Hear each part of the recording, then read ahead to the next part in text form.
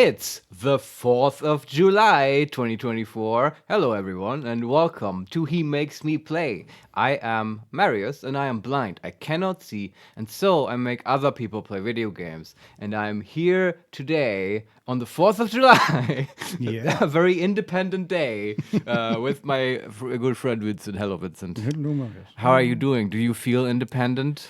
I feel sleepy, but also very independent. Yes, wow, totally. we're starting off with high energy here on the 4th. Yes, we've been celebrating independence all night. Okay, no, I'm gonna put a pin in this joke now. That's it. That's all the jokes you'll get for this date. But yeah, I'm glad to be back. Last time we played a bunch of a cool puzzle game, Lorelei and the Laser Eyes, and I was actually, although I kind of hated it, at least for a while, I've kind of turned around, and now today I'm like looking forward to it, to beating it, I guess. I don't know if we can, but at least we can make progress. Maybe, yes. Yeah, I don't know. It was definitely a good recommendation. Very unique sort of game. But we'll get into that later. We've also we've had zero time to speak before we started the stream. Vincent, as we tend to do nowadays, came into the door and sat in the studio, and I said, I go take a shower. You get ready. And then we sat here. So, as always, everyone, this is the let's get ready slowly and talk for a bit. It's a talky part of the stream, and sometimes a podcast procures the Dungeon About podcast about RPGs, storytelling, game design, and nerd culture. Hey, Odyssey. Hello. Hey, welcome to the Setting up show. fireworks inside the room on stream today? Yeah, the fireworks. What time is it anyway in the US? Depending on where you are in the US, it should be like around 8 to 12, I think. But it is already, excuse me, it is already the 4th of July, right? I think so, Yeah. So, yeah, I mean... Also, I did see fireworks on my way here. So you apparently did? Some people in Germany are excited about that. Oh, was it over the castle? I mean, look, that may be Americans actually celebrating. Possibly. We do have quite a few Americans here, certainly in Berlin, also here in Potsdam due to the university. I hear them talk in the street. I hear their foreign tongues talking about Texas chili and Budweisers. I don't know. Might also be British people or Scottish people. No, I can tell them apart. Do you know how I can tell? Because like I understand what they're talking about, so they can't be Scottish. Okay, yeah. Right? Yeah, and British, come on, I can tell that apart. Yeah, probably. I mean, you could also quite easy, my good chap, to tell apart.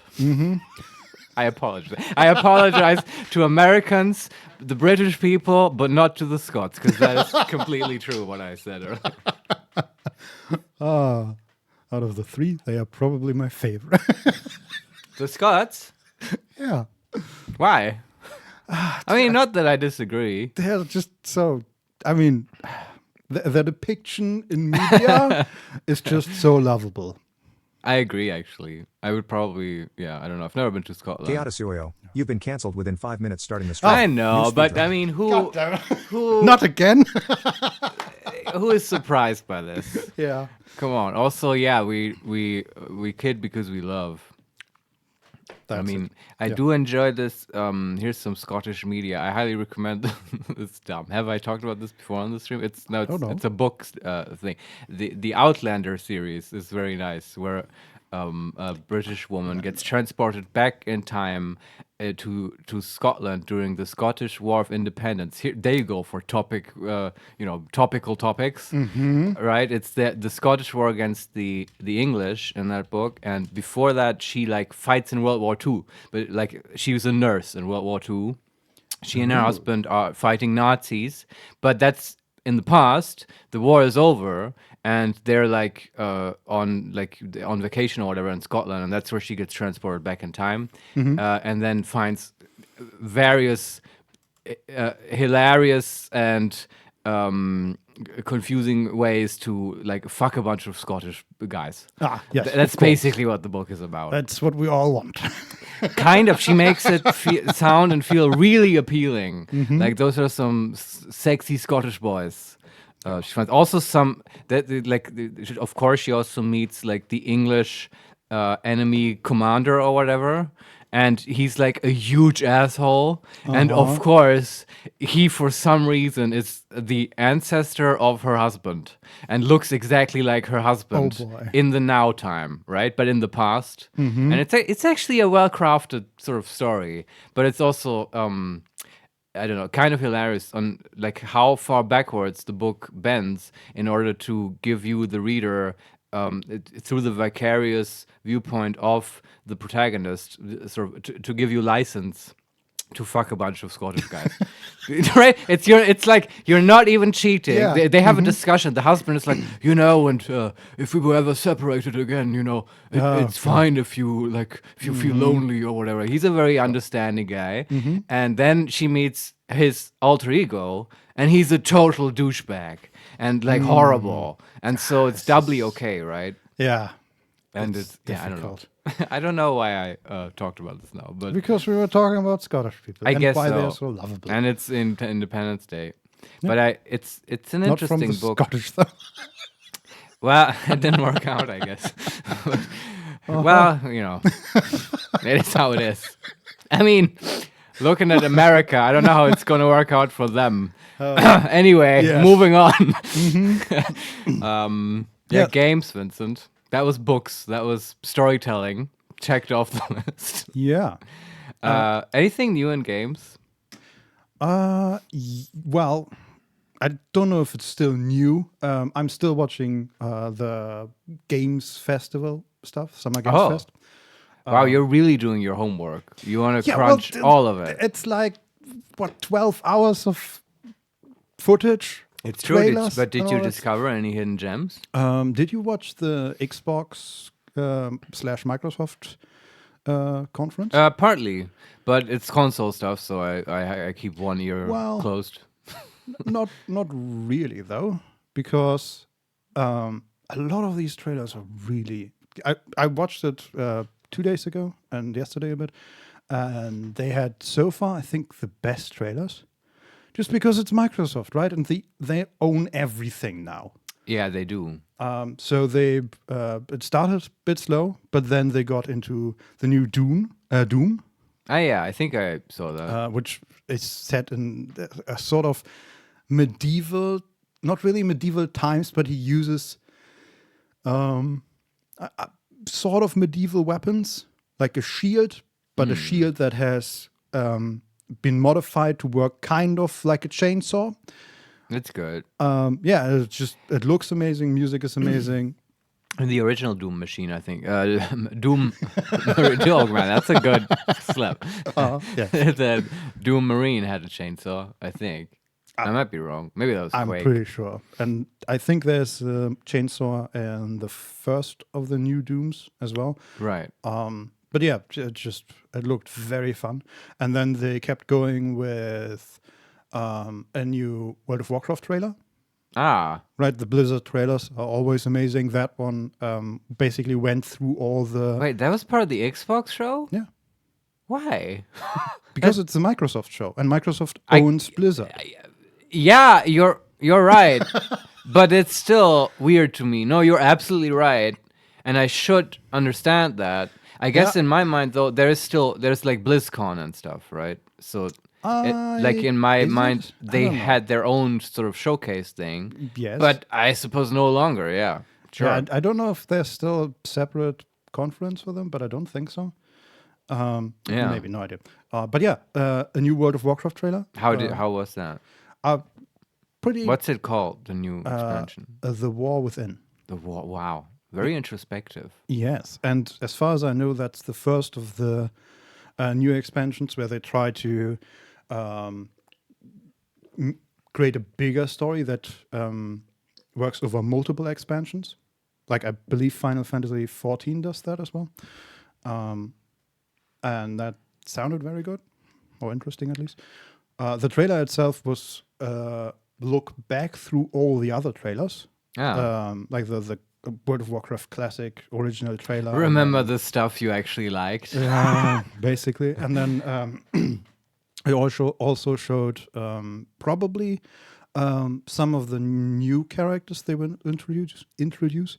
There was like a dwarven smith somewhere deep underground, forging with a giant chain, pulling a smithy. It was unclear what exactly he did, but that was like an NPC. Yeah, probably. And yeah, overall, it's like half of it was just retrospective, looking back at the old trailers, and half of it was new stuff. Right. But overall, pretty decent trailer, I would say. So what's the War Within? What's the problem in Azeroth these days? Is it like a spycraft thing? The War Within is like, it's about internal security now. No, I think it's more literal. The war within Azeroth. So Azeroth is the planet that the World of Warcraft happens on, and 2 expansions ago, I think at the end of Legion, if I remember correctly, Titan threw his giant sword basically into the planet. Yeah, I heard about that, and then they never did anything with it. And now they do. Okay. And the idea is that they also might have teased the villain, which looked sort of night elvy, and that like Illidan. Yeah, but my he's favorite also Dan. Except maybe Dan's Gaming.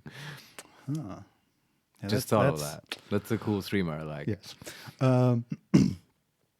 Yeah, but also Illidan is half demon, so is he really still a night Dan's elf? Gaming is half demon? No, I mean maybe. I don't know. I'm not familiar with the Dan lore on that one. But yeah, it's about Azeroth, the world becoming she was always sort of a being or had an avatar, or it was unclear to me. Well, but yeah, is that like about the Emerald Dream stuff? Is that like the No. soul of Azeroth? Emerald Dream is something different. That's sort of like the Feywild. But yeah, it's an alternative sort of paradise version of Azeroth. Yeah, and I guess Fey version. Yeah. All right. That's what is her name? The dragon? Ysera, yeah. Favorite dragon. Yeah, she's pretty cool. Not actually always sleeping. Yeah. But I guess favorite Hearthstone card. Mm-hmm. That was a cool card. Yeah. But yeah, but Azeroth is sort of a very contested place. Yes. I mean, it keeps getting invaded. Why? Good question. I don't exactly know. But okay, I mean the War Within, right? The war now being on Azeroth. I guess before it was always on other planets, or not always, but often now, right? My point is that it's now maybe within Azeroth. So when you said literal, you literally meant literal in the most literal sense. Yes, because the sword is in the planet. That's dumb, though. That's hey, look, we don't have high expectations for World of Warcraft, so it's okay. Oh boy. Yeah. I liked my version better, where like Azeroth has now won the war, but now they have to focus on internal security because there's like corruption and like dissidents, and like Malfurion has to start his secret druid police. Yeah, but they've done that. They have? I mean, it's like every 2 or 3. But there are the 2 factions, Alliance and Horde, and every like 2 or 3 expansions. They changed their opinion on whether they should be fighting or working together. Right. So there was Battle for Azeroth, where fighting each other was a huge deal. And I don't know what the one before Dragonflight was. Shadowlands? I think Shadowlands. That sounds familiar. That one I haven't. And then there was Legion at some point. Yeah, that was before BFA. But yeah, since BFA, they've basically worked together, I think. That's so interesting to me. Maybe now it's PvP again. Who knows? So, is it true? And you are the expert here. I only really know. I'm not an expert, but I'm trying. Well, you're certainly the expert in this room. Okay. Because I've actually never played WoW. All I know about the lore is either from Warcraft, like 3 and the actual games before that, or what I've read and picked out through cultural osmosis. Yeah. And is it true? Didn't you also read these gigantic Reddit posts about the World of Warcraft lore? Yeah, that's true. You put that down as osmosis. Very high pressure osmosis. Yes. But actually, okay. Get in there. I put those in the show notes because those are amazing. I highly recommend those. They were from I wonder if you can find them elsewhere by now. People were telling the guy he should get them published. You can find them on r/hobbydrama. And it's just I guess look for World of Warcraft because some guy did basically a very long form post series. Is the guy's name maybe Rumbleskim? It's possible. I don't know. Okay. Yeah. I mean, if you find several posts on World of Warcraft, that's probably it. He has a post where he lists all the other parts. Yeah, I think that's it. And it's fantastic. It's just such a well-written, he boils it down, he or she boils it down to the essentials, and it's written in a very entertaining style. And also, the actual history is extremely interesting and funny, especially the beginnings and stuff. And I highly recommend it. Even I, having not played it and only sort of sneered at it arrogantly from the sidelines while I was playing Ultima Online and actual MMOs for real people. I've only sort of heard about what's happening in WoW, and I still highly enjoyed it. But so that's where I get all my information. So I'm very happy to be corrected. But here's my question. Is it true that there has been a slow move in the world of Warcraft to sort of humanize and legitimize or like make into good quote unquote people the Horde? Do you know what I mean? Like, have they been sort of turning the Horde from like ravenous beasts and just evil orcs into just green people and trolls and all the other stuff? Do you know what I mean? Because certainly, okay, looking back, just so you know where I'm coming from for the comparison, looking back to like Warcraft 2 or whatever, orcs or just Warcraft, orcs versus humans, right? I think the lore wasn't that deep and stuff, and it was just, okay, there's like good humans and elves and all the like good races are in an alliance versus the just evil orcs, and they looked evil. They had like demonic wizards and shamans and stuff, and they did bad stuff. They had death knights. They were clearly very much coded as evil. And you fought them, and then you won, and then everything was good. Yeah.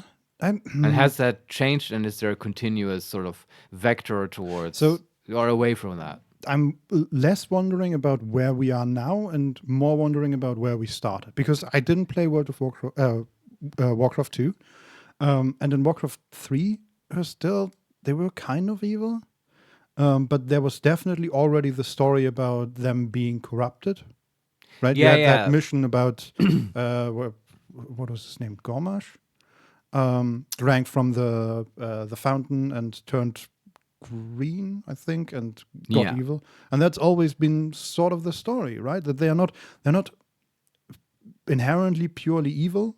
That is the canon thing, yes. Yeah. That the orcs, they're on another planet. Do you remember what it's called? No. Okay, but they're from a different planet than Azeroth, and they were sort of they had some kind of trouble, right? And then they basically made a pact with demons, and they corrupted them, and then they turned green. They were originally sort of skin colored. Is that wrong? I'm not sure if they originally were skin colored, but so the green color is not a sign of corruption? No, the green color is, but I don't know what the original color was. It might have just been I guess like skin a color. purple I'm also assuming my own skin color, which is the default for me. Yeah. But so actually I have no idea what color they were. I guess it doesn't matter. The point is they changed, and like. I think that's the official canon, right? That they are definitely not cosmologically determined to be evil, the orcs. They have been corrupted. And I totally agree with that, but I'm completely fine with that. It's just, I'm not sure if that was there from the start. I guess that is something for the real Warcraft historians out there. Yeah, that's the thing. Because even in Warcraft 3, Thrall, for example, right, was a good guy. And he still is. Like, he's in tune with nature. He's a shaman. Absolutely. Hence, I was talking about Warcraft 1 and 2. Yeah. Because, I don't know those. Yeah, but I did play them back in the days. Both of them. Back in the Soviet Union. You're ancient. Yeah, I played them at my buddy Christian's house, and then there I learned about it. Though there was, maybe I'm wrong, and that was already either in the games or planned, because I do think there was already this thing that they came through a portal. Right, and they weren't originally from Azeroth. That was a thing, I think. But even if you would want to tell me, yeah, they were good actually, just corrupted, I would call bullshit because the games don't communicate that at all. Right? I agree with you that in Warcraft 3, yeah, they have this whole nature angle, and it comes through in the campaign and in the design of the heroes and various ways, right? But in the other games, no, sorry, it's just they just seem evil and so on and. Even if you now tell me that's canon, you got to deal with what the text is actually giving you, right? Not what the author wants it to be. And yeah, sure. No, I'm just wondering, did they change over the course of World of Warcraft, or were they from the beginning of Classic? Were they always these kind of lovable goofballs that somehow got corrupted? Certainly, I think we just determined that the start of if there was a change, it started even probably before World of Warcraft, right? Yeah. But then the question though is like at the start of World of Warcraft in like Classic, were they still? I mean, there was still at least an antagonistic relationship, a purely antagonistic relationship between the Alliance and the Horde. Would you agree with that? Like they were fighting each other. No? Yes, they were, but were they always?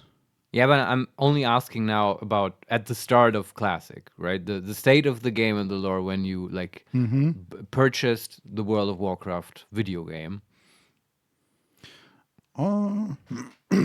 They weren't fighting? Yes, they were.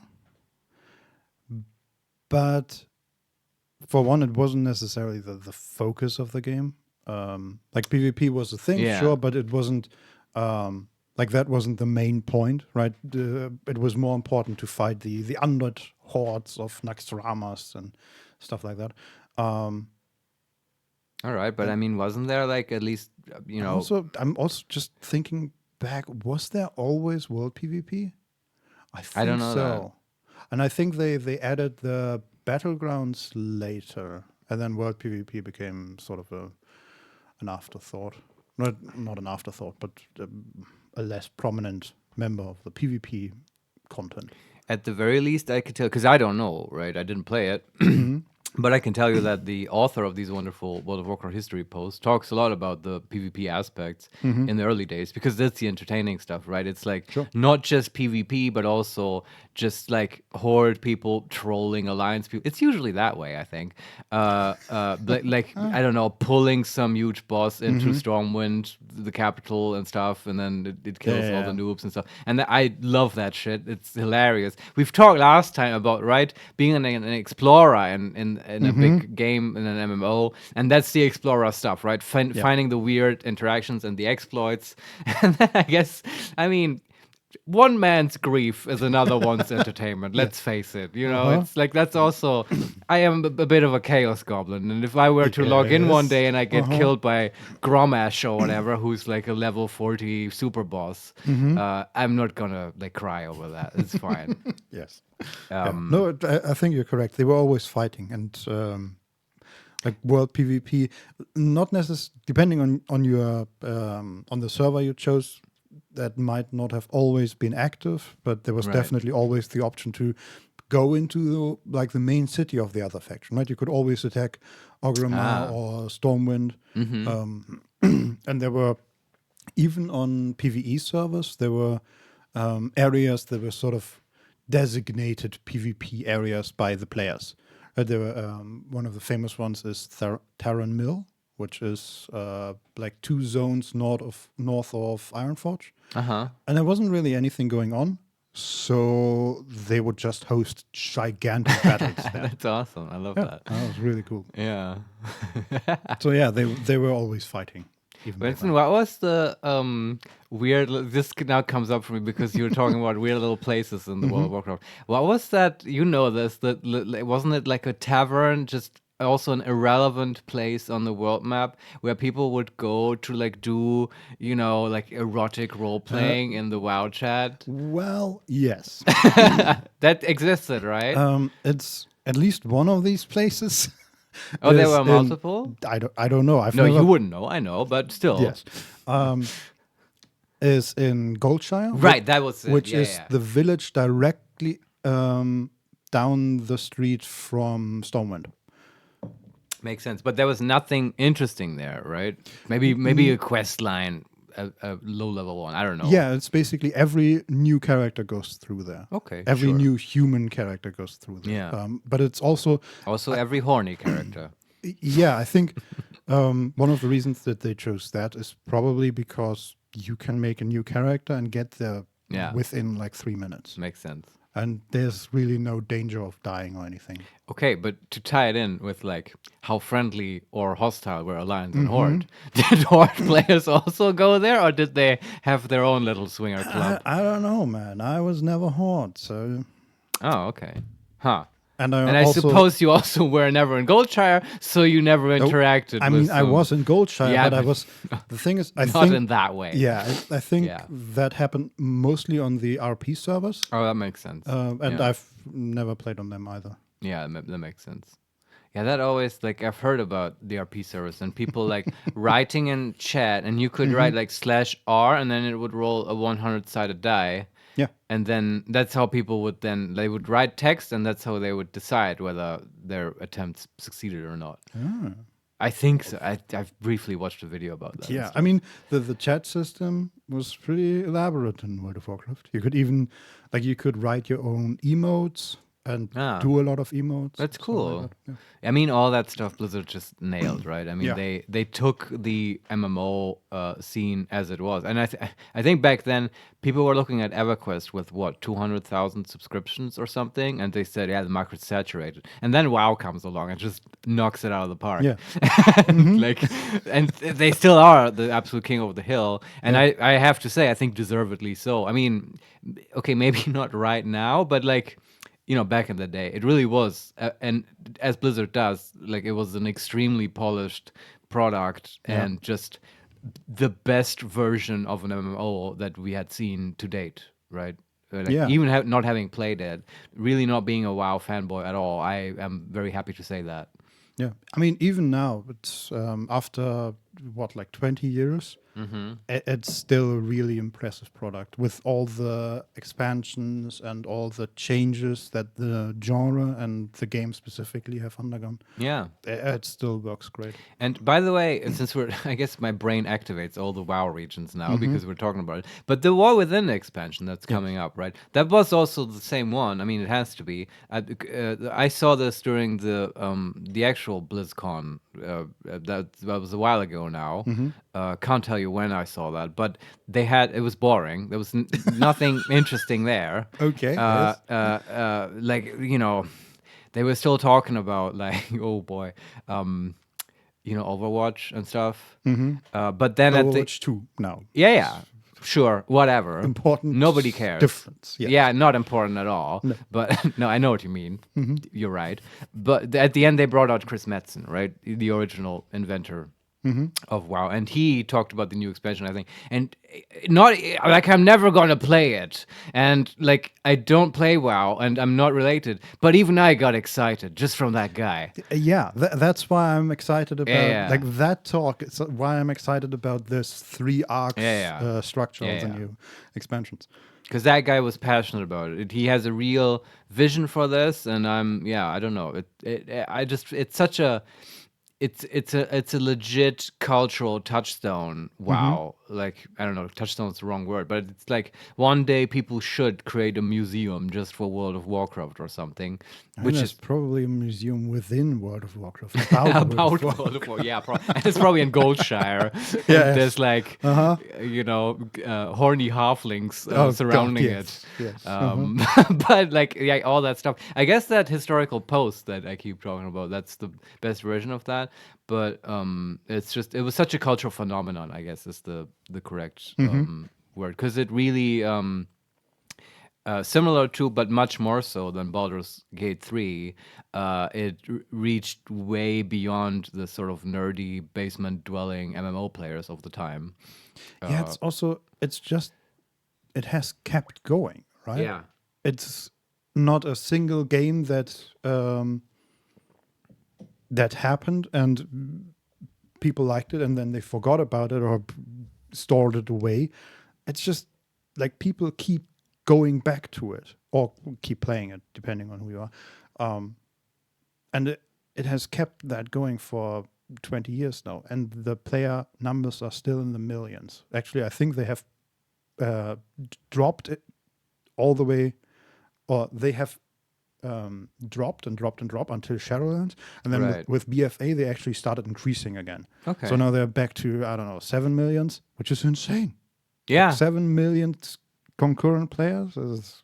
Yeah, it is. And as you say, it's very impressive that they keep this going over 20 years. Yeah. They keep the interest. So, yeah, I don't think WoW is going away anytime soon. Yeah. And and the new expansion is here in, I think, August was the date. Okay. So not that very far away. soon. Yeah. And yeah. I mean, that's cool. There's also not that much other stuff on the horizon, is there? I mean, obviously, I'm looking forward to like Tactical Breach Wizards and, Yes, weird which little is indie also games. in August. Exactly. I think, yeah. Yes. Well, I can tell you the other thing that was really nice in the Xbox/Microsoft conference was another Blizzard trailer for the Diablo 4 expansion. Okay. And I haven't played Diablo 4. I have not really an interest to play it because I played Path of Exile and that was sort of... You can't go back to Diablo after PoE. I think the main difference that I want in all these in Diablo 4 and all the other action RPGs is just more enemies, faster gameplay. But that's always the problem why Path of Exile wins. Anyway, the trailer was fantastic. I have no idea about the story. And that was the trailer with the lady that was trapped in her fictional world, sort of, and at the same time within the body of some devil. That's what was going on. Yeah, I mean, I just heard it, right? But even the sound and the voice acting was very gripping in a way. Yeah. And Blizzard is known for having amazing CGI trailers, both in the animation, but also in like scripting and acting and everything. Absolutely. Also, it was a good trailer. It was surprisingly visceral. It sounded pretty gory. Yeah. I feel like that's sort of new, a new high for Blizzard in that regard, but they have not been that gory before. No, I'm trying to think back on the original Diablo 4 trailer, which was also pretty gory, I think. But I mean, that poor woman. They really like ripped her apart. Yeah, I don't know how to feel about that. Still, very impressive trailer. Yeah. I'm not saying, by the way, I'm against that. I mean that literally. I don't know how to feel about that. Yeah, I mean, I think we talked about it before about in our Gothic conversation. So, how at least since The Dark Knight, people try, or the media tries to be more darker and maybe gorier as well. And I don't know that's necessarily what I want. I'm just wondering if I want it from Diablo, right? Because, if you look at the other Blizzard games, like Warcraft, it has that sort of whimsical, cartoonish thing. Even if it didn't have it at the start, it has it now. And I wouldn't want that to be like a gore fest and like sinister and stuff. Yeah. But Diablo was a bit different, right? It always had that sort of Christian and devil's theme. Like I was surprised by how gory it was, but I wasn't shocked. So to speak. No, I mean, it is sort of part of the theme. Even in Diablo 2, the only one I've played, you go to the first boss, Andariel or whatever, and in her lair, she just has she took over this monastery of the nuns or whatever, and she has a big pit full of blood and body parts where she's sort of boiling people's ripped apart bodies and stuff. It's gory, all right, it is, but it's also sort of pixelated and stuff, right? So that has an effect. And overall, the art style of Diablo, that's always the thing. People don't remember it this way, but it is true. Like Diablo 2 was incredibly colorful. And Was like, it? yes, but somehow it managed to come across as a dark game, but Yeah. it had like bright red skeletons and that kind of Okay. stuff, right? And it's just, yeah, if you look at the color palette, it's pretty colorful. It's just not an art style that's in any way whimsical or cartoonish, right? But it's not Yes. like gray and brown and just dark, Okay. which I sometimes find sort of exhausting to look at in games. And Yeah. but then I went blind, and now I am free, and I don't have to. Yeah, now I have to tell you about how Yes, exhausting exactly. it is. Yes, like with Scald, Well, that which is not gray and brown. but exactly. yeah, It's yeah. not exhausting because of the color scheme. It's exhausting because of how busy it is. Yeah. But yeah, with Diablo, like I don't know, but I guess it fits the whole devil stuff. It's just to me, it's always this is what I would do in a TTRPG campaign if I have sort of disinterested, disconnected players, or at least it's one of the things, right? If you have trouble getting people to feel anything, disgust always works, and it's like it's an easy attention grab, right? Yeah. Like if you just if your players aren't paying attention, like put something really disgusting in front of them, which you can do in a variety of ways, and like having a person be ripped apart, that I mean, counts. hey, it worked on me, right? Yeah. That's the main. I mean, apart from the story of the trailer, which was good and interesting, and the acting, that's the main part that I remember. That scene where she was ripped apart. Yeah, Wow, it worked. but it is for the exact same reasons, though. It is sort of in my mind, in my imaginary hierarchy of horror. And how high I esteem the various types of horror. It is the lowest type of horror, probably. Yes, I say snobbishly. Yes, you and your high quality horror can stay over there. Yes, me indeed. Yes. Me indeed. Anyway, yeah. Yeah, but we agree. I think that the trailer was dope, even though Yeah. I didn't see it. And that was about as far as I've watched so far. But oh yeah, and then there was the Fable trailer, which we've already talked about. But it was just Yeah. as soon as I think the section started with the new Call of Duty trailer, and then it came Doom, and then it just kept on going with great trailers. It was really Yeah, they had nice. good stuff. The Xbox showcase was pretty good. I do have to, because you mentioned it, like about Fable. Yeah. The theory that Humphrey, the narrator, is Super Hans, confirmed. Because I've been following Matt King's Twitter account, Yes. who is the actor for Humphrey and also Super Hans. So it's the same guy. Oh, Yeah. And he talks, he keeps also posting Fable content and stuff. And he also talked about how, like, they called him up and he was basically, like, the guy's an actor, right? He can do a bunch of stuff. And he was ready to deliver anything to them, right? For some kind of fantasy character. And they were like, no. We just want Super Hans. Can you just do Super Hans? So I was doubly correct, right? Man. It's the same guy also doing the same performance. can you imagine that you have like this like $200 million RPG project that hundreds of people have I assume I don't know how much it actually costs, but Sure, it's an expensive project. yes, I'm sure. and then your PR team comes to you. So we got the actor for Super Hans. I mean, I completely understand that. I actually, I mean, that was a brilliant decision on that part. It fits. He did a Yes. great job. I just kind some, of want Super Hans in like, more games wild now. decision. Yeah. But it worked, yeah. Yeah, it is. I'm now curious about this game only for this reason. Mm-hmm. I just wonder, like, how many people are out there because this show is kind of old. It's like I think it started in 2004. I mean, Peep Show. God, yeah. And, Like World of Warcraft. I guess so. Yeah, but I Well- guess that's the demographic that you can grab with that. Okay, and before anybody corrects me, it did start in 2004 in Germany. It started in November 2003 in the US, but in February 2004 in Germany. Yeah, we always get sloppy seconds here Yes. in Germany. Well, Yeah. Anyway, I just wanted to don't even get the Freedom Day or Independence Day. Damn it. No fireworks. Well, I mean, as we said, we did, and we might get a couple more as we as it goes. towards evening, maybe. Because fireworks during the day is kind of pointless, in my opinion. True, yeah. You want a dark sky, but yeah. Anyway, Yeah. I just wanted to say that about Super Hans. Also, I recommend following Matt King. He's a great guy. Now I'm so happy now that I have Super Hans in my Twitter feed because he posts great stuff like just about sometimes I just like going to a forest and petting a dog till I fall asleep, and because it's the most What? yes, it's the most non-Super Hans content. Where did you find what?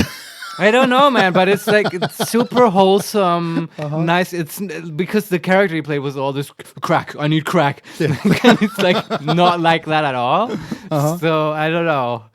Yeah, I don't know. Go follow Matt King. Can you He's stop great. saying crack? It makes me think about crack. Yes, exactly. I'll suck for crack. That's Super Hounds. Yeah. Anyway. So much for game news. That's Yeah, I guess so. what I've been looking into. Yeah, other than that, people are still just playing Elden Ring and talking about how hard it is. That's all I hear. Yeah.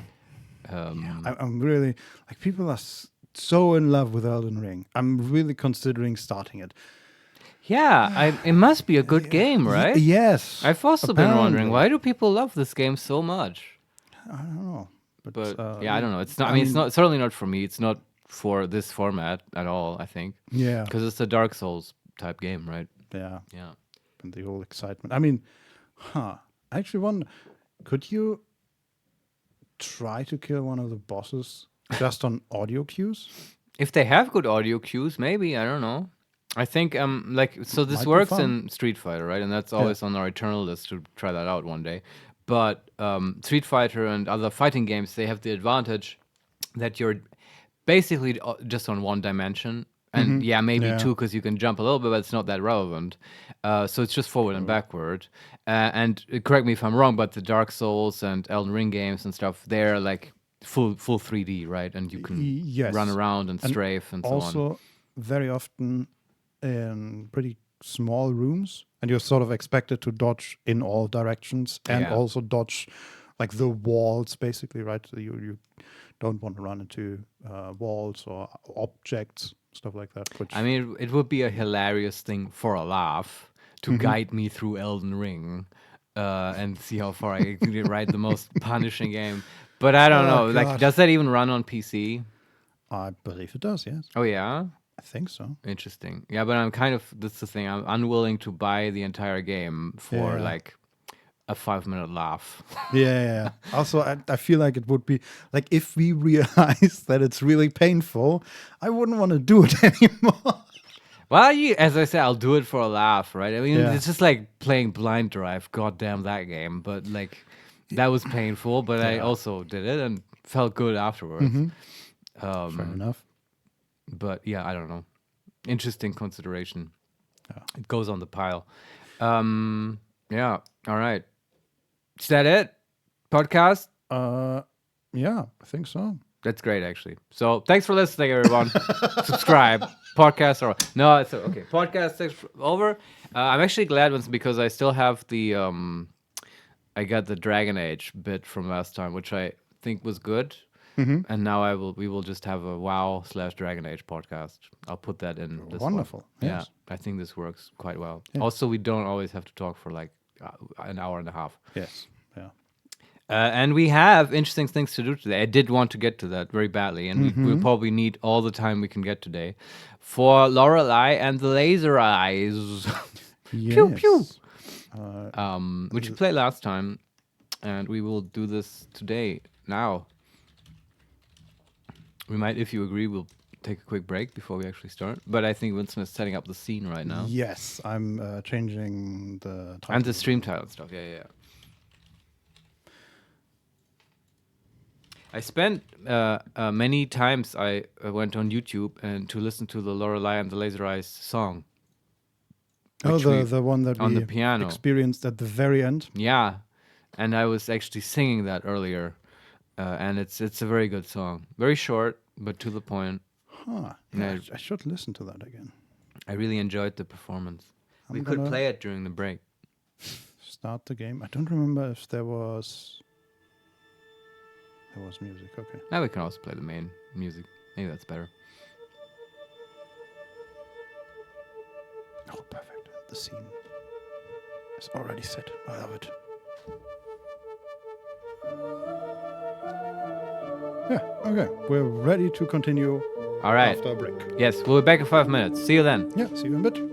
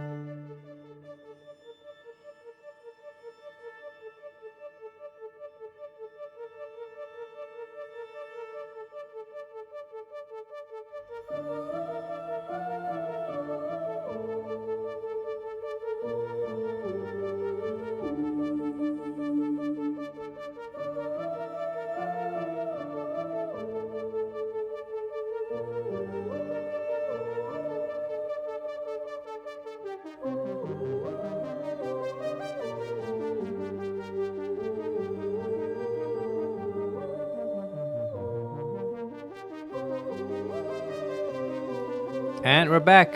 Hello, everyone. Very So, good. here we go. It's the second part now of our Lorelei and the Laser Eyes playthrough. Yes. Yeah. Where the hell are we? Let me reiterate to myself and to the viewers what happened last time. We were invited by some kind of artist to a house in the middle of some forest in Germany, the Augenwald, I think, forest. And it was all very weird. Our car broke down, and then, we had to go through the forest to the place. And it was all abandoned and weird. And there was no one there. And there was a lot of movie posters and locked doors. Eventually we found, what's his name? The gentleman, presumably the artist, Nero, I think. And he burning room. Yes. yeah, and he showed us our room, and that was really weird because in the room was an old woman with weird eyes, and she was in some kind of state of dementia, not quite responsive. And then we just sort of decided to play his game, and puzzle out the secret of Schwarzwald Manor or something. I don't know. Basically, yes. And there's also the one thing that it's weird to narrate this game. It makes no sense if you say it this way, but somehow Welcome also to puzzle games. yeah, this puzzle game in particular. Others are different. There's 4 important people, right? There's Nero. There is the magician. I forget his name. Is it Lorenzo? Lorenzo, thank you. My God, I remembered a name. Yeah, it's good. It's very good. And there is then one woman is Lorelei and... yeah. There's Lorelei. It's presumably that's us. And there's another woman. Yes, let me look at the... And these 4 characters keep popping up, and they are associated with certain dates, and that is very important in this game. And I assume we are one of those characters, and we are Lorelei. And also everyone constantly hides their eyes, and we all may have our eyes taken out or something horrible. Yes, we might all be the same person, or something weird is going on. There's definitely weird things going on. But, Vincent, always remember, this is not a horror game. Yes, so far it is pretty okay. You are not allowed to be afraid because it's not a horror game. I am looking through our notes and pieces that we've collected. Yeah. Looking for the last name. And there were also the different numbers, right? There are the letters from 1847 from Lorenzo, and the letters from Nero from 1962 and 1963. And then we had which were also the room numbers. Yes, that's right, on the 3rd floor or something of this manor. Yes. Man. Oh, I know where. Hotel letztes Jahr. No, that's not it. Wait. Forest map. That's the one. Where is her name? History and culture. Renate Schwarz. Oh, that's right, yeah. Was she the artist? She was the painter? Yes. Yeah. Mm-hmm. And the last member of the renowned Schwarzwald family. And we have no idea when she actually ceased to be. Yeah. Okay, and we are on the 1st floor, I believe. Standing in front of the room number 1973. And the very last thing we did last time was I think take the elevator to this sort of hidden floor, or previously inaccessible floor, and we play piano. We went down the stairs, and then there's the piano. Yes, right. And that was the cool piano. song. And then Nero came and said, "Oh, Senorita, very good." And yes, and then that's it. Fucked off. Yeah. Yes. Okay, let's see where he came from. Sure. There is a door marked E for east door. Okay. It's locked. Keypad? No. It wants a key. And we have 2 keys, but none of them. We have the car key and the room key for our room. Right. We also have the computer discs, right? Which we explored. Yes, and we don't have to do again because the controls were terrible. Vincent enjoyed. We have a red rose. I think we got that at the end of the last session. Let me look at that, actually. Current possessions. And then we have the Ace of Hearts, which might be the ticket for Lorenzo's wagon. Right. Red Rose, given by a man after playing the piano. Oh, yeah, we got that. Right. The flower is in bloom and has a pleasant smell. The rose is of the Andenkenrose, which means... Andenken? Yeah. Which means like remembrance. Yes, rose. that's right. Yeah. Is of the Andenkenrose variety, which was first cultivated in northern Germany in the 19th century. A single red rose often has romantic connotations, but the Andenken has long been a favorite among stage performers. It is traditionally associated with the love of art rather than romance. This particular rose was handed over in an act of magic, which suggests that the flower is not what it appears to be. Oh. Yeah, maybe these are the kinds of roses you would throw on stage if you celebrate a very good performer. But then they would still be a flower, right? So what else could it be? Yeah, maybe we can transform it somehow. I don't know. Maybe it's a key to the northern door. That would be my guess. Maybe. Because they were grown in the north of Germany. Could be. Let me try it on the east door, just to see what happens. I don't have much hope. No. All right. Okay, then we are done with this area, and we go up again, and we have the east balcony, which is locked. Yeah, that has a 3-letter or 3-number code. Wasn't it? That was the weird one, yes, with Wasn't letters, there a child? and then there is in red color, which is also like everything is in gray or black and white, but there are some things that are highlighted in red color. Like every Nero is wearing clothes that have red color sprinkled over them, and he has red on his boots and on his hands, and he leaves. Yeah, that's right. And it's also unclear what that is. Not blood, apparently. Yeah. He calls it color, or we called it color. It's not clear, but we don't know. Yeah. And in this case, there is a child drawing of either a woman or a child with crossed out eyes. Right, yeah. And it's then kind of like us or our old lady version. Yeah. And then weird symbols and... Well, not weird symbols, but like question marks and exclamation marks on and letters on the dials. But we don't know how to open that yet. No. Okay, that means we are done here as well, right? Yeah, okay. Then we go back. We don't know how to open the 1973 door, right? It's locked, and we don't have a key. Okay.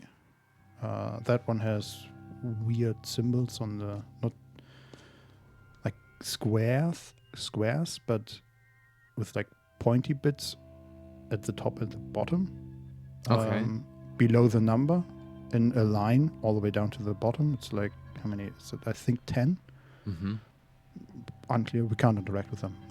Just all these number doors. Like the other one we've seen had a maze on it, right? At least one had a maze, yeah. Yeah, and then we had our door, which was pretty normal, I think, and then Nero's door, which I can't remember if there was anything. 1973 is also a date that I think we have not seen before. Right. So it might be assigned to another person. I don't know. Yeah. Or it might be Renate's date, but somehow I don't think so. Yeah, we still have no idea how far or how long ago Renate died. Yeah, I mean, we have like dates we have is Nero 1963, we have Lorenzo 18 something, and 47, yes. It's thank you, and then we have possibly Lorelei in 2014 or whatever. Or us, it's unclear. Yeah. But it's Renate is unknown so far. It might be the 73, but I also see no indication now why it would be her room. Yeah. No idea. And then there's a PC which we've saved at, and a diamond store, which is marked by 2 diamonds on the door. But it is locked as well. So I feel like this is a total dead end. I have no idea how to progress in this area at all. Yes. So let's take the elevator. Yeah. There were other floors, right? 3rd floor, yes. We started at the first. We've looked. That was the 2nd, and now we go to the 3rd, and then we can go to the -1 floor basement. Okay, so we immediately see here a painting of 3 bells. 3 bells, one below the other. The third eye hears all. Is the name of the painting. But eyes don't hear, they see. Yes. Oh, man. Curious. But yeah, it looks like a comic of a bell ringing, basically. Just one bell? Yeah, it's like 3 segments of, or 3 pictures of the same bell being rung, basically. Yeah. Okay. And then on the other side, there is a shortcut. That is number 12 with an S and a C. So just for shortcut, probably. And as usual, we have no idea what the number is. I'm not going to try them all. These are also 3 codes, 3 numbers? No, this is like a safe thing with 100 numbers. Oh, okay. Just 1 out of 100. Yes. Okay. Or maybe more, but looks like just 1. Right. Okay, but that's all up here. That's it. not much. No. And I have no idea how to... So is there anything else here? No. Wild. I don't even know where we are, because the 3rd floor so far seems to be the smallest. Right. Or the one where we have seen the least of the floor, maybe? Mm-hmm. Not sure. Maybe it's like in House of Leaves, where the house is bigger on the inside than the outside. Maybe. We have to measure it. There's like hallways upon hallways. Nero, upon hallways. bring me the tools. Nero is also very close to Navidson. I don't know. I wouldn't rule out the influence here. I mean, House of Leaves was a very influential book. Well, let's go to the basement. Yeah, that's good. I will say there's also yes. There was a bell button at the bottom of the. So there are the 4 numbers: 3, 2, 1, and -1. Yeah. And then a bell button. Maybe that has something to do with the bells. Yeah. Okay. So what I immediately see is that there are footprints next to the elevator, but it's unclear to where. Also, we have a map of this place. Let me look at that. Okay. Yes. So, according to this map, we can see this. We are in the elevator hallway. To the east, there's a stairs that goes up, and to the west is a locked door, according to this map, and it goes to the prison. Yeah, that's what I want to see. Let's see if we can open that locked door. Oh, that's a shortcut. Oh. It's bolted from the other side. Ah, okay. So you have to get arrested and thrown to prison. Yes.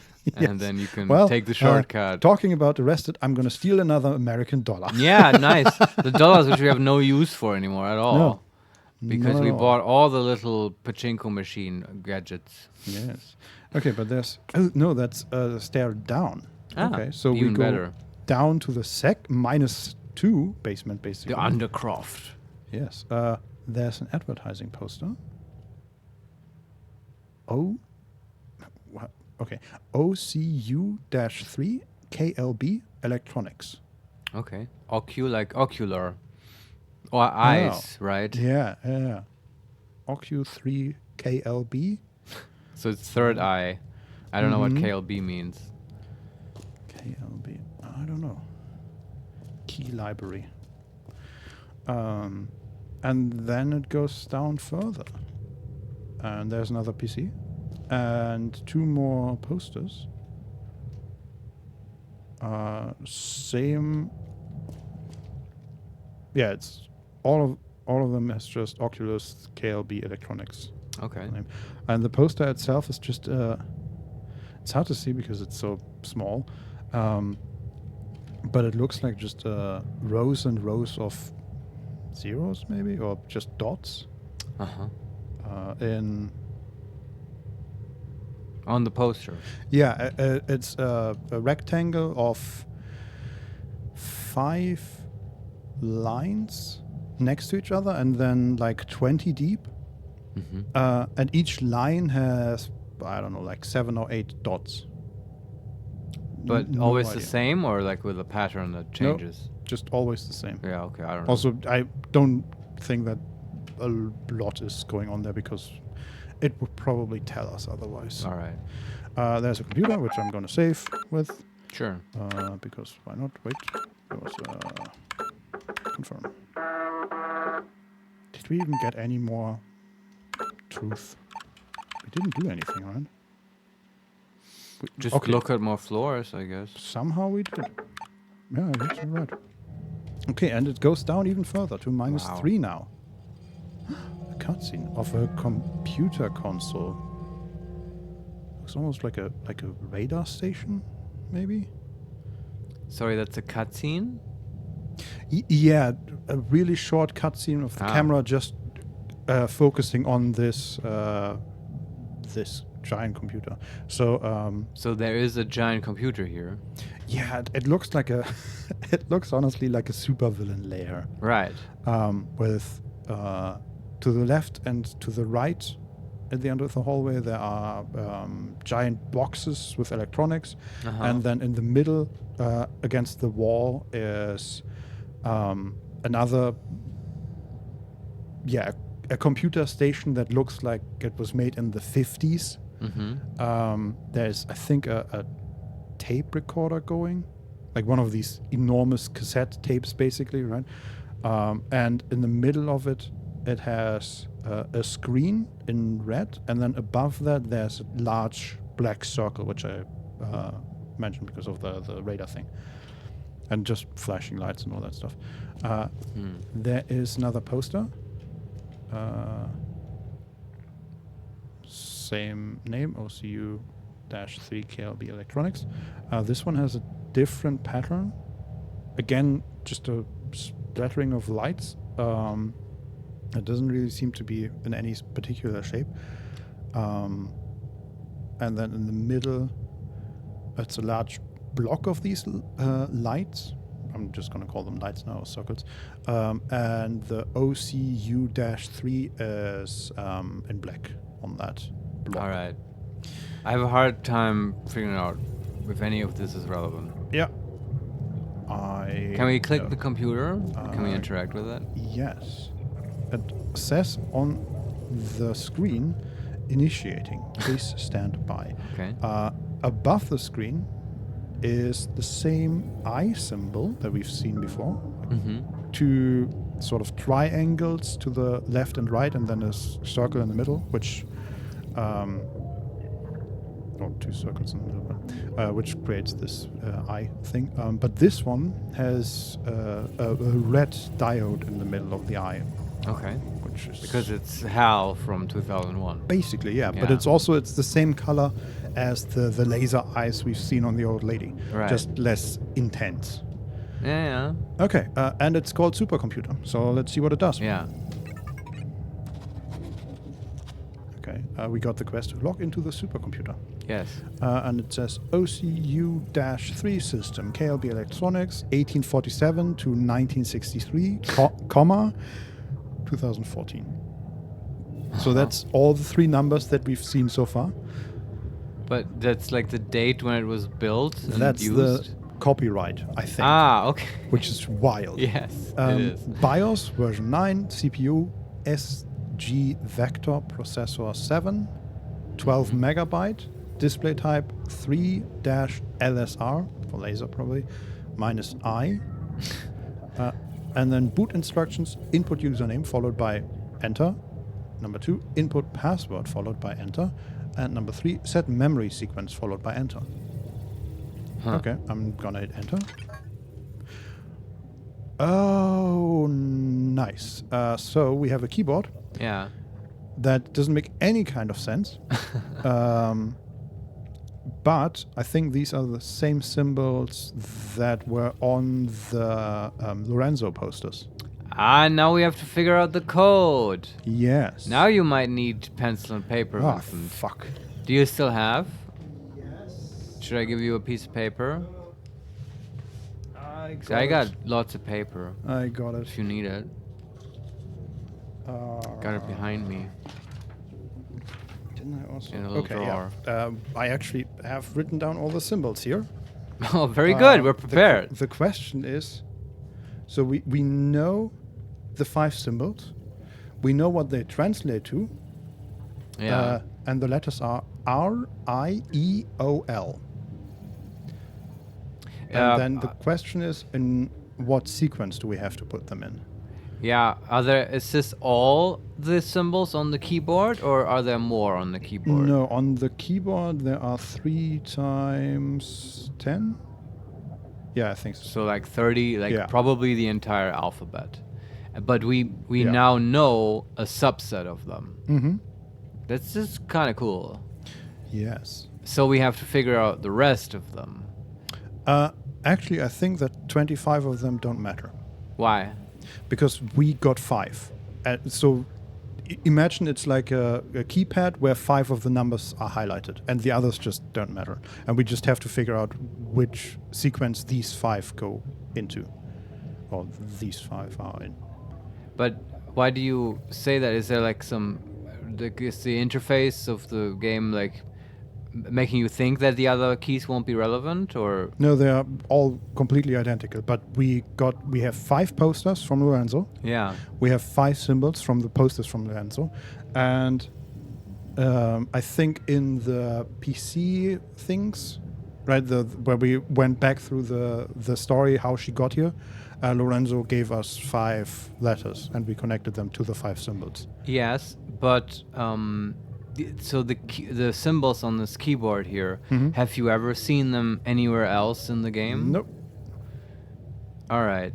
The reason I'm sort of doubtful of your hypothesis. While you talk, I'm just gonna put them in that sequence we have already. Okay, just sure. To try, but please keep going. It would just make a lot of sense to me that you're gonna have to pick usernames like Nero and Lorenzo and Lorelei, and obviously for those we need a couple more letters. Although the ones that we got from Lorenzo are already the initial letters, right? Or some of them. Right. Yeah. Okay. And that's why I was assuming, we'll probably have to figure out the rest of the code. But I don't know. I mean, the reasonable first thing to do is to just input a bunch of stuff. So certainly. Yeah. No, you're completely right. You're correct in that we need a username and a password. And now I'm thinking, is this the password for Lorenzo? Possibly. I mean, that would make a lot of sense. Obviously, the first password I would try out for everyone is password. Yes. And then also, is there numbers? Can we type 0000111111? Yes, and put in the name of the dog. That's here. That's always a good one. And then there are dates with numbers. Oh, what's going on? Oh, what the? This is a supercomputer. So I typed in the 5 letters, or the 5 symbols, and then the keyboard flipped around, and now we have 5 different symbols. Or not 5. We have like 30 different symbols. This is for the password now. I guess so. Yes. Okay. Have we seen these? These look like variations of Tetris pieces, basically. I do remember there was something about Tetris pieces somewhere. Yeah, we had that on a save once, Right, and they stood for numbers simply by counting the number of segments in the Tetris piece. That won't work here, because there are identical pieces that are just turned. Right. Yeah, okay. Okay. But I don't think we've seen them anywhere else. This will make putting in, quote, password very difficult. Yes, it will. Okay. Because we are humans, I'm just gonna... Yeah, just pick random ones. I'm gonna pick the one in the top leftmost corner 4 times.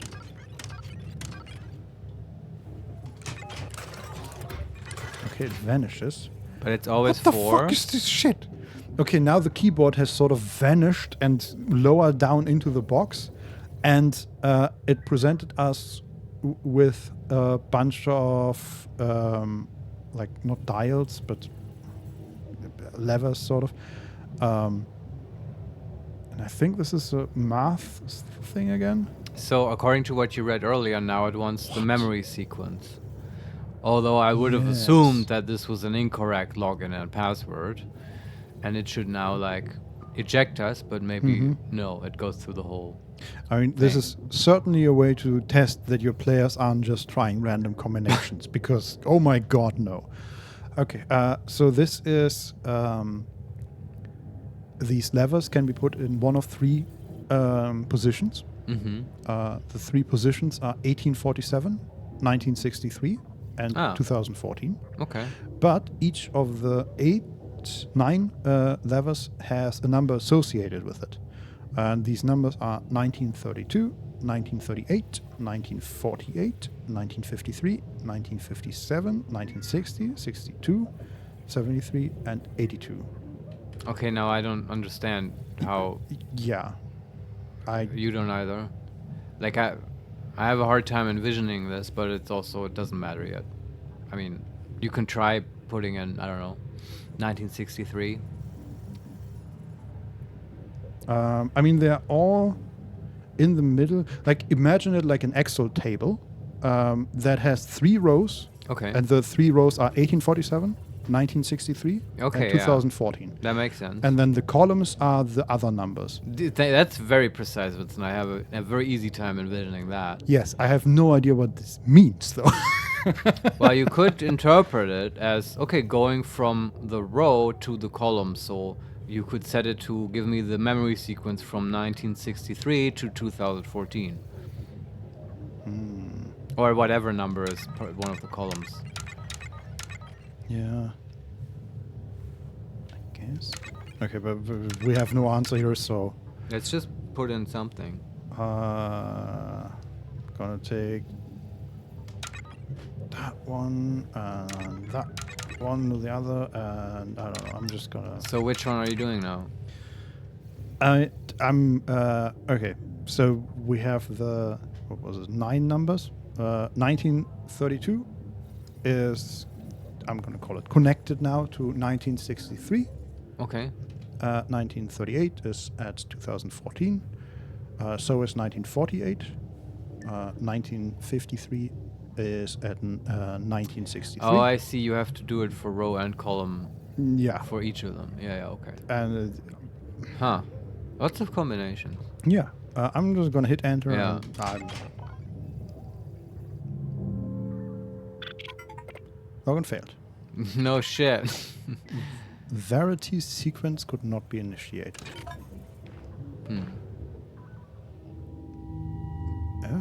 We see Nero, and he says, "Finally, the Deus Ex Machina has arrived."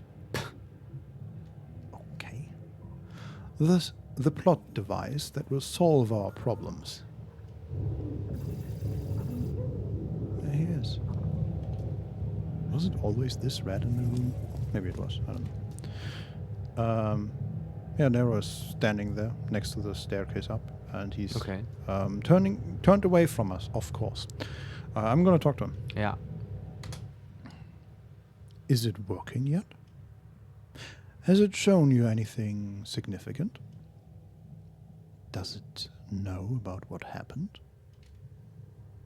Forgive me, but this device makes me nervous, like the pan who sold the egg. What? Like the pan who sold the egg? Okay. The pan? Who like sold from the the egg? Arthurian legend pan? No, the pan, like the cooking utensil. But isn't pan written the same way? P-A-N? Yeah, but this one is lowercase. Yeah, you're right. That would be uppercase then. Okay. I don't understand. Yeah, no Pans idea. don't sell eggs. Usually not. Our entire project and future depends on it, Signorina. It holds the final truth for us. We must find out everything required to operate it. He's pointing. This is your most important task here. Okay. So tell me your login and password. Yes. Buona fortuna, Signorina. Good fortune, probably. Yeah. Good luck. Okay, well, I guess we found what our end goal here is. Get into this PC somehow. Yeah, for we'll some reason. probably interact with this a lot. Sure. So we can look at our memories with laser eyes, like in the song. But yeah, so far I Wow. don't have any login or password.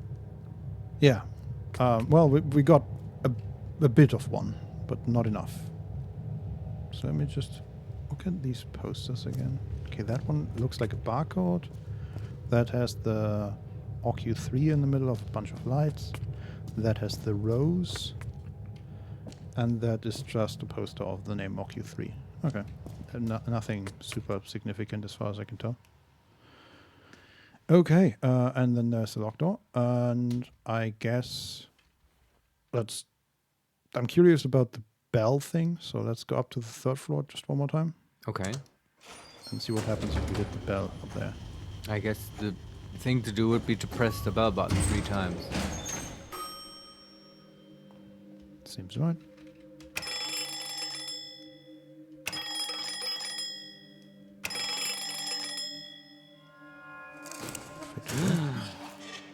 Oh, it's a hidden door. Nice.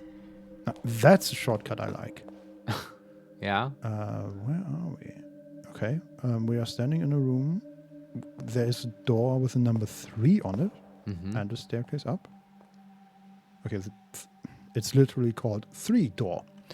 Very nice. A staircase up, which means that there is a 4th floor, which we haven't been to. The attic, maybe. And then has like it looks almost like a little shrine and maybe work area. And more of Nero's footprints on the ground. There's a phonograph, which we can interact with. I can start the music. Let's start the music. Sure.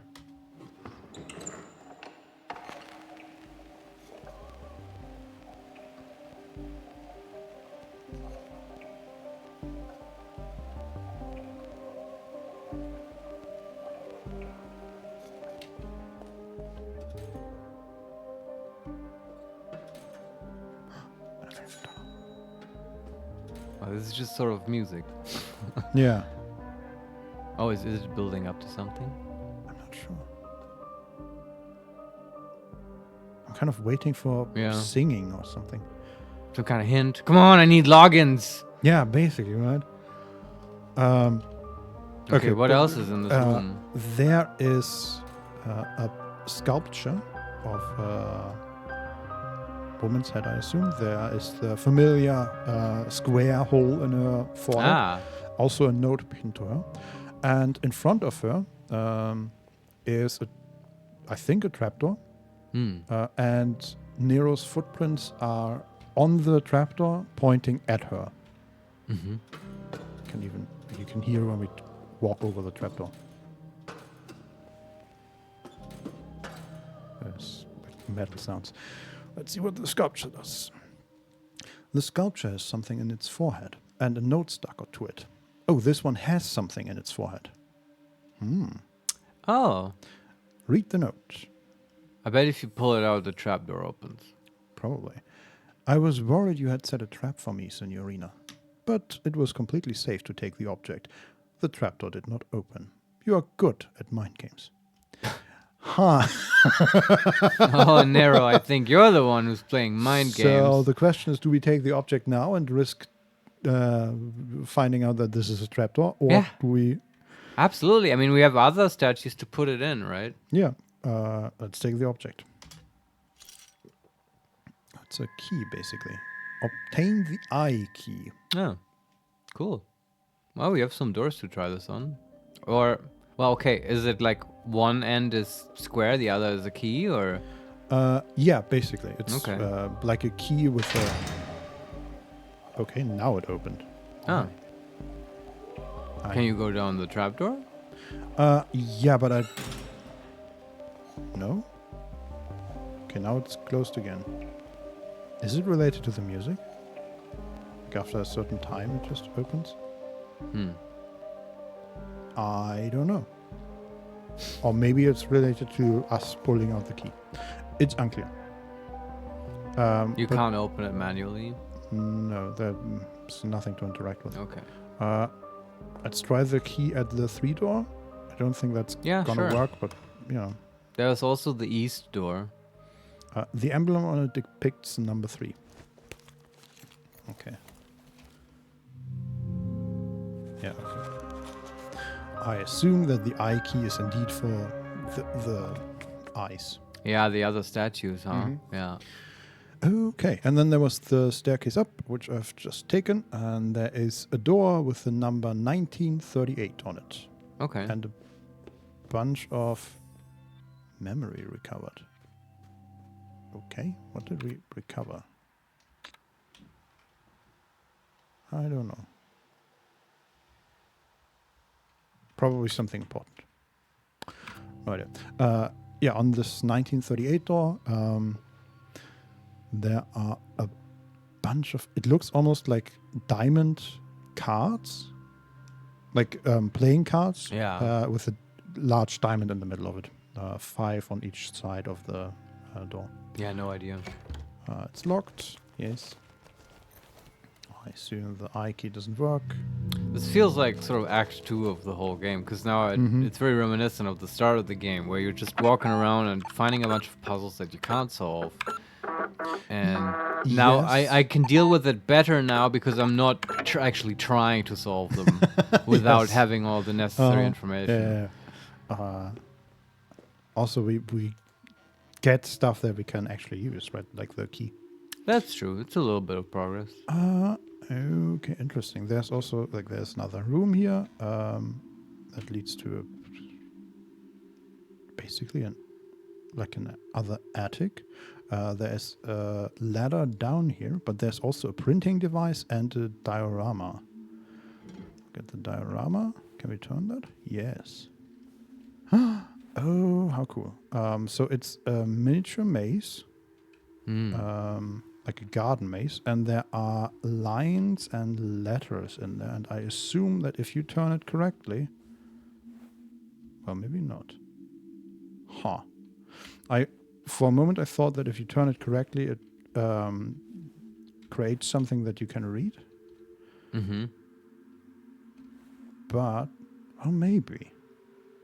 I think it just creates multiple things. So if I turn it this way, it reads M1. I'm just going to write these down. Sure. Do you think this is related to the mazes we saw in the old woman's room? Possibly. Let me write these down, and then yes, very good. We can actually, I'm going to reserve that for the passwords for the supercomputer. And this is M1. Then at the bottom there was E3.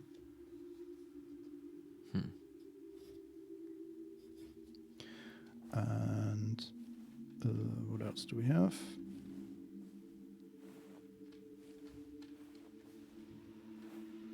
Oh God.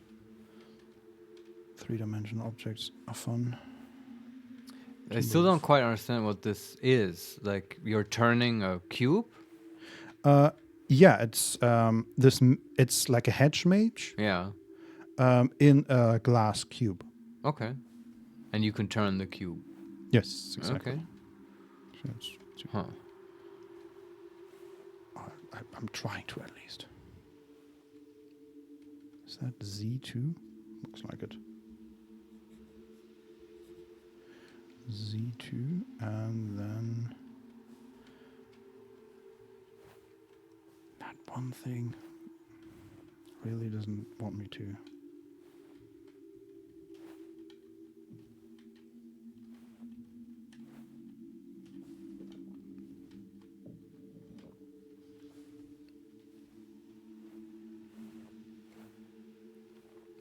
It's maybe like this. This is riveting gameplay.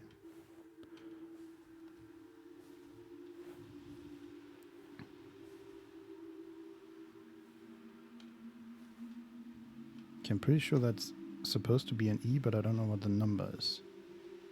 Is it just an 9? Oh.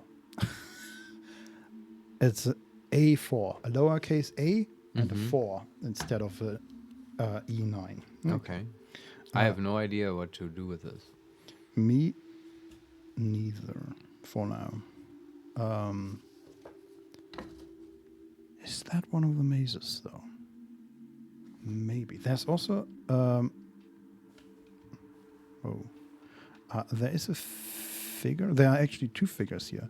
A figure that looks a lot like Lorenzo at the entry, and a figure that looks more like the painter we have seen. Renate. Yes. In the middle of it. Not exactly the middle, but somewhere in the maze. Okay. And then let me look at it from above.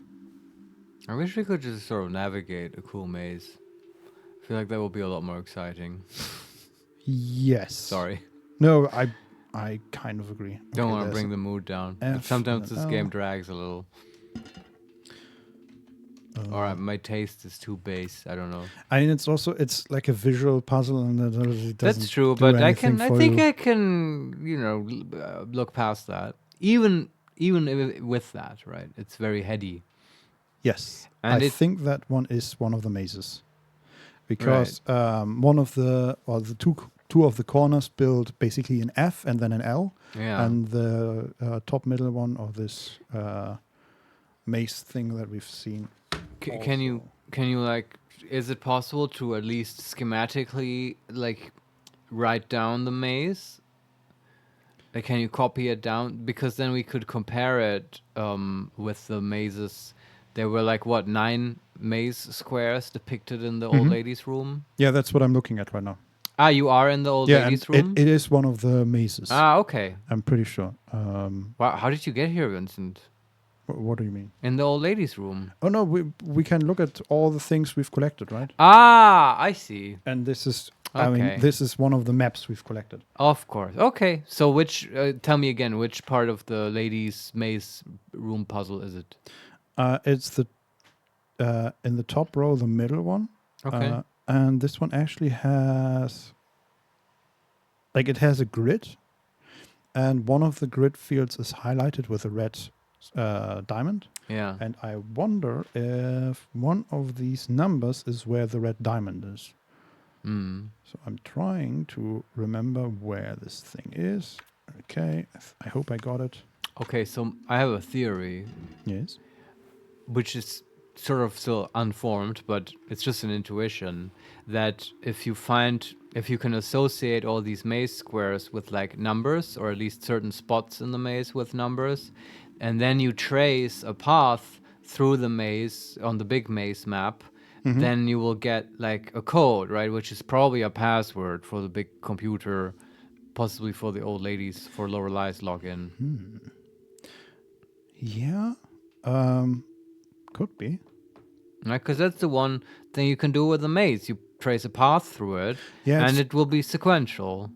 So you'll have a way to order these letters and numbers. And from what you wrote, they sound like nothing meaningful. It's letters and numbers. It's probably like a password. Yeah. Well, okay. In this case, so right below and above the marking in the maze, there are the letters A and 4. So I'm just going to circle them, and we'll keep that in mind for later.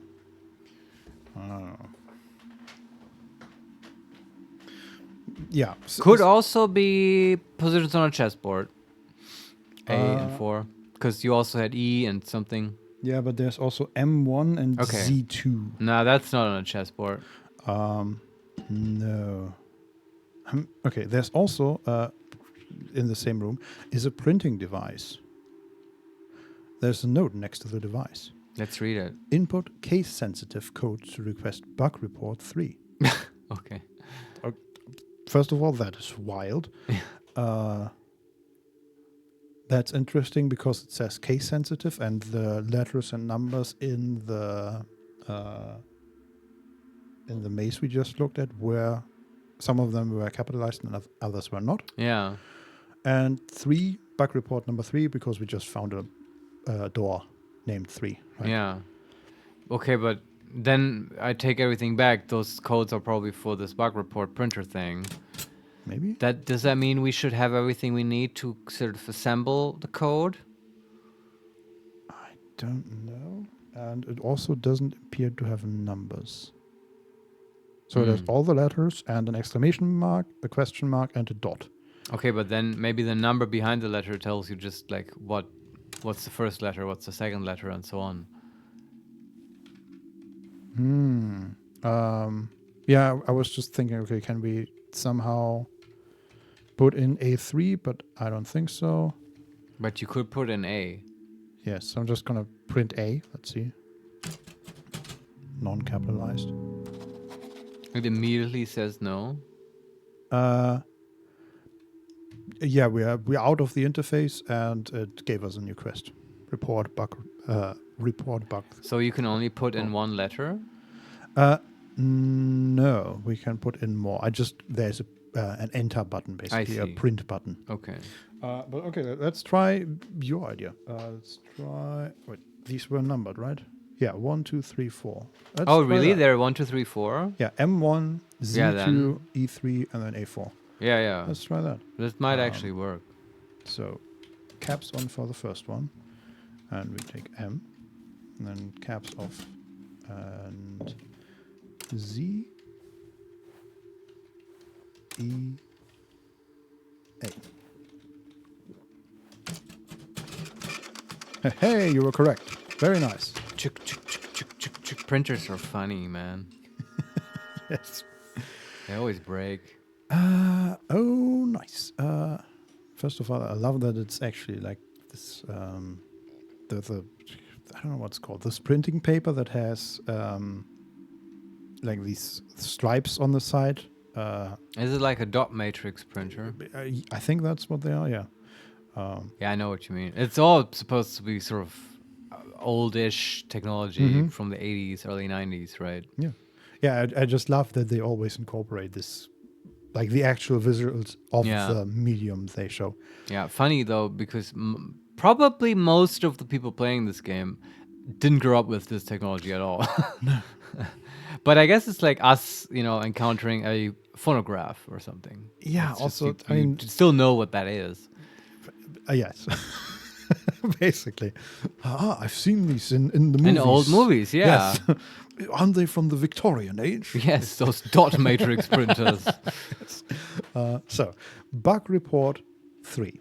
Software, Lorelei and the Laser Eyes. Library, prototype. Hardware, Laser 1. Library issue 1 ID. Psi. Issue description, walking backwards through the passage close to the woman immediately after interacting with her will result in a software crash. Before you ask, we cannot walk backwards as far as I know. Huh. So we can't initiate this bug. Yeah, okay, but you can still... We still have to try it out, Vincent. You're not getting out of this. Sure. Library issue 2, ID Phi. Issue description, the shelf behind Magician does not have any assigned collision. This will result in the player character being able to reach an out-of-bounds space, walking through passage 2, then door 0, then door 1, and finally passage 4 will make the software crash. I love this a lot. Also, I'm, out of bounds stuff. Currently, the awesome Games Done Quick or Games Done Quick is running. Oh, yeah? And it's, as always, it's fun to watch. Oh, Christ, Vincent, why didn't we talk about that in the podcast? I think they started 2 days ago, and yesterday was the first time I had the time and consciousness to watch it. Sure. But I love that stuff. I tend not to watch it because it tends to be sort of very visual and stuff, and it's not that interesting. But I love that it exists. I love hearing about it. So, okay, you say it's still going, right? Oh, yeah. Maybe we'll talk about it next week. That will be a good topic because I do actually want to hear about it. Yeah. And but now you have to then watch it either live or in the. Yeah, I watched 2 rounds already, and they were both pretty great. One was. They were pretty gay. Cool. Well, okay, one of them was, but they were probably anyway. Very trans inclusive and lesbian inclusive and all that stuff. I mean, that's great. I mean, gay does mean happy, so. That too. Yeah. That was the Sonic World Run or something like that, where they pretty a Sonic game in the Mario Maker. Oh, that's game. awesome. That was I pretty love good, it. Yeah. And then I watched Balatro, which you don't understand, but I like. I know I kind of shit on that game, Yes, huh? and But people do like it. People absolutely agree with you. Vincent. yes, and sadly the run was prone to it's a roguelite, right? And or roguelike even, and it's randomness, and that one was pretty difficult. So they tried to speedrun it, and it just it tanked. Mm-hmm. Oh, that's interesting. I love that they can fail, though. Makes it even more interesting. I love everything about it. But now we have to stop talking about it. Because Yes, we have okay. to talk about it next week. But why did you bring this up now? Because of Out of Bounds. Because the third one I watched is Mirror's Edge, and Oh, cool! they always it was so. Oh my god! So often the case that they got out of bounds somehow. Oh, that's so cool! I love Mirror's Edge. I played that game. Okay, now we have a lot to talk about next week. Yeah. Okay. Third one, library issue 3 ID Sigma. Issue description: interacting with a man with a gun and leaving the software on the dialog screen for about 30 seconds will result in unexpected dialog strings.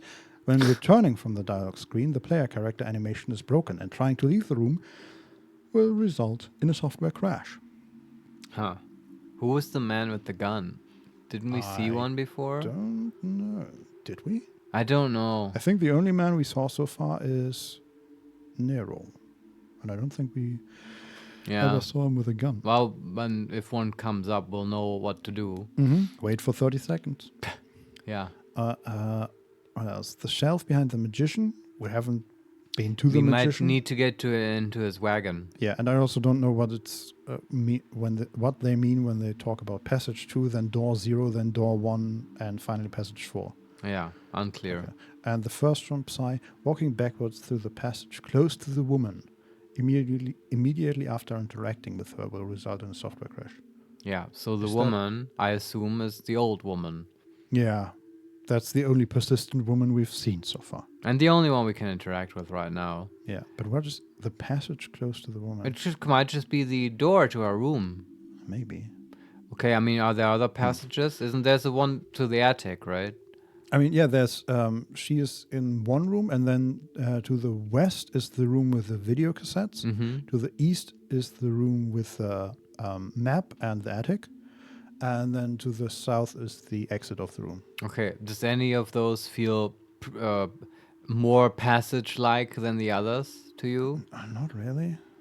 They are all just doors.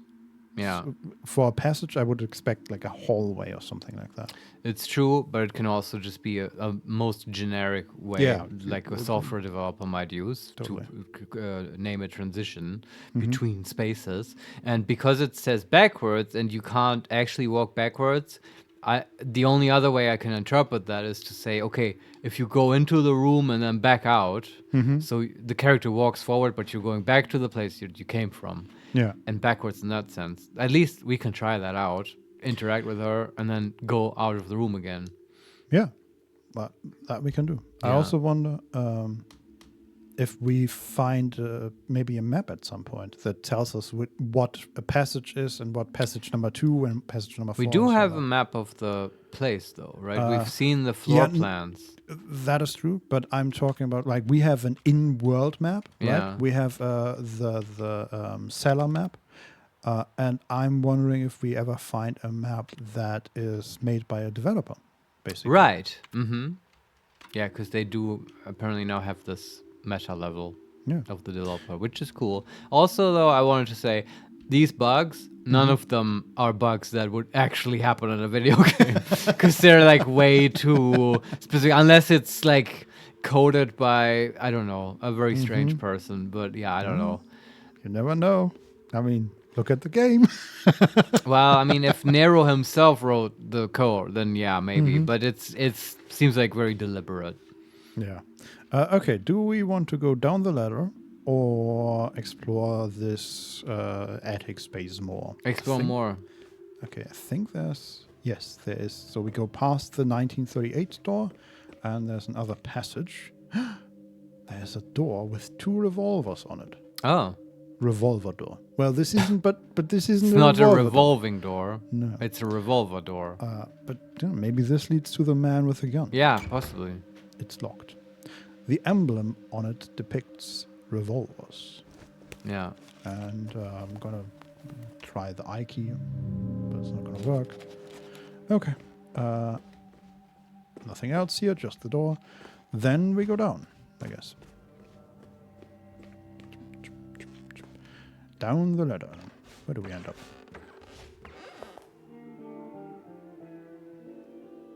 Oh, interesting music change. No, this is not from the phonograph, right? This is different. I don't know. Could be. But you went back. No, it's not a new room. It is a new room. We went up to the 4th floor, to the room with the printing machine and the the diorama. And in that room was also a ladder that led down, like the ladder that led up to the attic in the old woman's room. This one is a pretty small room with a typewriter and a door. So let's see what the typewriters are about. There's a paper stuck in the typewriter. Memory recovered, yes. I can immediately tell that there is the same children's drawing of a woman with crossed out eyes. Mm-hmm. And this one also has another drawing of a man with a top hat, like Lorenzo. Mm-hmm. And it reads, it starts in the middle of the sentence, years are numbers, numbers are money. Words generate money, so we must be able to apply math to words. This new ideology has allowed me to solve this game completely. And this is all lowercase, by the way. And then next to the woman, it says, first magic word, which is underlined. First magic word equation.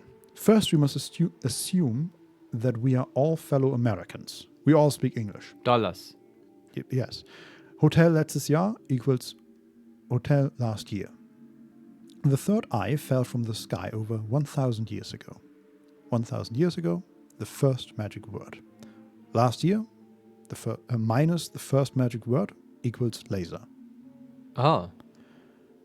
Hold on. So, first 1,000 is the... No, wait. It said what? 1,000 years ago? 1,000 years ago equals the first magic word. And last year, minus the first magic word equals laser. So if we just take the letters of the first magic word are S, T, Y, and A.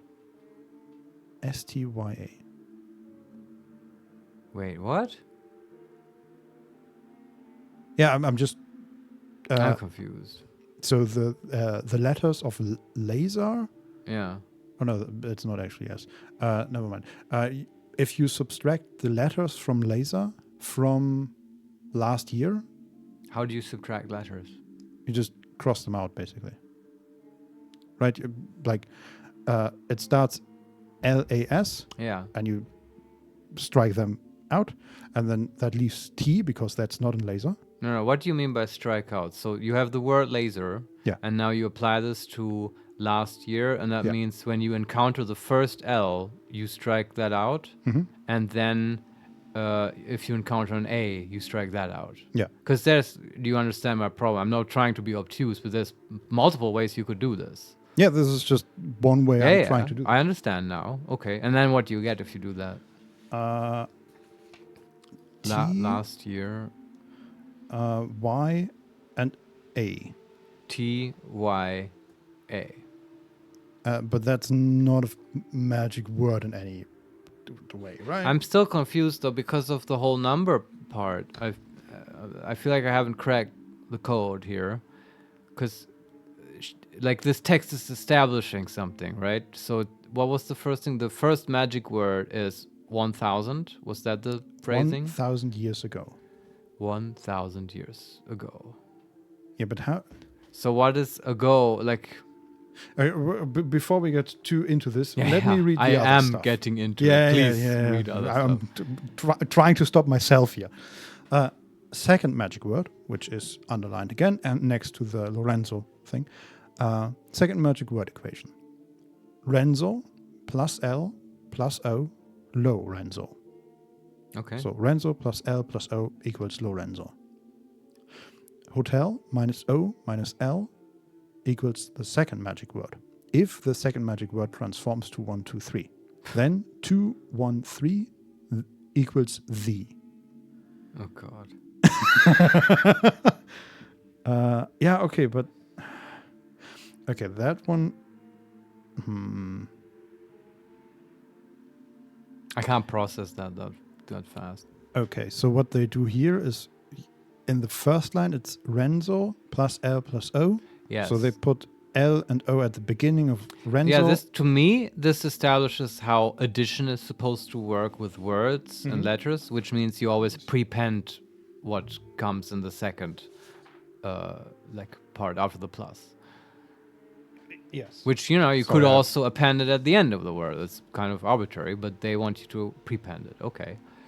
Yes. So I wonder if it's actually... So A plus B would be BA then. Yes. I read it the same way, but I wonder if they actually mean that. I don't know. Do you have any grounds or an alternative hypothesis? What the purpose is behind this first equation? I think it might be just to show that, yes, you can add other letters to this first word. Okay. I don't know. But yeah, the second part is hotel minus O minus L. Hotel minus O minus L. Leaves HTE. HTE. So it would, like you intuited earlier, right? It then just goes through the word and subtracts the O, and then it subtracts the L at the end, and whatever's left over is the entire word. Yes. Right? And it's still unclear to me what would happen if hotel had 2 O's in it and you subtract one. Does it take all the O's away or I just don't know. the first one? I would assume just the first one from Yes. But sure, okay. So I we mean, can add and subtract letters. We know sort of how they want you to do that. Yes. So going by the first equation, right? We have not the first magic word equation, just the Renzo plus L plus O. Yeah. They already have one O there. So by adding O, they don't add all the O's that the word needs, but just one. Yeah, but right? adding also works completely differently from subtracting. Does it though? Yeah, so far, because it prepends it. Yeah, sure. The subtraction doesn't really care for where the letters are, right? Yeah, that's my point. It treats position in the word very differently. Also, what if you subtract an L from a word and it doesn't have any L's in it? Unclear to me what happens then. True. Maybe an what? exception, a software error is thrown, and this presumably can't happen when you're adding, right? And I also apologize because I'm obsessing over this too deeply. I know, but it gets this kind of puzzle gets my programmer brain going, and then that's no. I want to know immediately how these operators work. Yeah, I also wonder if you subtract an O from Lorenzo, which one does it take? That was my point, Vincent. Yeah. Exactly, right? I would assume now just the first one, but it's... Or just that?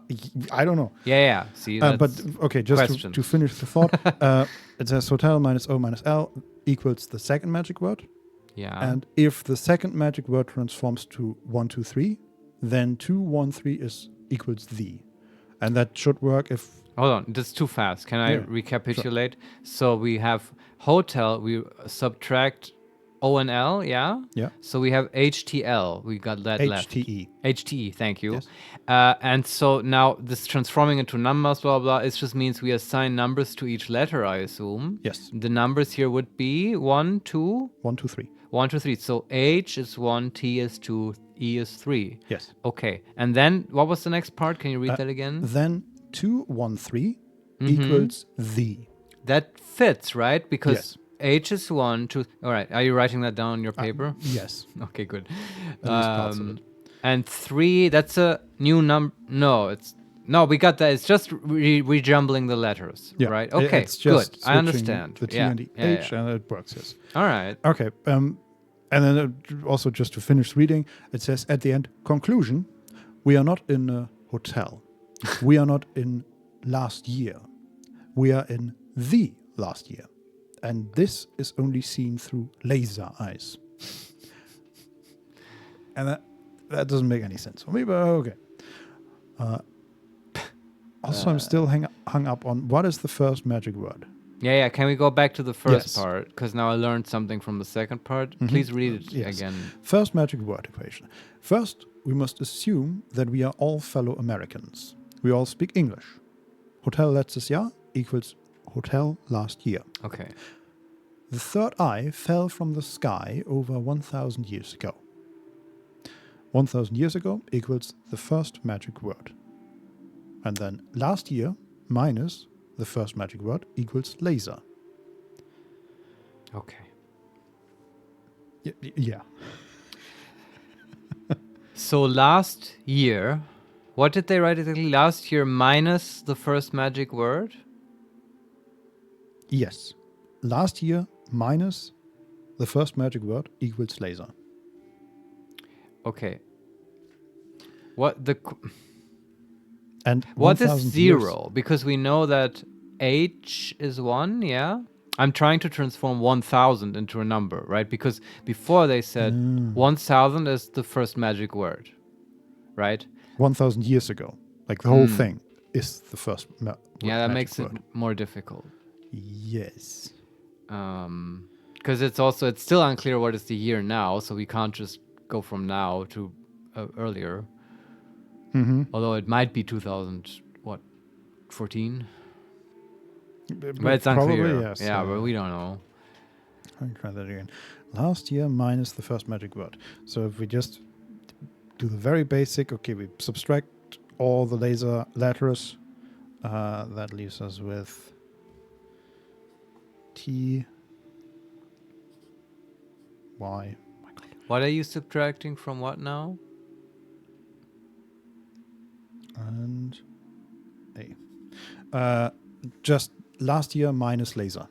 Makes sense. And that leaves us with TYA. TYA. Which could be interpreted as T for 1,000, Y for years, and A for ago. That's true. Yeah. Makes sense, I guess. So we Kind know of. the first magic word might be TYA, and the second magic word might be HTE, from hotel minus O minus L equals the second magic word. And then the conclusion, we are not in a hotel, we are not in last year, we are in the last year, and this is only seen through laser eyes. Doesn't make any sense to me. No, that makes no sense. Not supposed to. That's okay. Yeah. But so the first magic word would be TYA. Yes. Can you assign numbers to those letters? You know what I'm thinking now? We had this door with the Yes. block, and that had letters. And Well, with the little girl drawing, right? Yes, Like and on this paper. and Yeah. it needed 3 letters. Yeah, and we yeah. have 3 letters now. I think this is how we're going to get them. That's why I'm asking, what are the numbers for TYA? We have the number for T, right? Was that 3?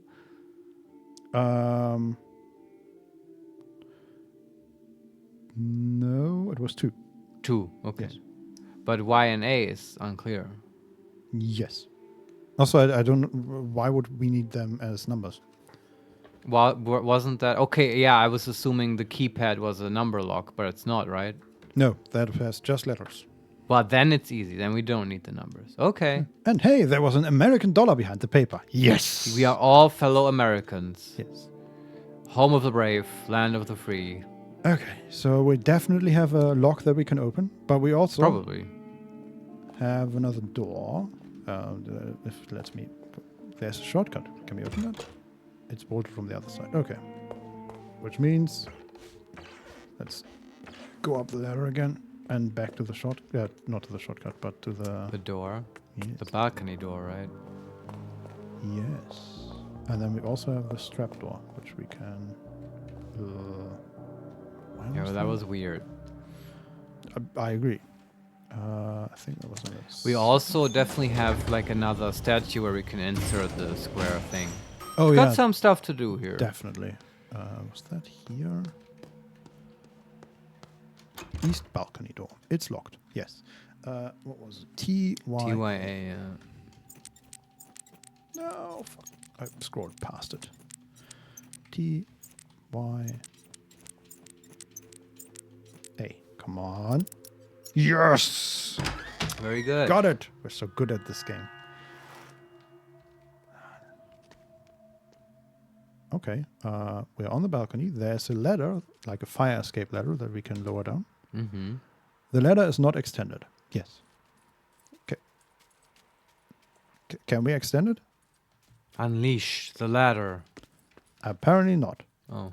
This is impressively Well, nothing. but here. if there's a fire now, we know where to go. And then we can yes. legally extend the fire ladder. Yeah.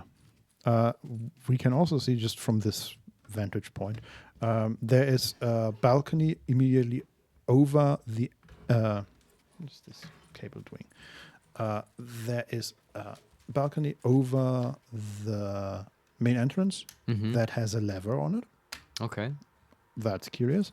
And immediately below us, behind a fence, in the main park entrance stuff, there is a staircase down, which we might also somehow get to. Huh. True. And I think I see another American dollar.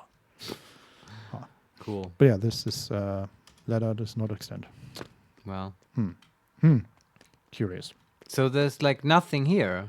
There must be a reason for the balcony. I Vincent. think this is supposed to be a shortcut, maybe, or maybe this is how we get to the staircase down. But I don't know how. Oh, maybe I think the lever is connected to the lever on the balcony over the main entrance is connected to the ladder. Maybe it's hard to see. So that would extend the ladder, Mm-hmm. and then we could. Where would the ladder then lead? To the basement again, and hope. The ladder from the balcony here leads into the basement. No, the ladder leads down to the part that is sectioned off from the main park area. On the ground floor, and there's a stairs to the basement. Exactly. Yeah. Okay. All right, but then how do we get to the balcony over the main entrance? I don't know. There's the diamond door here, which sort of goes in that direction. So But we don't know how to open that. Yeah, I'm gonna save again here. Yeah. There was also, I think, another 3-letter door, maybe in the piano room or something. And we have the other letters, right? H, T, E. Well, there was the Lorenzo symbol next to the other 3 letters, and I don't think we have seen that one anywhere because. There we go. East door. No, in the piano room is the East door, and that just wants a key. Right, but there was a 3-letter door, right? Was there? I mean, I don't remember any, and I don't remember seeing Lorenzo's symbol anywhere, or the drawing of Lorenzo. But you might be right. I mean, I have no idea about the Lorenzo thing. I just thought there was a 3-letter door somewhere.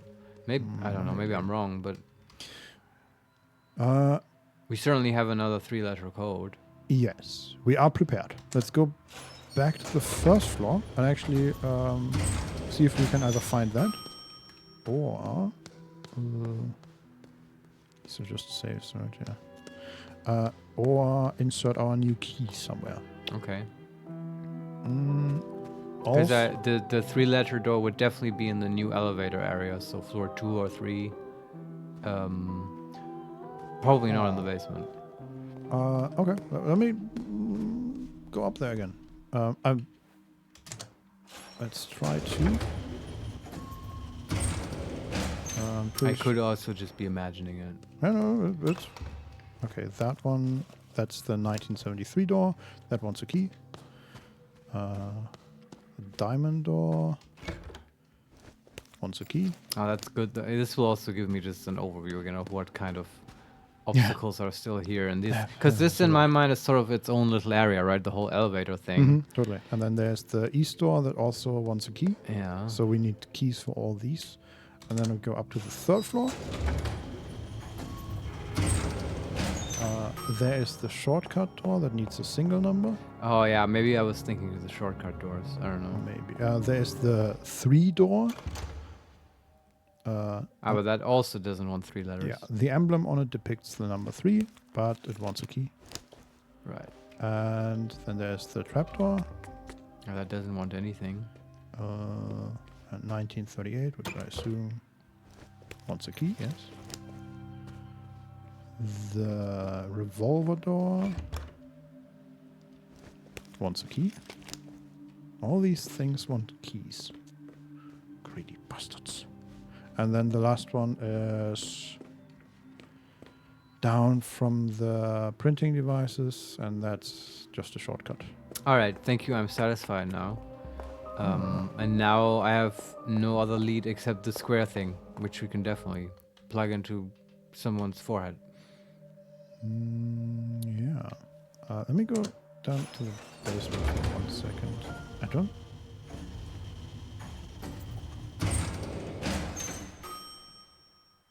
Right. Never mind. I was thinking of the other way to enter the basement. Because there were at least 2 doors which we couldn't open. We have a map for that thing. Cellar. Yes, okay, and these 2 doors are shortcut doors. So we can't open them easily. Also, I wish that I could press escape to get out of these menus. Yes, I know, the interface leaves much to be desired. Yes. Let me go outside for 1 second and look at this. Is there any Is the way? doggy there? The doggy is there. Who's a good dog? Come here, you rascal. Who's What? a good boy? Where are you? Come here. No, don't run away. It's running away from me. I'm chasing it around the park. This is stupid. He wants to play. Oh, we pet it. Very good. Okay. My duty here is done. Sometimes you have to go to the forest and pet a little dog till you fall asleep. Yes. As Matt King says. So we can go to Lorenzo and try the card that we have. Sure. There was something I just at the beginning of the stream I read through our quests, so to speak. Yeah. And we are supposed to call room 1963. I've completely forgotten about that. Yes, me too. But now How are we gonna call the room? I don't know. I'm gonna try the telephone while we're here. Sure. I'm just gonna call the number. Yeah. 196.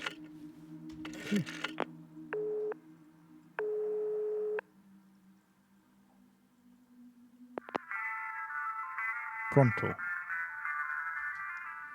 Ciao, signorina. Do you have sweet music for my ears? We can ask for advice or explain that there is no news. So I guess we call him when we have his sheet music, or we can ask here for advice, which is sort of the help option, right? I want to see what that does. Asking for advice. Okay. Is that context dependent where you are in the game? Don't trust a hiker who asks for a bigger forest. Huh. Okay. Was there anything else, Bella? We can ask for advice again. But No. it will come, signorina. Arrivederci. I like that we have a help hotline. I'm happy to use that when we get stuck. Yeah. And it struck through the quest, which I like. Okay, that's the surveillance monitor, and I really want to try out the wagon with Lorenzo. yeah, let's go there. Yeah.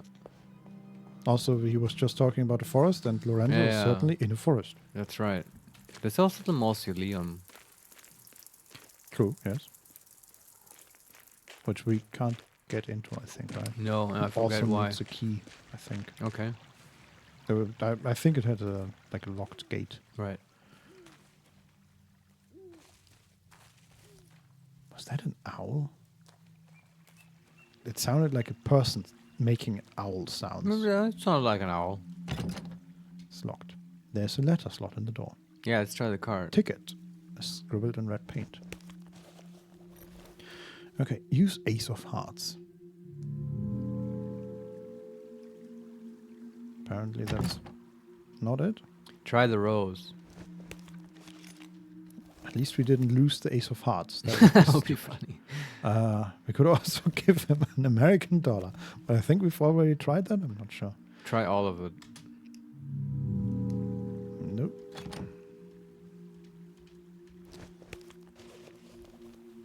We're all Americans here. No. No.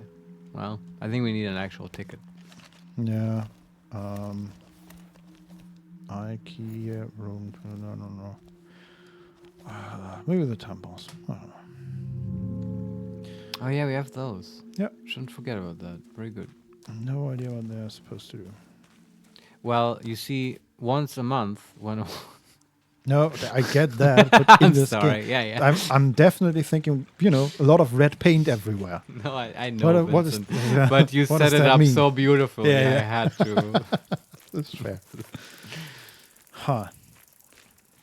I really expected there to be more with this, or for that to work, basically. Right. Okay. How did we get to that was the chapel? I think that was here. Yes. Wonderful. And This square slot in the forehead. yes. Is there? Yes. There is a cube-shaped hole in the crucifix. There you go. Here, Jesus. Use my I key. Have some of this. Okay. Has anything changed? Did it plug it in? I don't know. You don't know? There's a cube-shaped hole in the crucifix. Wait, what does this? No, that is the no sound. Yeah, it is, right. So it just doesn't do it. Apparently not. Okay, I think I may be imagining this as well, but I think there was another bust of a statue somewhere. I believe so as well. That might have been in the painter lady's place where the ghost floated by. Man, there's so much shit in this game that is just weird and unexplained. I mean, we still have like a grandfather clock with a zodiac sign puzzle on it. Oh god, yes. It's just this, I don't know. There's a lot of puzzles in this game. Oh, I yeah, guess it's that's great if you really like these puzzles, which is totally cool. It's just, this is mean to say, Vincent, and I apologize. I don't want to be negative and mean, but this game sometimes feels to me like someone took Maniac Mansion and said, okay, how can we make this more boring and like more frustrating and like less adventurous? I don't know about that. You don't feel that way? That's okay. I It's mean, just my impression. It doesn't have time pressure, as far as we know. There is a timer going, right? Or the time is counting at That's least. true, yeah. Maniac Mansion had time pressure, so that makes it more exciting. It also just had every room. Then I complained about this before, right? Every room had like a sense and a purpose within the fiction. It was like a real place, the Maniac Mansion. This doesn't necessarily. Oh, there it is. You found the lady? Yes, it was not in the ghost room, but on the same floor. Right. All right. There's a sculpture. There's a hole in the forehead of the sculpture. Yes, and I have the I key to use it with. Perfect. That works. Another hidden passageway. The whole wall just slid to the side. Okay. And what is here? There's a phonograph and heart store. We have the Ace of Hearts. Oh, nice. Come on! What is this stupid card for? Well, we probably need 4 cards, right? Maybe, yeah. Let's use Play the phonograph. play the phonograph.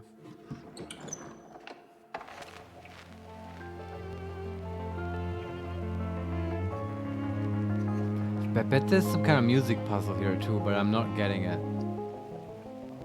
Yeah. I mean, you're more knowledgeable about music theory, but I'm just thinking, is there any hidden numbers, code in this music or something like that? Yeah, you would think that, but I don't know. I think it would be too hard and too much to ask of people to like just by hearing assign the notes, right? But this, okay. I'm wondering if I agree that this would be too hard for this game, but this might be like an Easter egg puzzle. Yeah, right? maybe Which that's true. sometimes are really, really hard. Because you could do that, right? You could assign notes to the melody here, and then you have like A, B, C, D, E, F, and so on. Yeah, I mean, we have a piano. We could play this basically, Yeah, right? but that also came up before. We did exactly that, and it was just made way easier, right? Yeah, It was just the numbers there. But I don't know. It has to be something. I don't know. Yeah. Why is this here? Why is this song here? I need answers. I don't know, Marius. Anyway, what else is in this room? So there is another exit to this room. Okay. To another room, there is an espresso machine here. They may have also just put the phonographs in so that they have a diegetic reason to make different music in different environments. Probably. There's a shortcut. Okay, it's bolted. I found another American dollar, and it leads further. Oh, there's the door 1948 here. Mm-hmm. And opposite is a very red window for some reason. Memory recovered. Okay. The door's locked, of course. Can't open it. Oh, and we lost the eye key because the sculpture just went into the wall, right? I like that though. That Yeah. keeps your inventory decluttered. I don't like that they have apparently two square-shaped things in this, but okay. That's a bit weird. And this 1948 door has over the number and under the number a group of 5 of these squares. That came up before. Yes, and they are forming a cross. Huh. Not sure. But they're also non-interactable. Nope. Yeah. There's a sign here on the other side of the hallway. Mm-hmm. Renzo Nero, red window about to break. So it's an art installation. Okay, that makes sense. Performance, brick window artist audience. Nero's work is characterized by its strange logic. Events occur independent of space and time, and scenes are arranged to construct a narrative, not driven by chronology, but rather by intuition and association. In this aptly titled piece, Nero confronts us with the thesis that destruction can be art. Well, there it goes. Somebody threw a brick through the window with a key on it. And a note. Yes. There you go, Senorina. So I interacted with the brick and expected her to like untie the twine and take the key and read the note, and she's just looking at the brick now. That's not. God damn it! Can you like? Can you get to the note? Probably. There's a note and a key tied to the brick. Yeah, I just need to press enter again, which is not unsurprising. But I like that they show it first. Right. She's really taking a careful look at it. Did you make it to the red window yet? This has only been painted red. It is not the one. I'm really enjoying your game. I found this key. You hit it very well. You're good at this game. And there is a bit of red paint on it, but this looks very much like a drop of blood. Right. And apparently this was not the red window. It was just a tribute to the red window. Yes. And we obtained the C-shaped key. Okay. Do we know a C-shaped lock? I don't think so. Yeah, neither do I. But now you just have to do the stupid thing and try it on every door that wants a key. My first intuition is to try it on the 3 door, because C is the third letter in the alphabet. That's true. I don't know. Okay, there's also... Okay, we can go further here. There's the 1960 door, which has... it looks a little bit different than the other number doors, because they usually are like... the number is on in the middle, and then there are 2 like deeper parts of the door, and there are these squares or whatever. And this is just a plain door, but it has 2 columns of 5 deeply, what do you call it, like inset diamonds? Yeah. Indented diamonds. Sure. Okay. No idea what to make of that. Me neither. But so with the key we just got, can you try it on this door and the door we were just immediately... That was in the same room with the red window? Sure. No. Okay. Nope, that's not it. Also, okay, there's a PC. I'm gonna save here real quick. Play some Minecraft. Don't tempt me. I was tempted to say an actual fun game, but that's Well, too wow. mean. I don't mean it. I do enjoy these puzzles, just probably not as much as some others. Nope, that also doesn't work. Yeah, okay. Okay, Well, there's another shortcut here, number 9. Can we get to that? Yes. have we ever unlocked a shortcut? Nope, we have no idea. And I wonder if we That's maybe for when you've beaten the game. maybe. Like how you in Resident Evil, once you beat it once, you get to restart the game, but with like a Gatling gun mounted to your back. That's the thing. And then it's very easy to get through the zombies. Yes, I believe that. Yeah. But no, we have never. Don't even. Oh, speaking of old games, there's a. What is that? There is an old, like a large CRT monitor and a video game console. Fuck. But I don't. Here in Lorelei. Yes. Okay. Is that that's not the SNES? Is But it the NES? Maybe it's pretty blocky. Is it square? Yeah, that's the NES, dude. Do you see the game pads? Do they have 2 red buttons and a keypad? They have. Yeah, it's very small. I definitely recognize that, but I'm not familiar with the console. And they don't have any colored buttons because everything is gray here. Do they? How many buttons does it have? I can't tell. But this All right. one I'm familiar with because it's what's that called?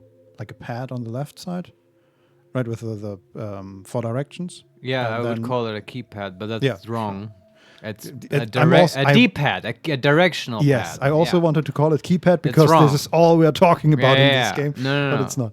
And then I think 2 buttons on the right side, and it's just That's an NES, 100%. okay. NES controller. I grew up with this. Played it a bunch. Let's play some. Video game console. Laser One development hardware. KLB Electronic 1997. Software development environment version 0.9. Input directional code to activate development console. Ah. So like up, down, left, right. Yes. This one is actually like it's a bit different because it has the directions, but then only 1 button on the right. Oh wait, could it be that the bugs we found are for this game, not the Lorelei Laser Eyes game? And then you're gonna interact with like a Revolver Man in this NES game. Yes, I like that. Also, remember we have the Game Boy thing that also can play games. Yeah, but we never found a game, did we? Not yet. Yeah. But what the hell do I input here? Do we have anything? So about you can't directions? start a normal game, yeah? No, it wants inputs right now without like it doesn't even show me the screen. Yeah. Yeah, do up, down, left, right because that's the most obvious one. But probably we have to find it in down, left, right. Oh damn! Okay, let me just restart this whole thing. That was wrong. Yes. We probably have to find it somewhere. It can't be that hard. There's a note we can look at in a moment. Okay, up, down, left, right. No, just one left, right, but it's okay. There's also no A B. No. Yeah, it's fine. Let's just find it the proper way, not just brute force it. There's an American dollar. I want the American dollar. Give me the American dollar. It's behind the armchair. That sits in front of the. I hope there's gonna be like a vendor guy coming up and being like, "What are you buying?" Yes, I have great swords and crossbows. And Did you ever play? No, you didn't, right? Because it's a horror game, like Resident Evil 4. I did not play that, but I know of the character. You know the character, okay? Yes. Yeah, because that's in that game. Yeah. Oh, that's interesting. So there's an armchair, and next to it was a table, and there was a note on it, and it's basically, I forgot how to describe it. Like, imagine like the D-pad, right? Yeah. But it shows inputs here. So the first one is just a square. Mm-hmm. And then the second, there are 5 figures in total. The second one is 1 square at the top and then the square to the left. The third figure is the square at the top, the left and the right. Mm-hmm. And there are 6 figures actually. The fourth figure is the square at the top, the left and the right, and then another square at the top over the first one. Okay. And then the second to last figure is another square on top of that one. And the last one is all 4 directions, and the top one has 3 squares. So I think this is the direction we have to take. So it's up, left, right, up, down. Okay, just try that. Yeah, okay, I'm just gonna write it down. That might be more obvious if you actually look at this shit. Yeah, it's so simple, but a really cool way to show this, basically. You could also just like give us arrows or something, but that works. Then right, then up. And then the game says, Hadouken! Yes. Hadouken! Or it crashes immediately. No, we will make it crash. I bet. Definitely. But yeah. Vincent, did you ever play those fighting games like Tekken or Street Fighter? Not really. Okay, because these codes like up, down, left, right, this is used. Laser 1. Awesome. Press any button to run prototype software. Yes. Oh my god, it's still us, still in the building, but this looks like actual Silent Hill, like pixelated graphics. Oh, cool. So now it's an actual horror game. Oh god, and the camera moves, and it's tank controls. Oh god. Oh, nice. I love Silent Hill and Resident Evil. Oh god, this is okay. This is interesting. We're in a hallway. I'm trying to control this stuff. There's a door with a number 1. Can we interact with it? It even has like sound effects from those games. Oh, is this the maze? Because we went through the door, and now we're in a similar looking hallway. There's a door 7 next to us. Can we? Oh, okay. I pressed enter, and we are in a menu now. We have the options: continue debugging software. Number 2, check level design. Number 3, suspend software. At number 4, turn off development and hardware. Okay. Okay, I'm just going to continue for now. For now, yeah.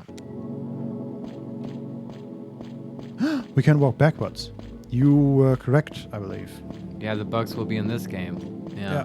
Oh god, these controls are... Oh god. Oh god, I'm walking into walls.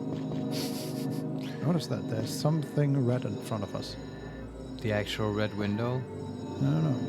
Can I walk into it? There's like a red light on the ground. You got an American dollar. The one thing that makes me happy. Apparently, the dollar is the one thing that transcends all levels of reality. Yes. I'm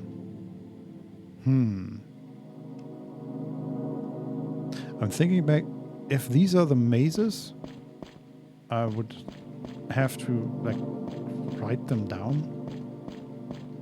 Well, maybe we want to first just explore it till we get stuck, and then we can try to Sure. game the maze. Okay, door number 9.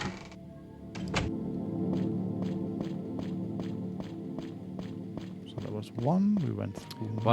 What happens when you go through a door, Vincent? We just go through the door and then it... Oh, another dollar? Yes. That one is bloody for some reason. So if I press enter next to a door, it shows the door opening in a black void. Yeah. Classic Resident Evil.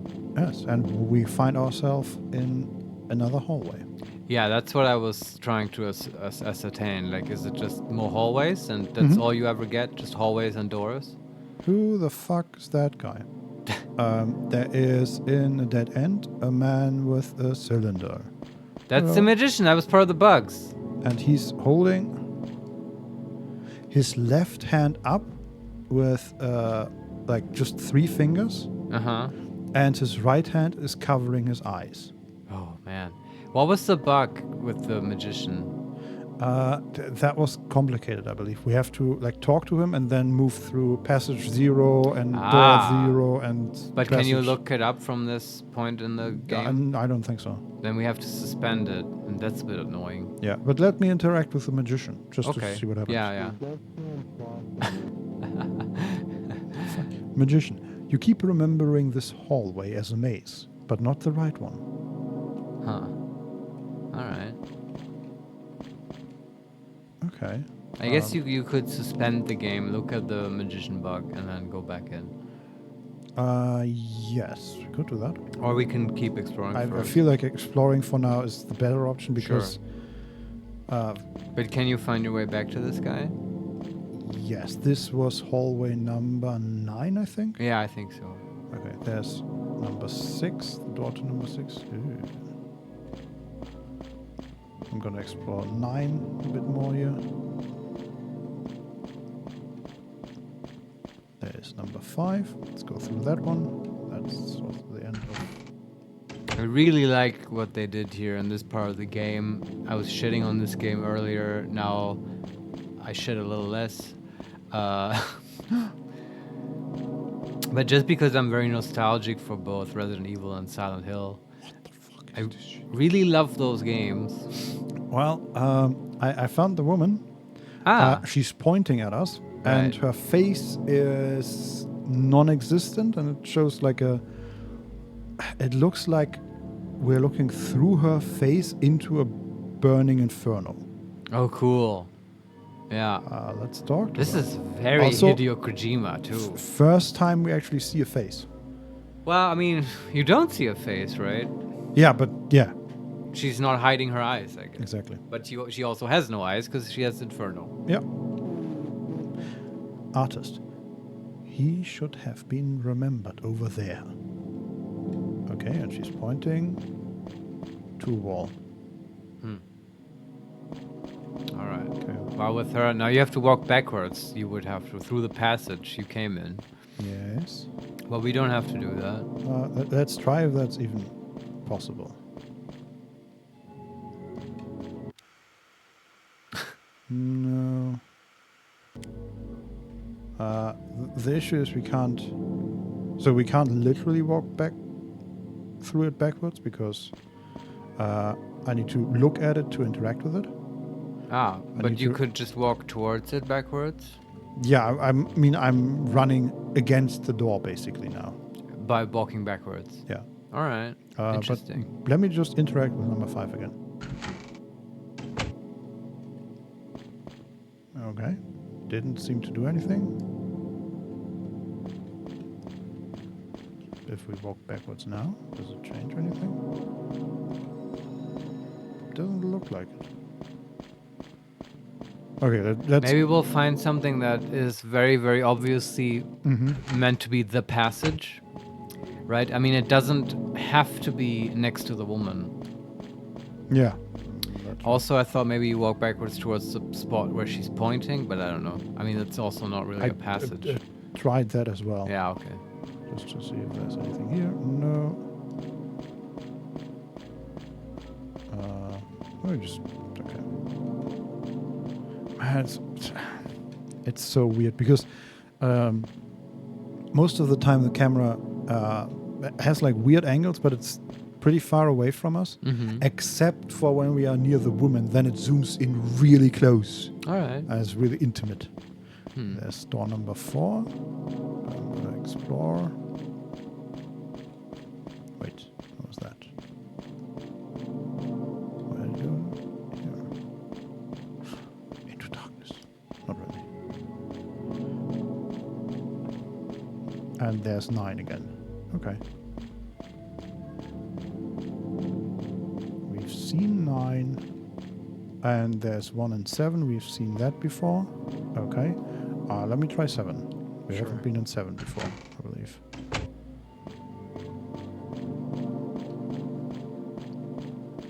There's 4. Okay.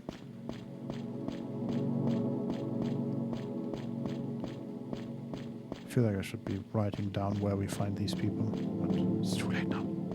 There's I don't think that will be necessary. door number 8. Oh, that's cool. Is that? Yeah, kind of. So there's door number 8.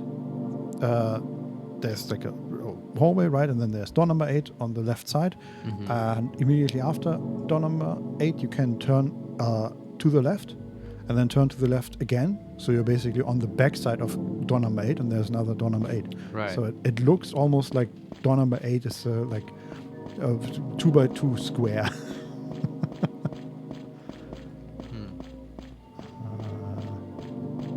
There might be some. Oh. Hello, another dollar. We're up to $14 now. I need a dollar. Dollar is what I need. Actually, we're pretty good on dollars, to be honest. Well, we have nothing to spend them on. Yes, exactly. In which case, we don't need dollars. Yeah. It's nice to have. I need a dollar. Okay, let's go through this weird number 8. Sure.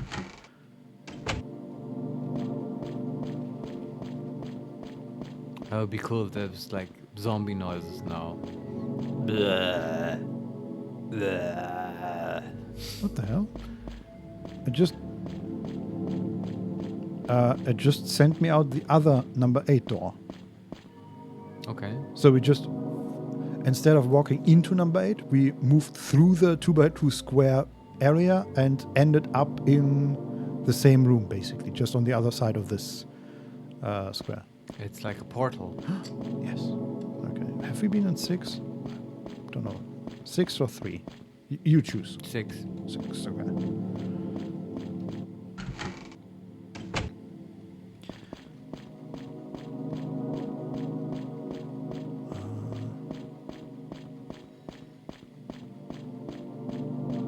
There's number 5.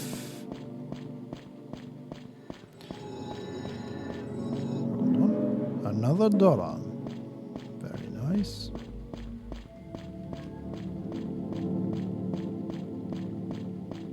This is the best footstep walking sound at about 8 kilohertz per second or something. Sample rate is just through the charts, off the charts. And there's the magician again. Okay. I feel like I'm slowly getting lost here, so... You could look at in the menu, there was the level design thing. You could look at that. Check level design. Oh, yeah. Okay. That is a maze. Is that...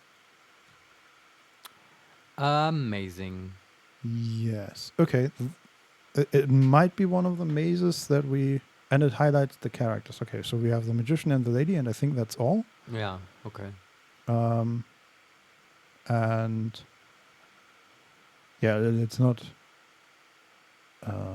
I thought we were walking through 9 different areas, and it's not. It's just okay. The number, the door number 9, leads to the southwest or the northwest area, and yeah, okay. This is not as complex as I thought it was. Okay. And it's also, if it is one of the mazes we saw that we have a map on, this is only one of the mazes, not all 9. And we Does it even look like one of the mazes? maybe it looks a bit more complex, I think, but I'm not sure. I feel like if it was a maze, it would be obvious. I mean, it's just there are 9 mazes, and I don't have them all in my head, right? All right. Okay, but let's actually. Okay, just looking at the maze again. That's the maze. Cool. And now we have suspend software or turn off development hardware. Let's suspend. And look at the bug with the magician. Yes. Before we do that, though, before I forget, let's look at the maze design. Nope, it's not one of the 9s. All right. Definitely not. Bug report number 3.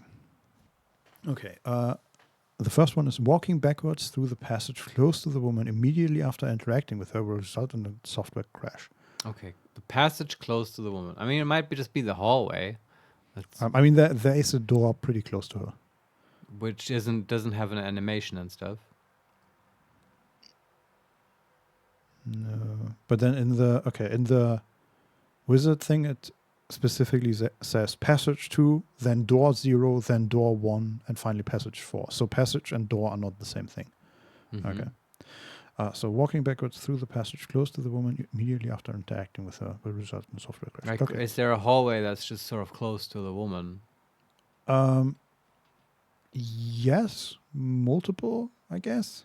Well, So- you could just try all of them or the closest one. Just walk backwards through them. Imagine she is like there's an L hallway, Mm-hmm. and where the two hallways meet, there are two more hallways that form a square, basically. All right. And she's at one of the corners of that. Oh, we'll just try it out. Mm-hmm. Okay, but the magician stuff I will write down. Also, we have no door 0, and I don't know what passage 1 of 2 or 4 are. But okay.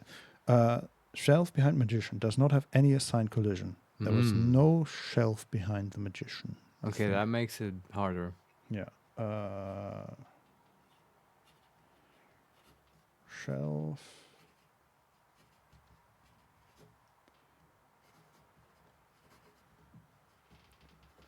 I realize now that I could also just make a photo of this.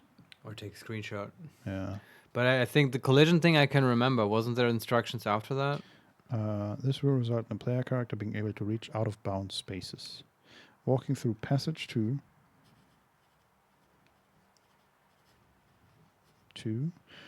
Then door 0. Then door 1. And passage 4. Yeah, that's the complicated part. 4. Okay. I will make the software crash. And finally, interacting with a man with a gun, which we haven't seen. Yeah. And on the map that we saw, there were 2 dots for highlights. And Yeah, maybe, he will come once we crash it or something. interacting with a man with a gun, leaving the software on the dialog screen for about 30 seconds will result in unexpected dialog strings. When returning from the dialog screen, the player character animation is broken, and trying to leave the room will result in a software crash. Okay, I think I really want to see that one. so. 30 seconds wait, yeah. and then just leave the room. That's we can remember that. I That's think. so well, and there will be new dialogue options, which Yes. we might click. It's also that's the funniest one for us because we would have found that one by accident automatically because we're so slow. Yeah, Okay, let's get back in the game. yeah. At least look at the magician, whatever is behind him. We just try walking through it. Can't.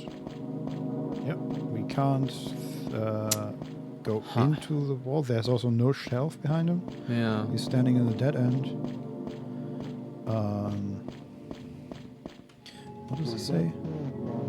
You keep remembering this hallway as a maze, but not the right one. What was that? He was about to repeat himself, and then the dialogue. So he said this. Yeah. I pressed enter, and instead of going back to the normal game, he started to repeat himself, and then we went back to the game. Okay. Let me talk to him again. A little glitchy.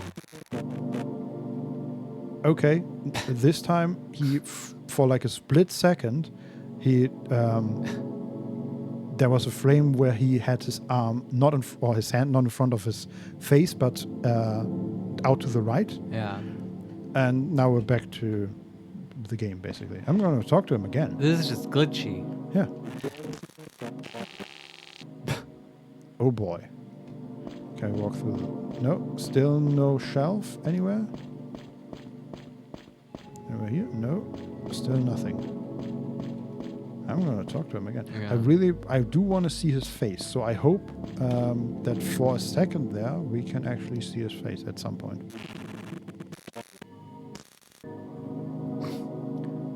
Okay, there was something about like dialogue under, what is underscore? Something. it seemed like a error message. Mm-hmm. And now we are at the start of his little dead end. And we are looking into the hallway. And behind us is a copy of us in his position, looking to the wall. Holy shit. Okay. Can we talk to ourselves? And we can no longer go past her. So we can't interact with any shelves behind the magician. Yeah, let's see. Laser 1 software failure. The software sent an invalid request to memory address 79A. The software has been stopped to prevent damage to the development hardware. Press any button to terminate. Okay, I'm going to write down 79A. I don't know Sure, why, yeah, but the address. yeah. This is kind of cool. I like this. I think we just have to, maybe before we do find the actual bug reports, we just have to crash the game and like we have to find our own ways. I maybe. mean, it was bug report 3, so presumably True. there's lots of bugs in this. And this, what I honestly have to say is not only a bad game, but also an incredibly buggy game with like bewildering bugs. Honestly, Yes. whoever wrote this, I don't know. Get some help. Oh, nice. We're immediately back in the starting position. That's That nice. means at the very start of the game, or Yeah, and we don't Okay. have to input the thing again. That's good, yeah. Okay, but I'm going to turn around and go through number 1 now, because we haven't been there yet. Or do we? Maybe we have. Okay, I think we have. at the very least, now you have to do the same thing with the woman. Mm-hmm. Talk to her a bunch of times. Yeah, I'm just looking around if there's any spot we haven't been to, because there is, in theory, somewhere maybe a character Yeah. we haven't talked to yet. But so far I don't see them. Okay, let's go to the woman. And you also, like, the door number 8 was kind of weirdly glitchy as well. We could, like, try that one out. True. Because you said it led you to the same room. Yeah, I mean, they all do. They all lead you to the same Yeah. room you came from? No, but so I thought at that moment that each of these doors led us to that specific maze, right? Door number 7 led us to the maze of 7. But really it's one maze, and these doors just get us through specific walls. Okay. And the 8th door does the same thing. It just doesn't make sense, because we can take the door or the connecting hallway that's literally a meter apart, further down the hall. Okay. I'm going to talk to the woman. Yeah. He should have been remembered over there. Okay. All right, I'm going to talk to her again. Should have been remembered over there. It looks like they got her right. Yeah. And if we go over there and just hit enter, nothing. Let me try that actually.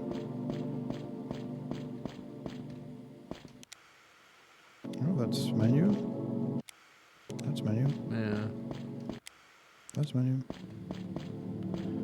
Okay, but she's pointing, so maybe the idea is... Scott_Anna. Hi, I really love live categories of games you are streaming.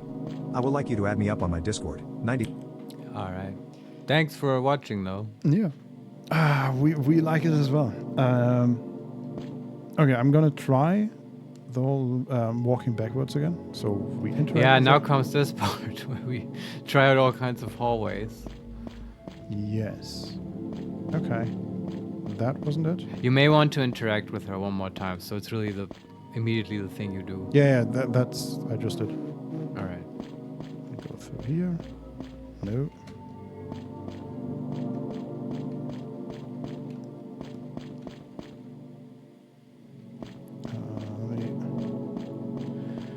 Okay, wait. What is if we walk to here? Back? Nope.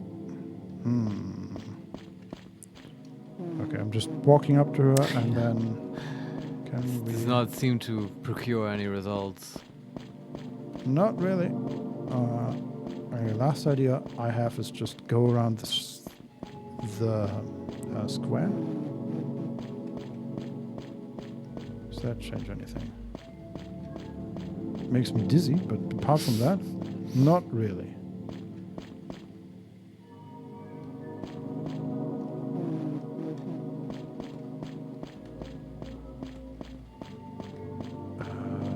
Okay. Doesn't seem to work as far as I can tell. No. Huh. Okay. But it feels like it fits because this is so buggy, this game, and there's a Yeah. magician and there's a woman. But maybe this is just not the right version of the game or something. I don't know. Maybe. Was there anything else on this menu? There's developer. No, we're just running the developer software, right? Yeah. Hallway prototype.sg level data. Level viewer version 0.6. Can we change the version or something? No, right? No, that is the map overview. And Yeah. And then the level overview, or what was it called? You can't also pick the level or something.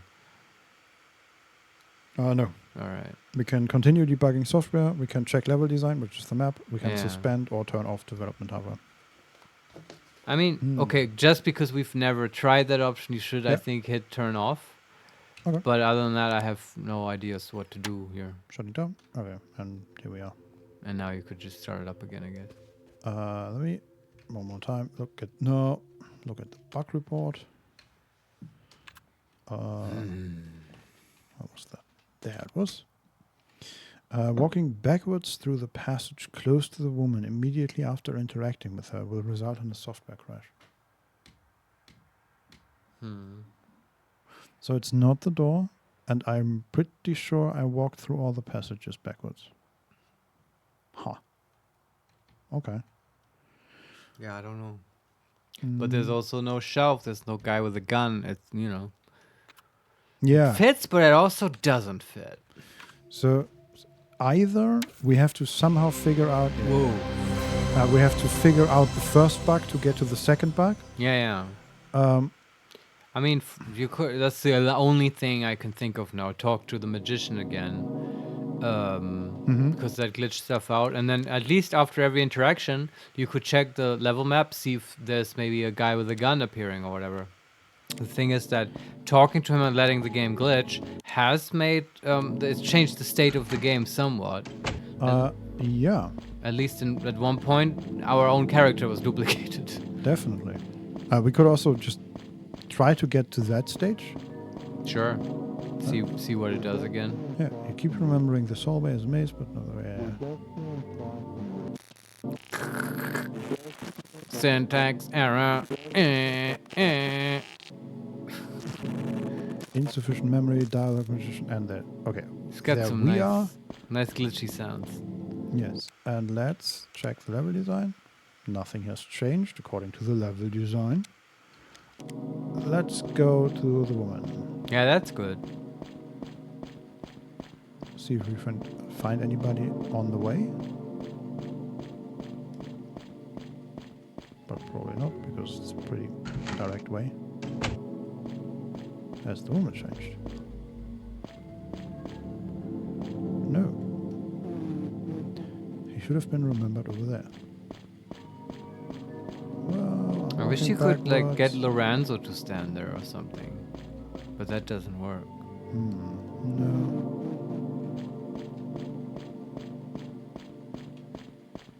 And you don't have access to your items or something, right? Nope. Okay. If I hit enter, which usually Yeah. leads to...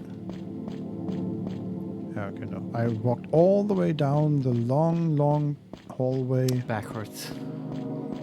Nothing. Yeah. Okay, let's explore and see if we find the man Okay. with the gun. Sure. Where are we? We are there. Okay.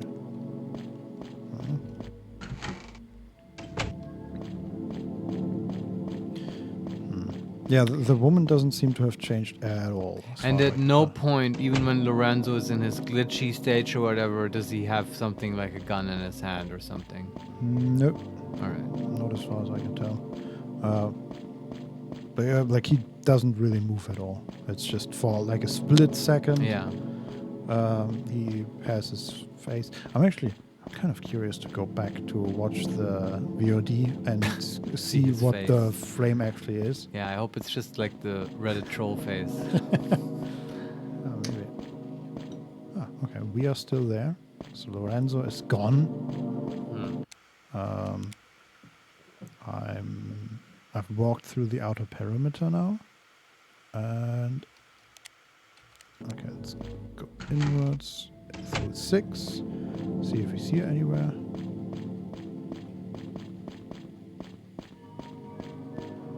Don't have high hopes though.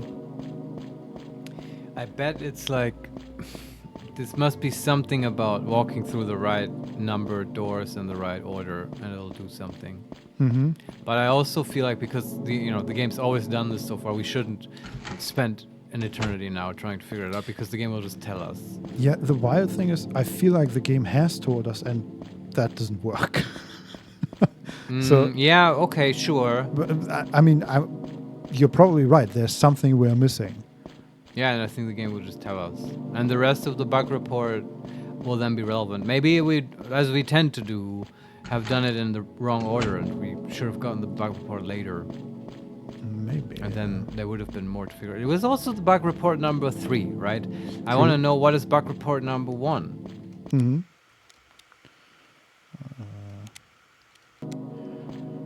Okay.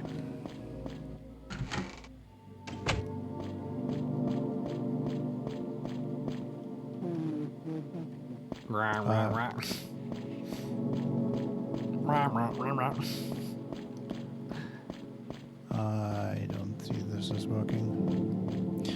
I say just crash it again. Yeah, why not? Why shouldn't I To crash it? get out. Okay.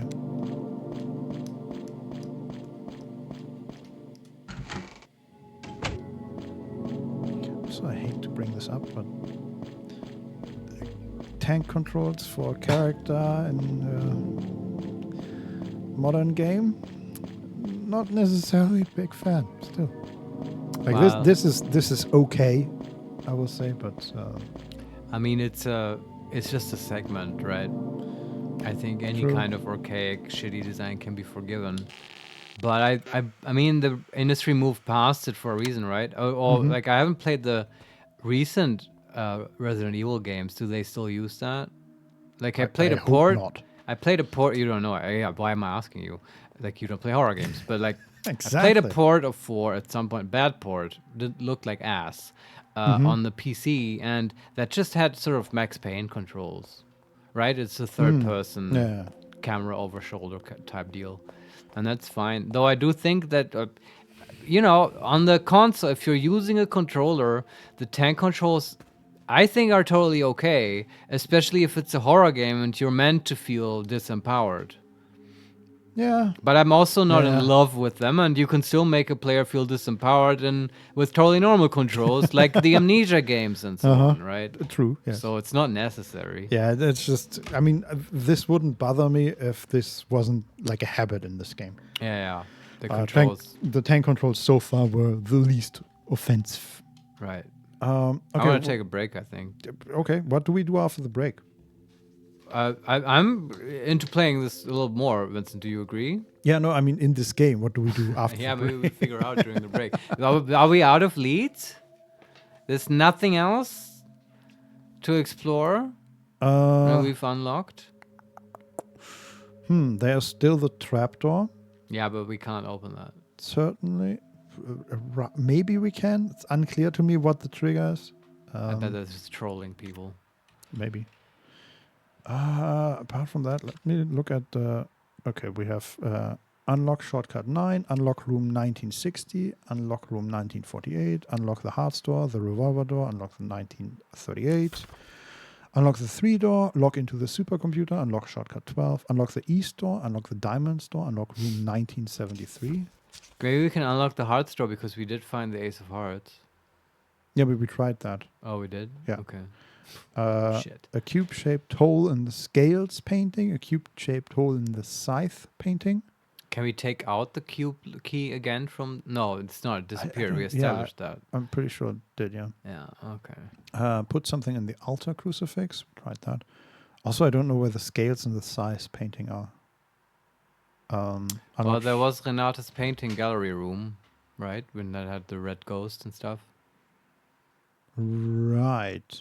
Which, you know, we can look at... I feel like we can look at that again. That had puzzle stuff for sure. And we can look at the zodiac clock again, see if we learned anything about that. Yeah, we can open the loft document tube. Oh, yeah, find video cassettes, just generally. Bring script pages to his room. Okay. Then code for the backyard keypad, question mark. Code for the exhibition keypad, question mark. And open the 3rd floor document tube. Yeah, those document tubes, they're interesting. Haven't looked at those in a while. They all have 3-digit codes. Was that it? Yeah, I mean... Yeah. You could try the magic number we found, right? We can. Yeah, the first one what was it? Oh yeah, there was right next to it was the explanation, right? Like the architect thing where it showed how many, or how we could figure out how much this object would cost. Yes. And that was the number. Okay, then we have unlock the journal. No idea where that is. Unlock the caravan. Now we found a locked journal. I remember that, but I have no idea what the code might be. Yeah, and unlock the gate to the cemetery. Right? Sure. Open the 2nd floor document tube. Unlock the west door. Astronomical clock, question mark. Yeah. Open the 1st floor document tube. And that's it. Yeah, there's a shit ton of like codes and stuff we need, but we have no idea. Yeah. Yeah, okay. Also, in-game, it's 1908. Yeah, I wonder what happens if time just advances. But oh well. No idea. Vincent, I really need to pee. So we're going to take a break now and then we'll figure it out. I do feel like I want something from this game. I don't know. I need more. Yes. Especially the Silent Hill part had me very intrigued. But anyway, we'll be right back. 5 minutes or so. See you then.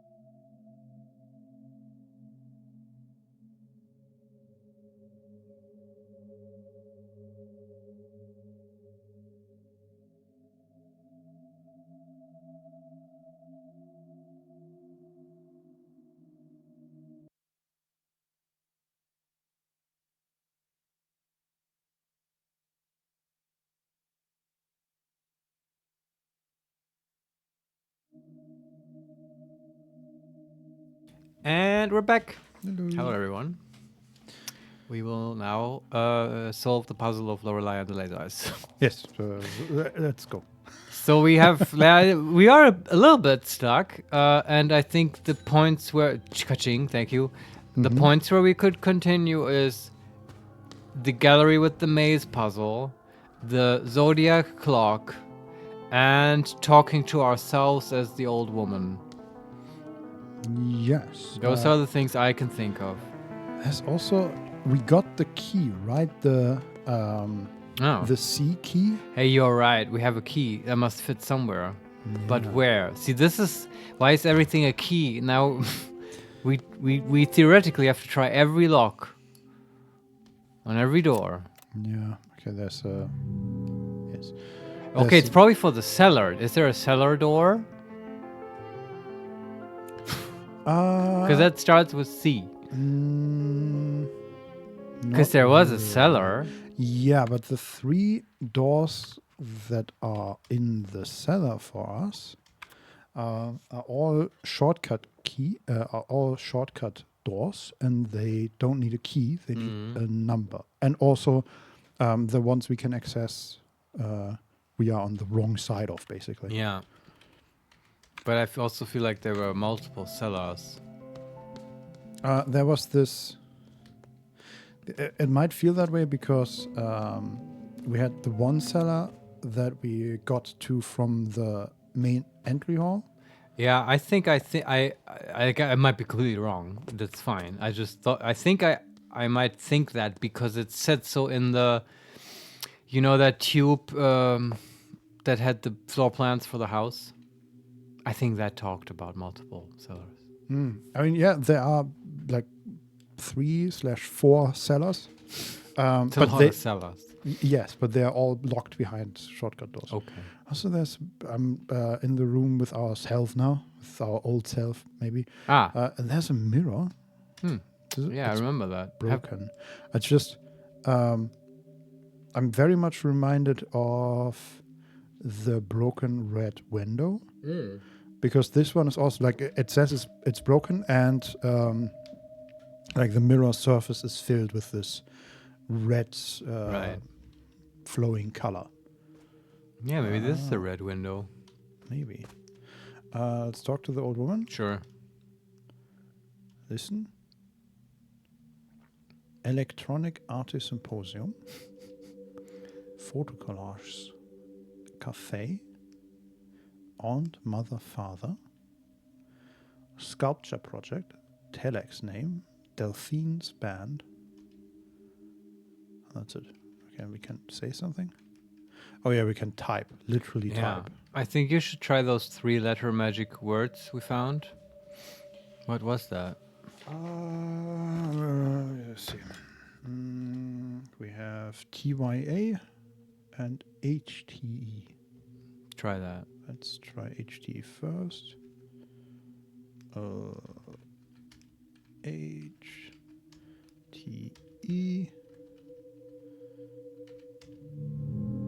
She's not reacting. Okay. TYA. TYA.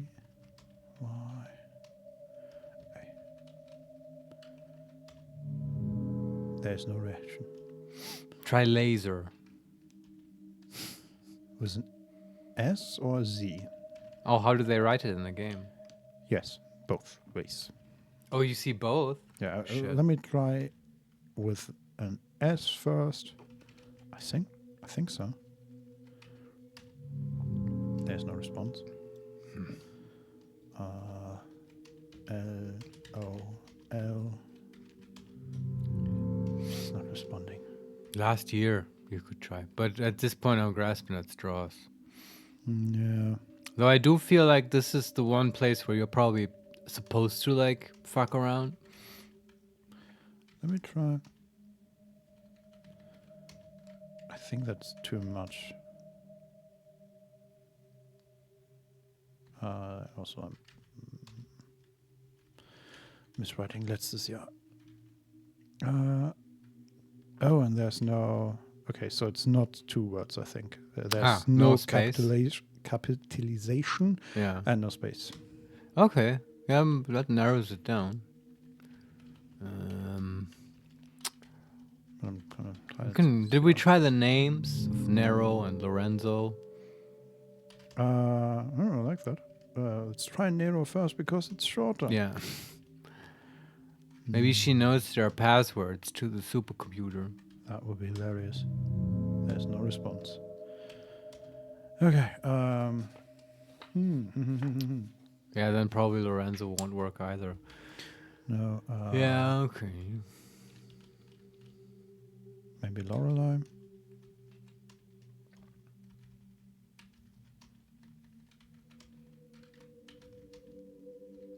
I mean, it would make sense to me that you name the things that she is sort of talking about. Mm-hmm. That would make sense. Maybe we can take a look again at her random ramblings. The piece at Electronic Arte Symposium. Okay, that might be one of the paintings of Renate, and we do have some clues there, right? Or maybe it's the sculpture and stuff. We've seen art around here. There was the red window, but that was by Nero. And also, like, the Electronic Art Symposium. That's, yeah. I don't know, but yeah, EAS. We can definitely look at the yeah, maybe we take a look at the gallery again. Stuff. Yeah. Then but cafe, photo exhibition. We haven't seen a photo exhibition or a cafe, as far as I know. And there was no cafe in the flashback in the discs. No. There was a gas station. Yeah. Yeah, okay. Mother, her sister, and father. Don't know about that. That might be like Renate, Lorelei, and Lorenzo. Yeah, but yeah, I don't know. Yeah, but and then Pietov's band, Pitoeff band. Name in telex, Yuna's project. I don't know. I don't know any of these. And that's it. Yeah. Okay, let's go to the art thing, yeah? Yeah. Thanks, old woman. Really helpful. The art thing also that opened up pretty early on. And then we just said, nope. True. Okay, there's this. The sign.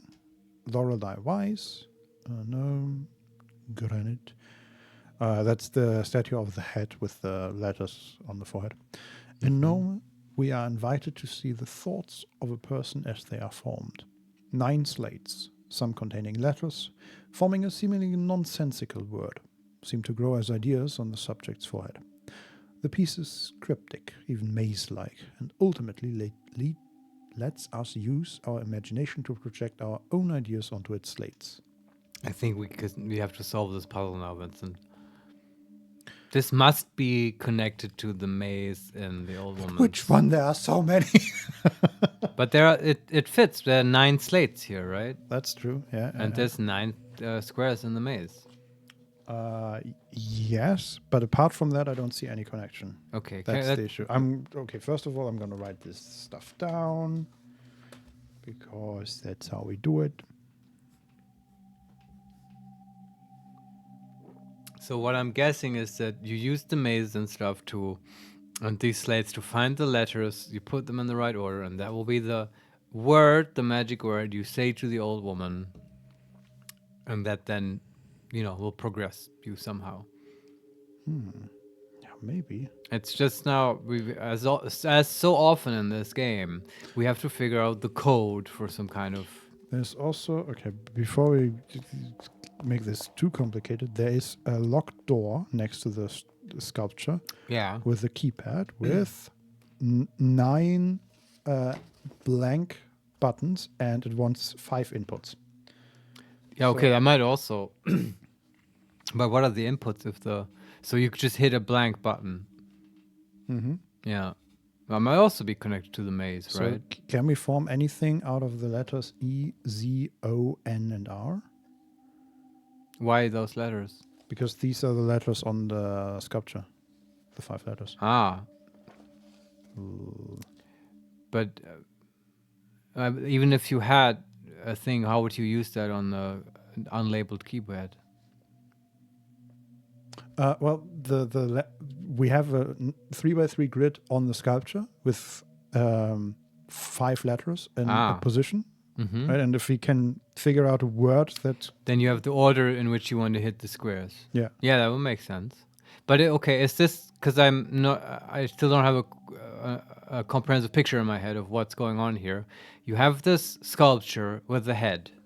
And on the head is a grid, 3x3. Yes. And that has letters in it. Yes. And that's it.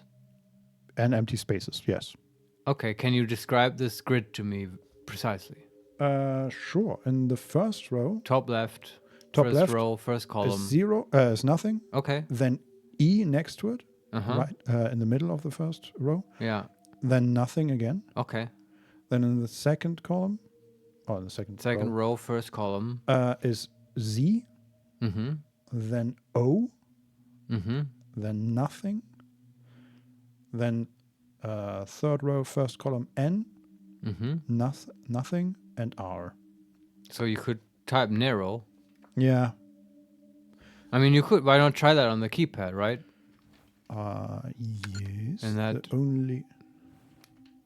I wants 5. Yeah. Huh. No, okay. I just put the Z at the end, but that didn't work. Yeah, there's a Z. What else could you spell here? I mean, we might be onto something.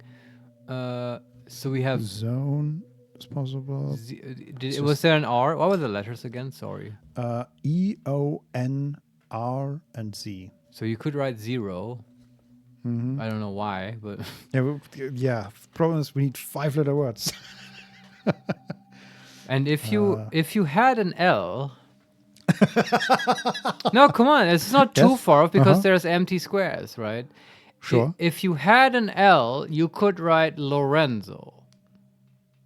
True, but we only get 5 inputs, and we needed the L. Lorenzo is too much. God damn it! How many letters are in the word Renate? R-E-N-R-T. That's 6. Yeah. That's not it either. Neither is Lorelei. How about Laser? Laser has 5 letters, and it might have a Z in it. We have a Z here, right? Yes. But we lack the L And the A. and the A.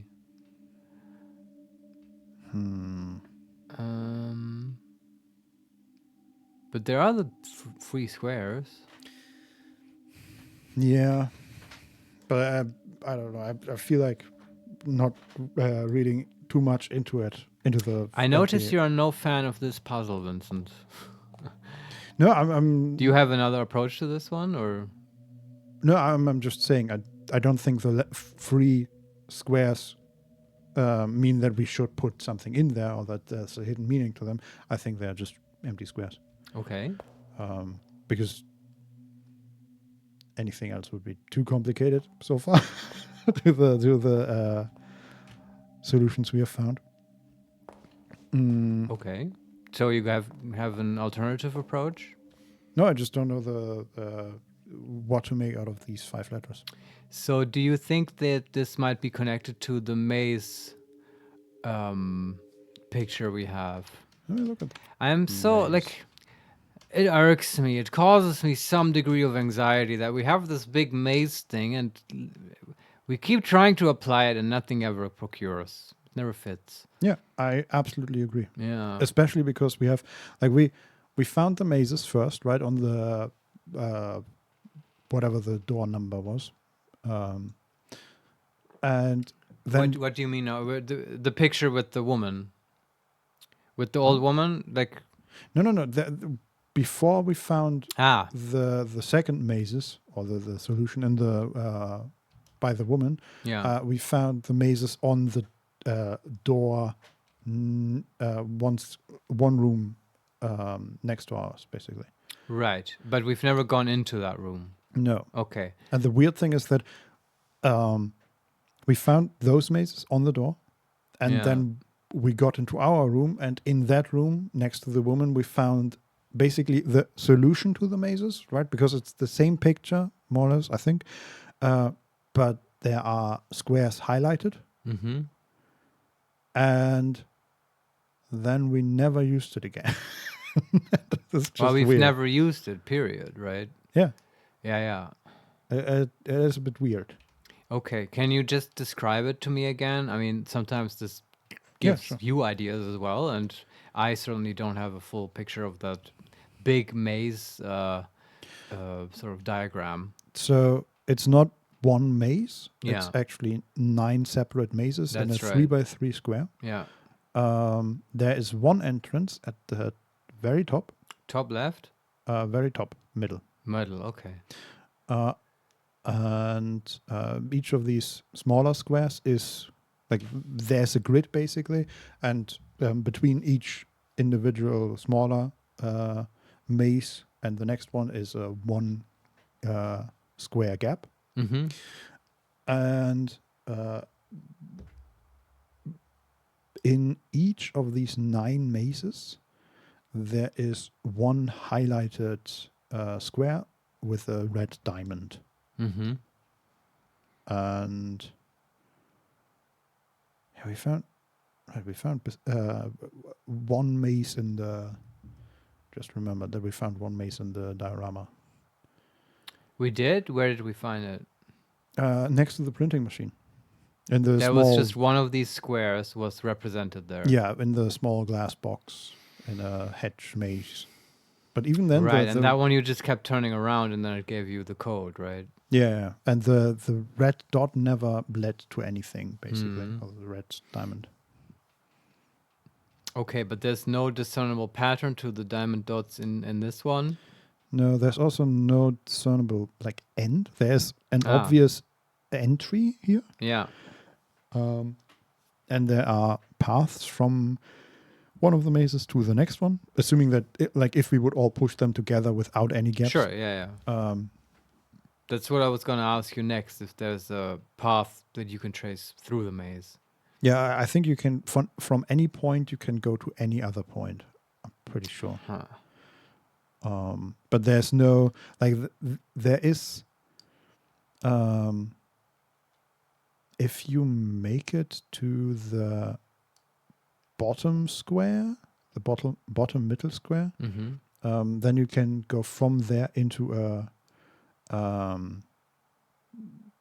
larger pathway. Usually these paths are only one square wide, and the middle square has one that is 2 squares wide. So maybe that's supposed to be the end.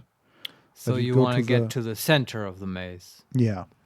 All right. So but there's no highlight there, nothing that shows that this would be a special position. But it is also like I think that's the technical difference between a maze and a labyrinth, whether you're supposed to go to the middle or something. I don't know. But let's assume you want to get to the middle. What's the path from the top middle that you would have to take? You go. Let me see.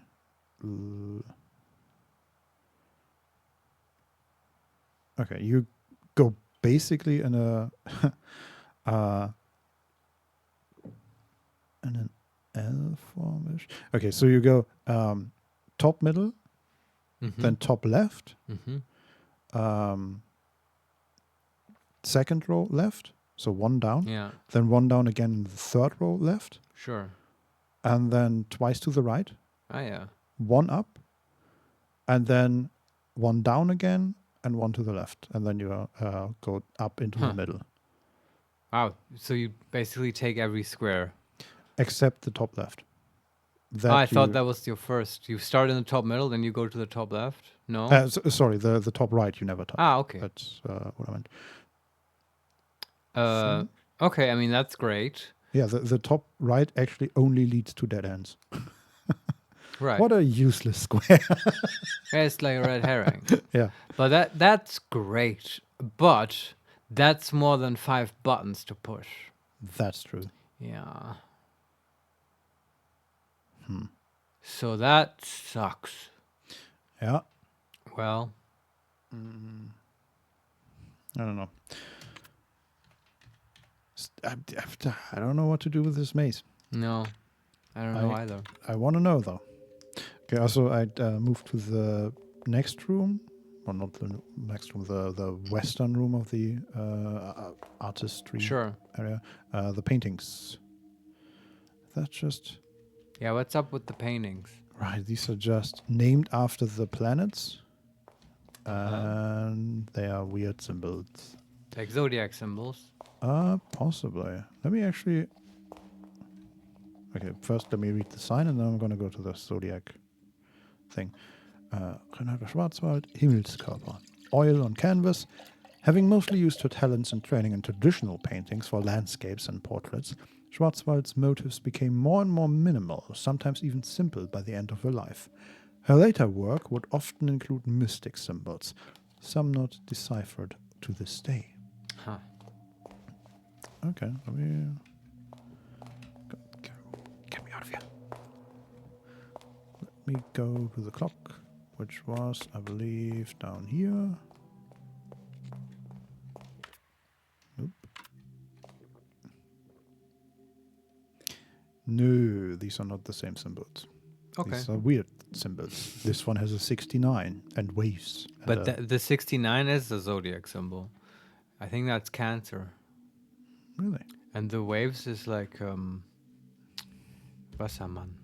Aquaman. Yes. Aquarius. Yeah. I think that's what it's called. I don't know. You can look at Wikipedia, but it still won't tell us how to solve the clock. No. Huh, okay. Yeah, I don't think we've ever seen the zodiac symbols anywhere. Apparently not in Renate Schwarzwald's painting. No. Well. Okay, and then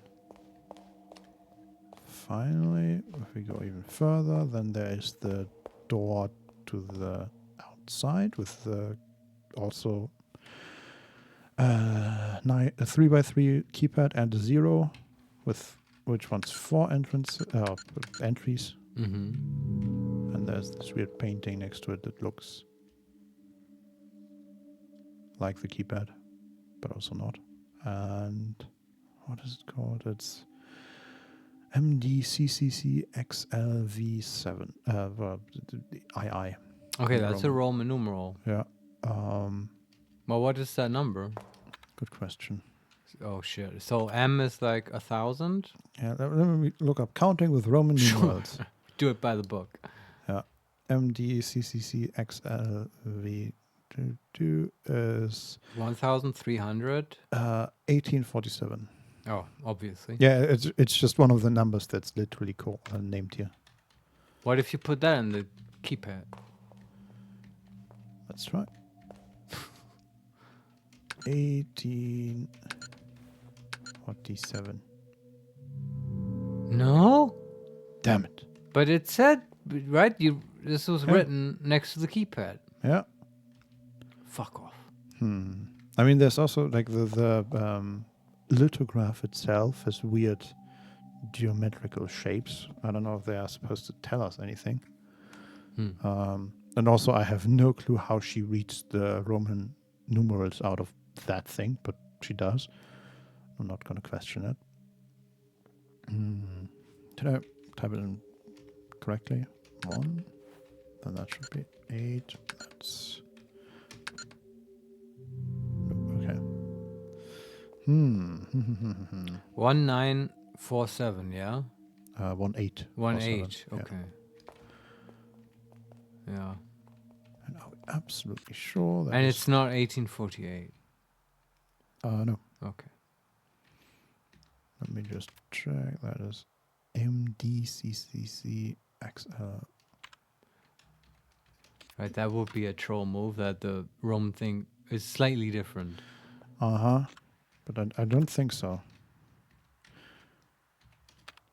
MDCCCXLV. Yeah. All right. It's the same. Yeah.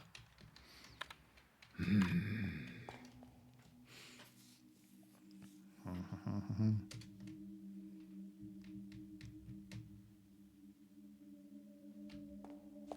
don't know. This feels like we should be able to solve it. Where was this door? This door now, where was it? Oh, in the house. At the north end of the second floor. All right. Sort of. So we go up in the middle, and then there's the art exhibition in the north, and then we go even further north, and this is the door. Right. This is also, if we go to the left here, there's the hole in the floor that leads to the cathedral. And but that didn't really have anything. No. On the other side of that hole, there's also a door, and I see a dollar, but we can't reach it because jumping is for others, not for us. Okay, let's think about. We have a key. That irks me that we have an actual key, and many doors with locks, but we haven't found the use for it. Like, yes. Where could we use this key? I still like the idea of the door numbers 3, because 3 and C are sort of connected. Sure, it's the third letter in the alphabet. Let's try it. And then I think we have to try out the mausoleum gate, just because I really want to get into the mausoleum. And just as a Hail Mary. Come on. Yes. Number 3. Oh, damn it, I hate that sound. Yeah. Okay, let me... This is the trapdoor. Okay, yeah. I mean, the trapdoor also, if you have an idea on how to open it. I'm just seeing if there are any triggers that are... Sculpture. Good at mind games. Still wonder if it's time-based on the music. Yeah, maybe it is time-based with the music. We could just stand here for a while and wait. Sure. Because it only happened once, right? Yeah. Yeah. I'm seeing if there's any like floor switches, but probably not. Just walking around where we last stood. It will also give some kind of meaning to like the music. Yeah. So far, I mean, And that might just be ambiance, but maybe, yeah. But that I would hope for more. Maybe not expect, but hope for more in this game. Also, this particular track I kind of like because it sounds like the StarCraft 2 Protoss music, which is a great track. This whole chanting, female chanting there. Okay. Oh. I'll make you listen to it later. Do Protoss have gender? Um, I don't remember. I mean, they're like plant beings. Yeah, they might be have- genderless. Don't they have like these, like the avatar connection nodes, basically, where they put their hair together and then they?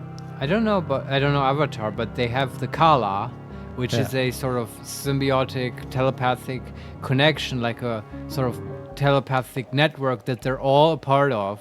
Mm-hmm. And then, of course, in Brood War and stuff, Zeratul, the leader of the Dark Templar, he and his people, they sort of ritually scar and maim themselves to sever their link. They physiologically cut that stuff off to sever their link with the Kala, which, you know, puts them out of the Protoss collective, but also then sort of opens them up to the universe. And like Zeratul and his companions have then, you know, they lived on spaceships and through their open connection now have learned to sort of, you know, Protoss not only need sunlight and stuff because they're plants, but they've learned to sort of live and thrive off of the 0-point energy of space. And that also somehow lets them turn invisible. And I don't know. Okay. I am actually really into StarCraft lore, at least I can tell. up till StarCraft 2. I thought it's really cool. After that, I just don't know anymore. I don't know. I bet Kerrigan has like a cool story, but in my mind, Blizzard, just like with Warcraft, at some point went a bit off the deep end. And they kept doing this whole storyline of, okay, someone just gets corrupted by power and right, like with Arthas. I think they sort of wanted to do the same thing with Kerrigan. And honestly, the point where they showed, like, sorry, I'm just talking now because we're just waiting for this music. Yeah, I don't think it's gonna happen because Alright. I feel like the music has repeated itself. Alright. But and it was a real troll move that they just opened that trapdoor once. yeah, what the hell? I will finish this thought though, Vincent. Yeah, You're yeah, not going to. go And it's the ahead. last thing I'll say. But I was out. I checked out of the StarCraft lore. I think in that moment, like when they showed the cinematic of Kerrigan, and she was now like the leader of the Zerg and stuff, and she just had sort of claw high heels.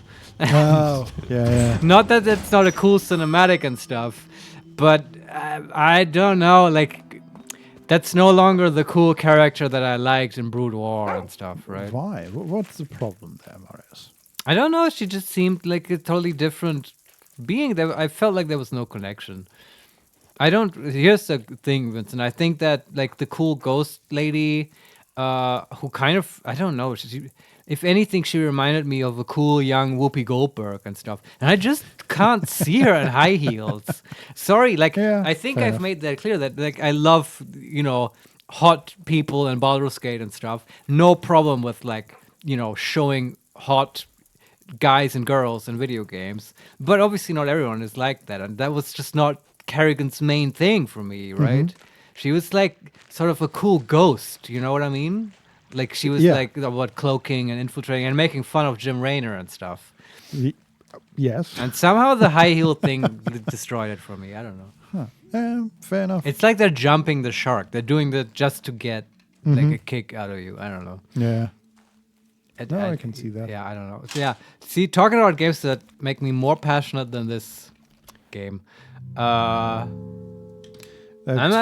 Tried the cemetery. Very game. good, Vincent. That's not it. Also, I pet the dog about 7 times. This was very important. I am at an impasse. Call the hint hotline. Sure, can do that. Yeah. And dude, if that doesn't work, because like, if we put this game down, we're never going to play it again, right? And instead of being stuck here and like wasting time, I will 100% like look up shit online. And if it spoils it for us, like fuck it. Yeah, also, I feel like...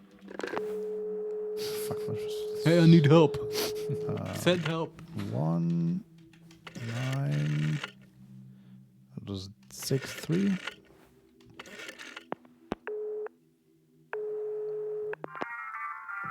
Pronto. Ciao. Did you find anything new? Nope. Nothing. Never plow sideways, Signorina.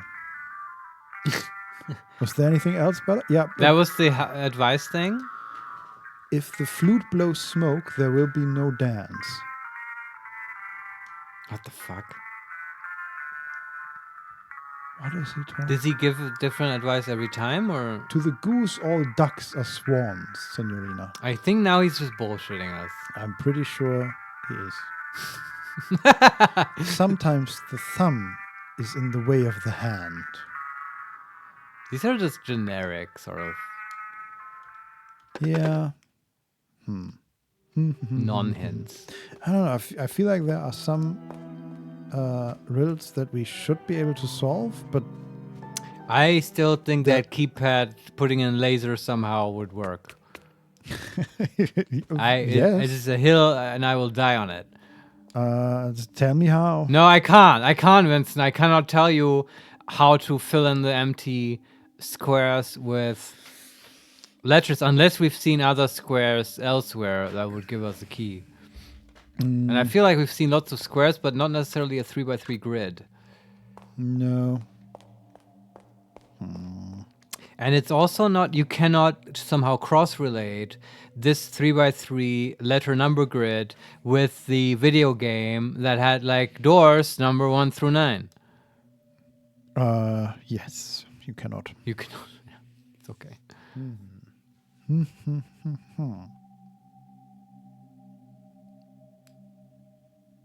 And I mean, we only need an L and an A, right? Yes. To write laser. Yes. We only need 2 out of the 5 letters. I don't know, you would laugh, but it's not that many combinations to brute force. It's many, but not that many. For the 5 letters.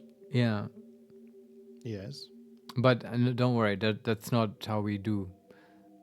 That's not how we do it. But I'm just wondering, can you make an educated guess? Like, would they put it alphabetically, so A would be in the top left or something? Yeah, I was thinking about that, but it's like the first letter and the first row middle column is E. Yeah. And then the next letter would be Z. Right? And so that doesn't work. No.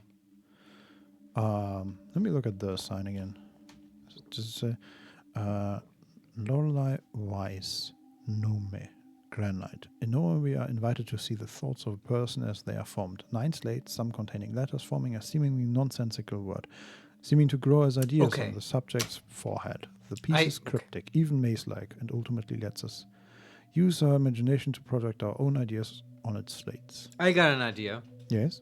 Because the old woman, when she has thoughts, right? Like one of them was, for instance, electronic arts, blah, blah, blah. That starts with E. Does she have what? We need to look at the letters now and look at her thoughts, see if each of the thoughts starts with one of those letters. Yeah. And then, because they're in sequence, you can also count. Does she have 9 thoughts? Because that way we can fill in the blank squares. So the first one is Electronic Art Symposium. All right. Then photo collage. It would be a P. P is already not part of the letters. Then cafe, C is also not part of the letters. Aunt, mother, father. Well, that would be an A. Yes, which we also don't have. Yeah, but you're going too fast, but please keep going. See if at least all the letters are there. Sculpture project. Then Telex name and Delphine's band. I mean, it might also be about not... it might be what she's referring to, right? Not the actual words she's using. Because, I mean, the thoughts about the Electronics Arts Symposium... But there are too many words, though. At least sometimes. Like, I just went through it again, and that time it was 11 words. Yeah, but it might not be the actual... Like, what do you mean now? I don't understand. If we took first one... First of all, how many thoughts in total does she have? It repeats, right? Yeah, but not exactly, though. Okay, that puts the biggest hole in my theory. Yeah, so the first one is Electronic Art Symposium. Yeah. Then photo collages, cafe. They seem always to repeat, the first 3. Then aunt, mother, father, Mm-hmm. and in the run before there was her sister, which I guess is Oh. aunt, and then mother is the sister. Father, okay. And sculpture project, telex name, Delphine's Band. And we had the sculpture project was also at the same position. There was something about a band earlier. Ah, okay. That was Phil's band or something. I don't know. Right. Yeah, okay. I discard my theory. This doesn't work at all. There's also not 9 thoughts, clearly. There's like 4 or 5. There's a clipboard next to her, which I've never looked at. Oh, okay. Schöner Tag. The name of resident, it's blacked out, and then there's a number 193211129-4102. Mm-hmm. Date of admission 2014 12/13. Mm-hmm. Interesting. Date of summary is a day after the date of admission. It says Mrs. It's blacked out, suffers from blacked out and blacked out. The latter is believed to be a symptom of early stage of blacked out. It is likely that Mrs. blacked out condition is blacked out. Lately, Mrs. has been receptive to verbal communication. Ah. Nurses have seen noticeable reactions when mentioning things such as family members, friends, places she has visited, or things related to her work. It is believed that this verbal stimuli is beneficial for Mrs. Blacked Out. The care team intends to find more information about Mrs. Visitors will be encouraged to communicate with Mrs. using any verbal stimuli the care team finds advisable. So we were pretty close, right? Family members, friends, places she has visited, and things related to her work. But I mean, yeah, that's what she's Lorelei talking didn't about. work, and Lorenzo didn't work, Yeah. and Nero didn't work. Well, we don't know her family, or like our family, Yeah. or places she has visited. Yeah. Could tell her like Augenplatz and stuff from our memories. Say something. Let's just try Renata or Renata. Where's the T? There's the. She's not responding. Huh. Okay. Straight. Hotel.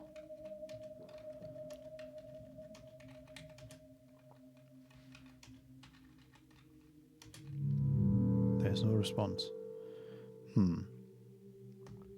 Try Augenplatz.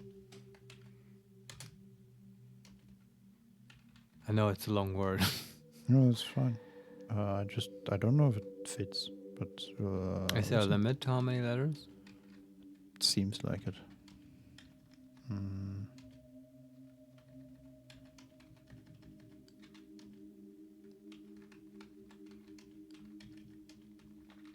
This one fits basically exactly. She's not responding. All right. Yeah, I don't know. What was the other name? Schwarz. I think Renate was from the Schwarzwald or something. No, this was her last name, Renate Schwarzwald. Yeah. Schwarzwald. Achtung, schnell. Exactly. Die Deutschen. Ein Amerikaner ist in Schloss Wolfenstein eingedrungen. I could be a great video game Nazi. Hire me, Larian, for your next project. I know what you're cooking there in Warsaw. Or is you canceling us again? Oh, sorry. Once you're canceled, though, can't you? You can't get canceled again, right? Schwarzwald is one letter too much. Oh, wow. What a troll. Oh. Is there anything else? I don't think we can fix this or figure it out right now. Probably not. I'm just, man. Yeah, there's no reaction. Okay. We're stuck as stuck can be, I feel. Like, I mean... Yeah. It feels like it. I don't see a way to. Let's Google, Vincent. Google. Here's Okay. step 1, right? This is a very light Google. Mm-hmm. Where do we use the C key? Okay. Right? That's innocent enough. That is fair, yes. Lorelei and the laser eyes C key. God damn it. It just gives me CD keys. That's not what Oh, to like play.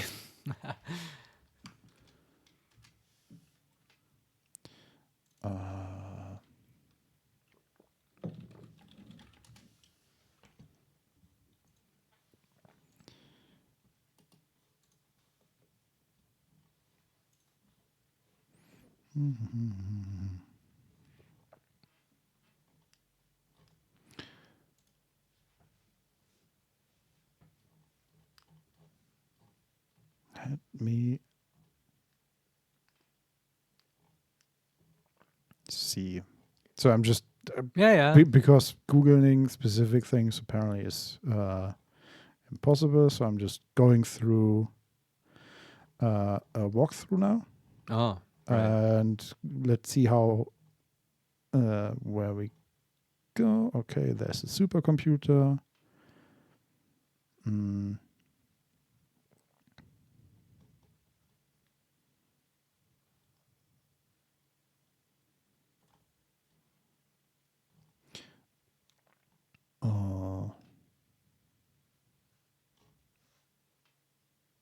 Wait, what?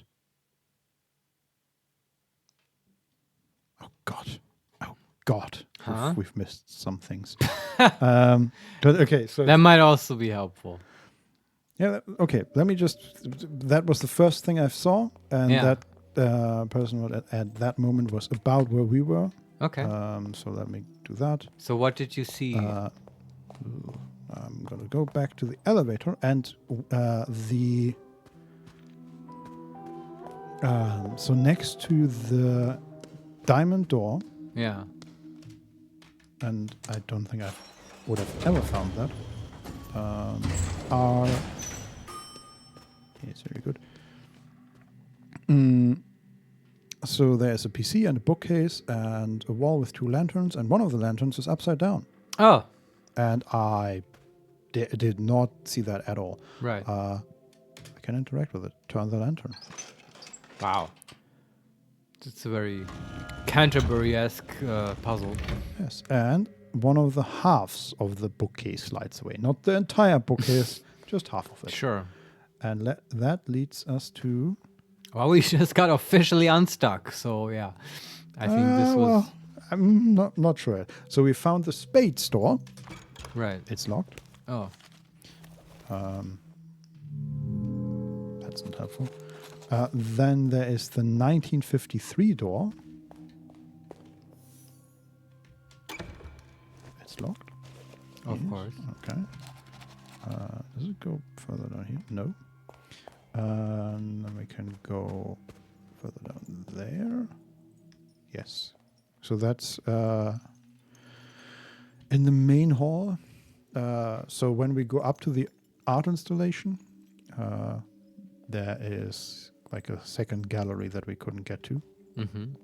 And that is very curious. There is, first of all, there's a locked door with a, oh boy. These are Roman numerals, and there are 8 of them. Okay. And I guess we need to figure out which year to put in. So wait, this is a door with a keypad? No, this is a number lock. But it How has many numbers? 8, but Roman numerals. Ah. Okay, maybe just the MCCC Yeah, 1947, I think that was 1847. too long, but let me look it up. That's 1, 2, 3, 4, 5, 6, 7, 8, 9, 10. Damn it. Okay. But 1963, and I'm just knowing that because I'm looking at the book. Yeah. 1963 is 8. Try it. MCME. Okay, I'm just gonna write this down. Honestly, I like that it has so much writing down. Yeah, that part I don't mind. Not at all. I just mind the puzzles themselves.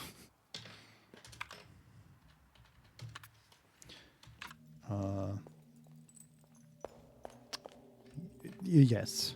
Also, the whole lantern thing. Like, I didn't get the feeling that I had to be particularly perceptive in this game, but apparently I do.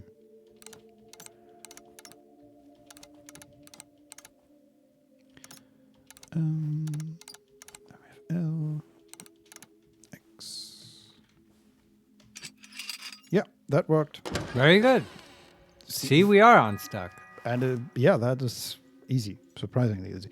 And then there's a winch that we can use to drop the Chandelier. chandelier. And there we can already see there's a weird shaped key on there. Ah, see? The crank is missing. God damn it. Wait, but what objects do we have? Can we... We have $16. We have a few games. We have a red rose. We have 2 keys. Wait, we have games? Yeah, the 5. The discs. Yeah. Yeah. Yeah, okay. I don't know. Can we misuse the room key? No. Okay, the crank is missing from the winch. We shall find it. Okay, interesting. So there is a printing device here as well, and next to it is a lithograph with 3 numbers. I think at least one of them is upside down. They might all be upside down. Well, what if maybe you rotate the whole thing and then... Let me interact with it, and it's... Oh, okay. It just gives us the number in Roman numerals. Fuck you. Okay. The first one is 2000. Oh, okay. So it's not 3 numbers that have 3 symbols, but rather 4. So the lowest number is not. It is upside. I have no idea what you're talking about. So we see 3 numbers here. Yeah. They are upside down, and the last number of the 4. Is there a difference in English between or is there the equivalent of Zahlen und Ziffern? There's digits and numbers, and digit is a single Ziffer. So these have 3 digits, and the 4th one is blacked out. So we have to figure out what is the 4th digit. Okay. And I don't know what we do with these numbers then, but that is a puzzle we can solve later. I mean, look at the printing machine. It probably wants a code, right? Probably. There's a note next to it, so let's read that. Yeah. There's a note next to the device. Input case-sensitive code to request bug report 1. Oh, I want this so bad, Vincent. Yes, me too. Okay, case-sensitive code. And it doesn't want numbers, it wants letters. But... Well, we can turn it into Roman numerals. Yeah. Okay. Let me write these. Yeah, what are the numbers there? So if we interact with the thing, the lithography, it's just the Roman numerals. Of the 3 numbers displayed? Yes, which is wild. So the first one is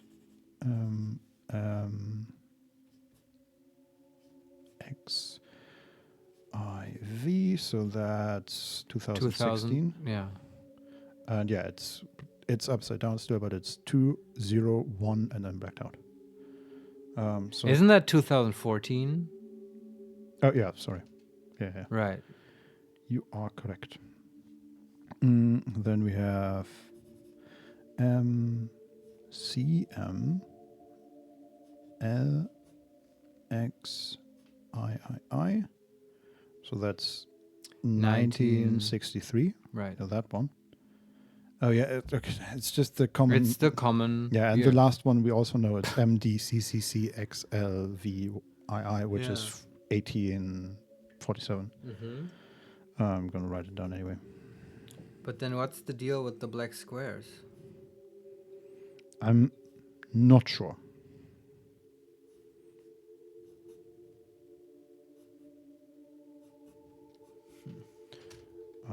But I will try putting in these numbers into the printing device. Wow, aren't they super long? I mean, we can start with the shortest one. Sure. Actually, that should all be caps. But yeah, okay, let's try it just this way first. All in lowercase. Yeah, okay, I'm not surprised.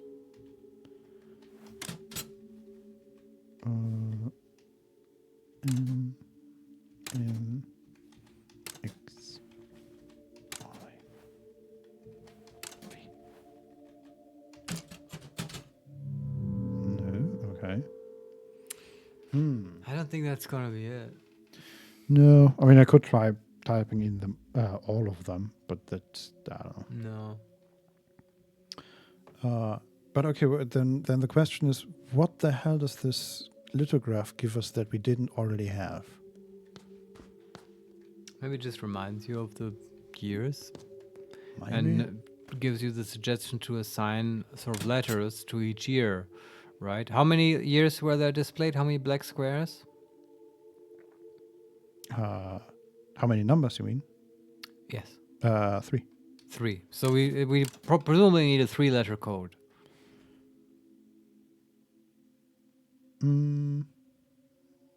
Why? Just because there are 3 numbers there?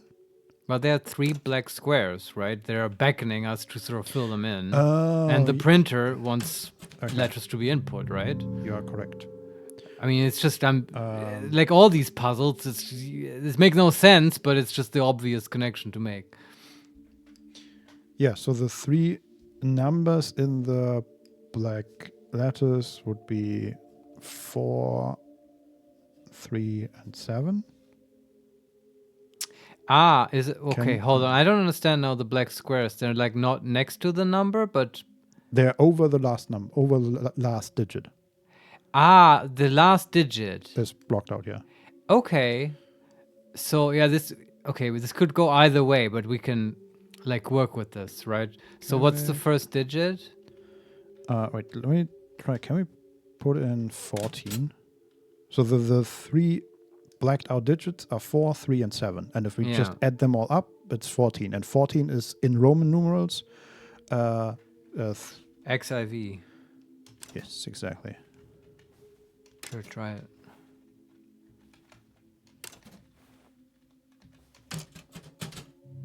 Nope, No, that wasn't it. But I mean, I don't know if we should add them up or put them in individually. Yeah, we can try that as well, sure.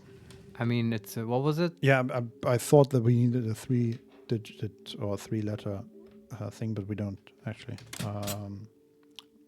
What were the numbers again? 4, 3, and 7. So 4 is IV. 3 is I. And 7 is IIIX, I think. No, it's VII. 5, yeah, you're right. No. Fuck.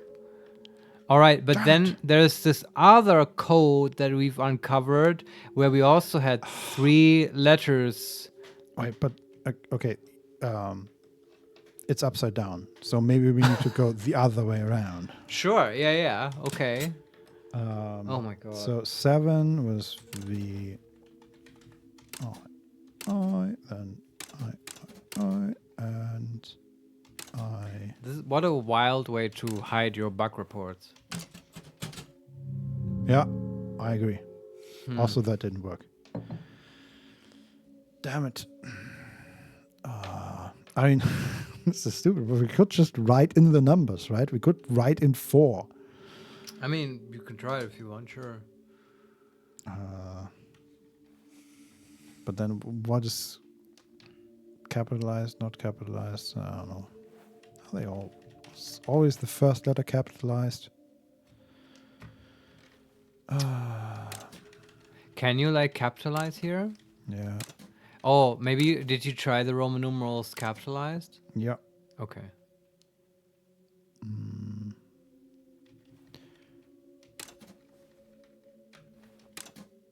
don't have high hopes for this.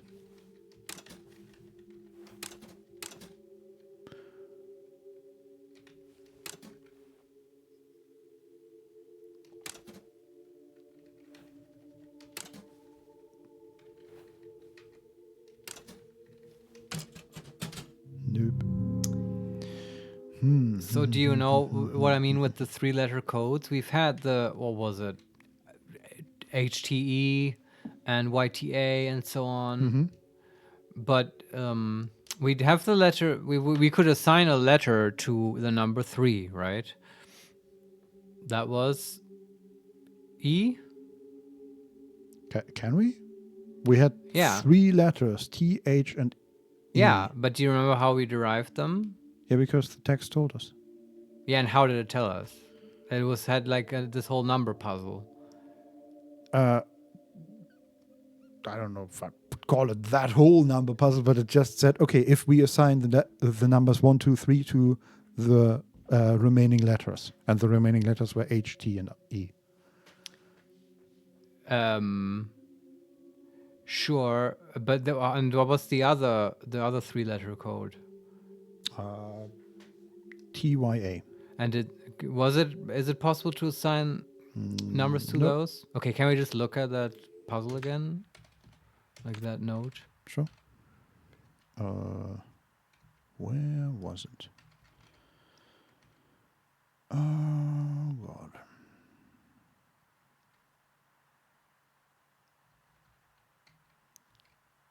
Game tester node? No.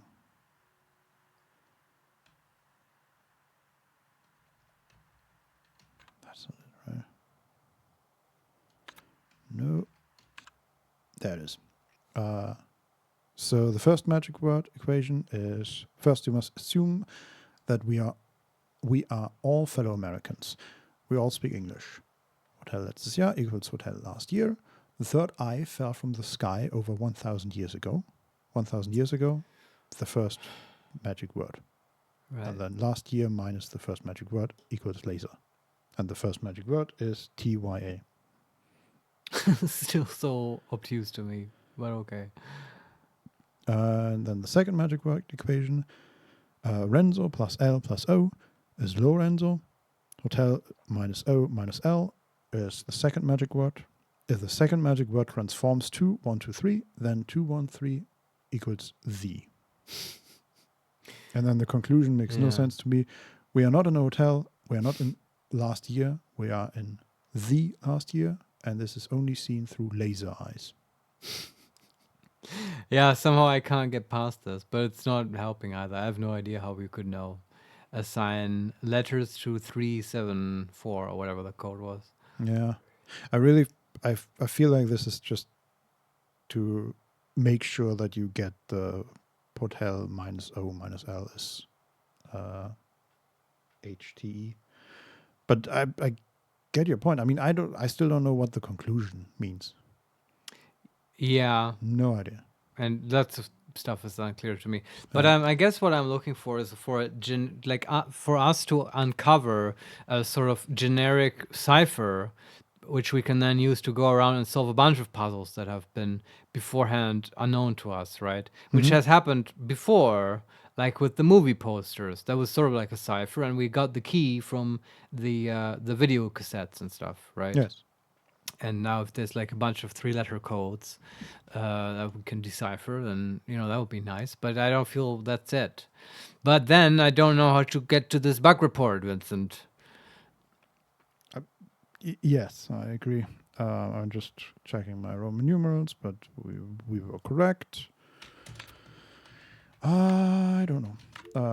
Okay, there's also another room here, so I'm just going to go through there. Sure. I don't expect much here. There's a bolted shortcut, which we still don't have the number for. Well, I tried. And we are on the top level of the library, but on the west side now, not on the east side. And there are numbered books again. Nice. 1830 to 1839. Now we've had this, but this never yielded anything. Yes. 1847. Let me look at that. And this one opened. Okay. This one opened a secret door on the other side of the library. Ah, nice. Also, I looked at 1847 because on the 1840 area, there was there were footprints. We already know 1847 is significant. So. Oh yeah, and this was what I expected the first time we found bookshelves to pull a book and then a sliding door opens, and it didn't happen. Definitely. And now they used it before with the lantern, and I feel like at this point in the development of the game, they put in a bookshelf with sliding animation, and now they're just gonna put it everywhere because they liked it so much. Yeah. Let's use it just one more time. Okay, guys, I got an idea. We could put a bookshelf behind the magician, and then. How about we put a bookshelf behind the bookshelf? Yes, exactly. But we can't use the sliding. Okay, how about we make a no clip then? Oh, that's great. Okay, there's a room. Wait, this rings a bell. So there's a room that looks vaguely medieval, not really medieval, but there is a sword on the wall, and a scythe, and a bow, and a scale. And in the middle of the room is a statue of, I think, a wolf's head with the tongue lolling out, and it's connected to the wall with a red cable. Well, this is about the 4 riders of the apocalypse. No, this is a horse. Sorry, it's just it might be. Yeah, because of the scythe and the sword, right? That's war and famine, and stuff. And you've seen that picture in the church. Pestilence. The other two, and death. No, it fits. Look, the sword is absolutely. war. You are the correct. Scythe is death. The scale, actually, and I know this from my friends in the Jehovah's Witnesses who will talk about nothing else but like the end of the world, which I no longer have, but used to. The world? Have. No, like knowing people from the Jehovah's. I went to school with one of them, and they would keep showing up on my door, and that asshole was always like, "What? No, it's not. I don't have anything to do with that." Like, yeah, right. Anyway. No, go to him again. He's interested. Trust me. So, yeah, well, I made the mistake of talking to them, but I didn't quite let them in. Anyway, the scales are about famine because it can also mean like the price of bread, right? And grains going up. Okay. Yeah, it's like once you talk to them, Vincent, it's very interesting. Yeah, Maybe I can take you to one of our meetings. It's fine. It's fine. Yeah, anyway. What else is in this room? A horse statue with a Look at my horse. My horse. Sorry. With a black dot on its forehead. I'm gonna. A third eye. There's a hole in the forehead of the statue. Mm. Do we have anything? Don't think so. Let's put the rose in there. That wasn't it. Put a tampon in. I mean, I don't know the size of the hole. It's a bit too large. Yeah. Okay. Yeah. Whatever. Damn it. Okay. Is there anything else here? No. Okay, and again, there's a red cable or hose leading to the wall, and then outside through a window. Okay. But can we go outside? Nope, we can't. Yeah. And there is another shortcut, which I think. No, and I don't know.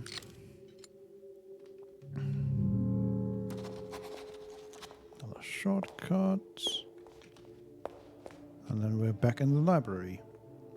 Now that was not very fruitful at all. No, it wasn't. There was literally nothing to do there except, do you have the horse key? Well, no. Well, then fuck off. Yeah. Get wrecked. It's not very nice. All right, let's just look at the walkthrough again. Okay. Whatever next thing you come up with that helps, we will do.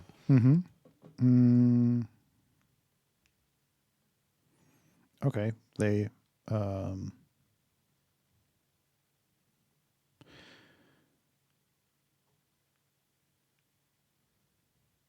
also fail to get the bug report number 1. But apart from that, they pull the book out.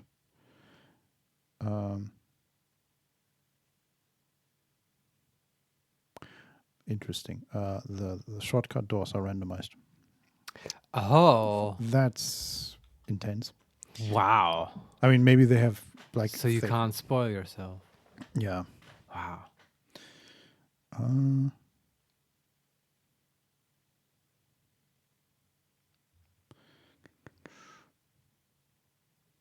Then they play the music.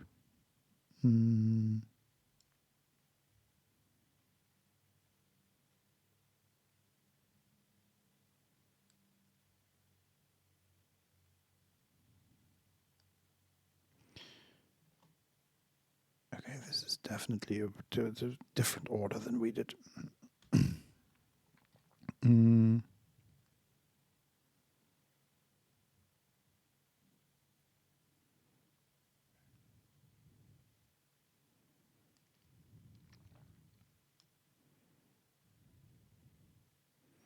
I love how, just like we do, in this walkthrough, every time they find an American dollar, it's in bold. Like, this is a very important moment. Yeah.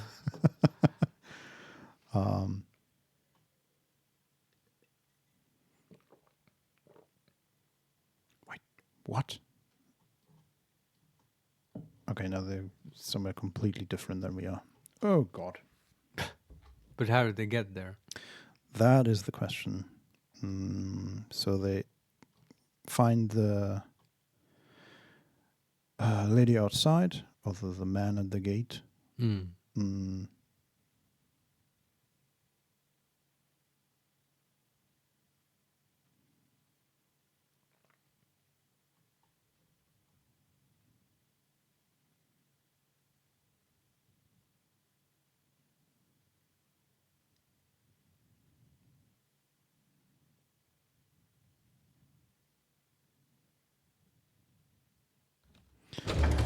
Oh, okay. Never mind. The walkthrough actually goes to the art exhibition next. There might be. Okay, there might be a way to go around the.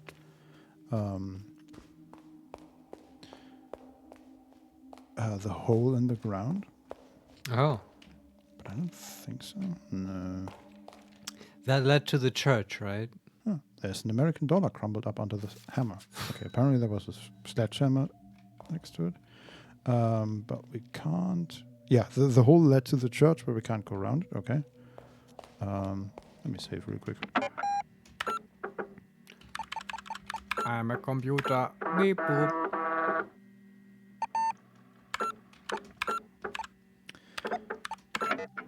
32%. Okay, let's see if we can.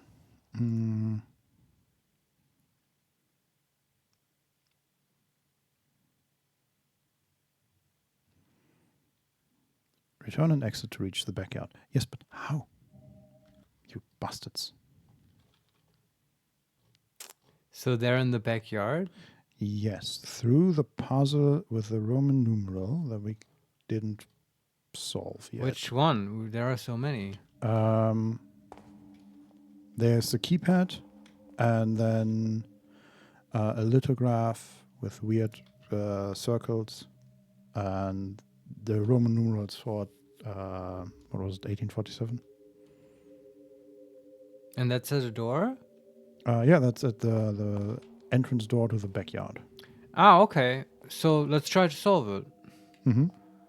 So I think maybe you can describe the circles depicted a little bit more. Sure. Let me. This is stupid, but Just put in 1847. we tried that before, but I'm gonna try the other. Yeah, do it. 3 numbers. Absolutely. Nope, it's not 1963 and not 2014. Okay. Man, that is hard to describe. I mean, if you can just, decipher it immediately without me, then go ahead. Yeah. Could it be depicting, I think I've asked this before, like positions on a clock? No.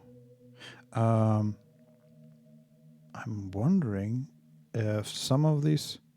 So some of these kind of makes sense. Maybe they are depicting numbers. So it's not. It is 1847, but I think they've scrambled the keypad. So 1, 4, 8. Yes. Okay. 4 of these look like the numbers 1, 4, 7, and 8, and the others are just random things, basically. Okay. So 1, I think 8, you figured 4, it out. 7. Didn't even need my help. 1, 8, 4, 7. Fuck. Oh, man! I thought this was going to work. Yeah, me too, man. Me too.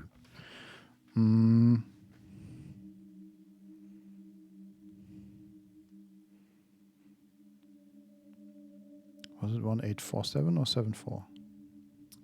I think 1847. I think so too. Okay. Yeah, I mean, I don't know how to describe them. They are wild. Yeah, I still have no idea what you're looking at.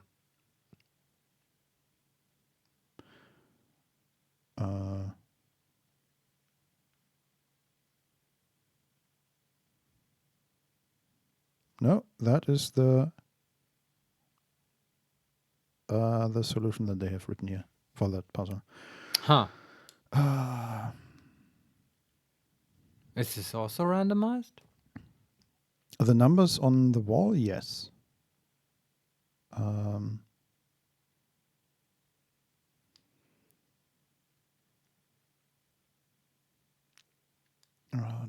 Check the lithograph and you will see that it has numbers on them.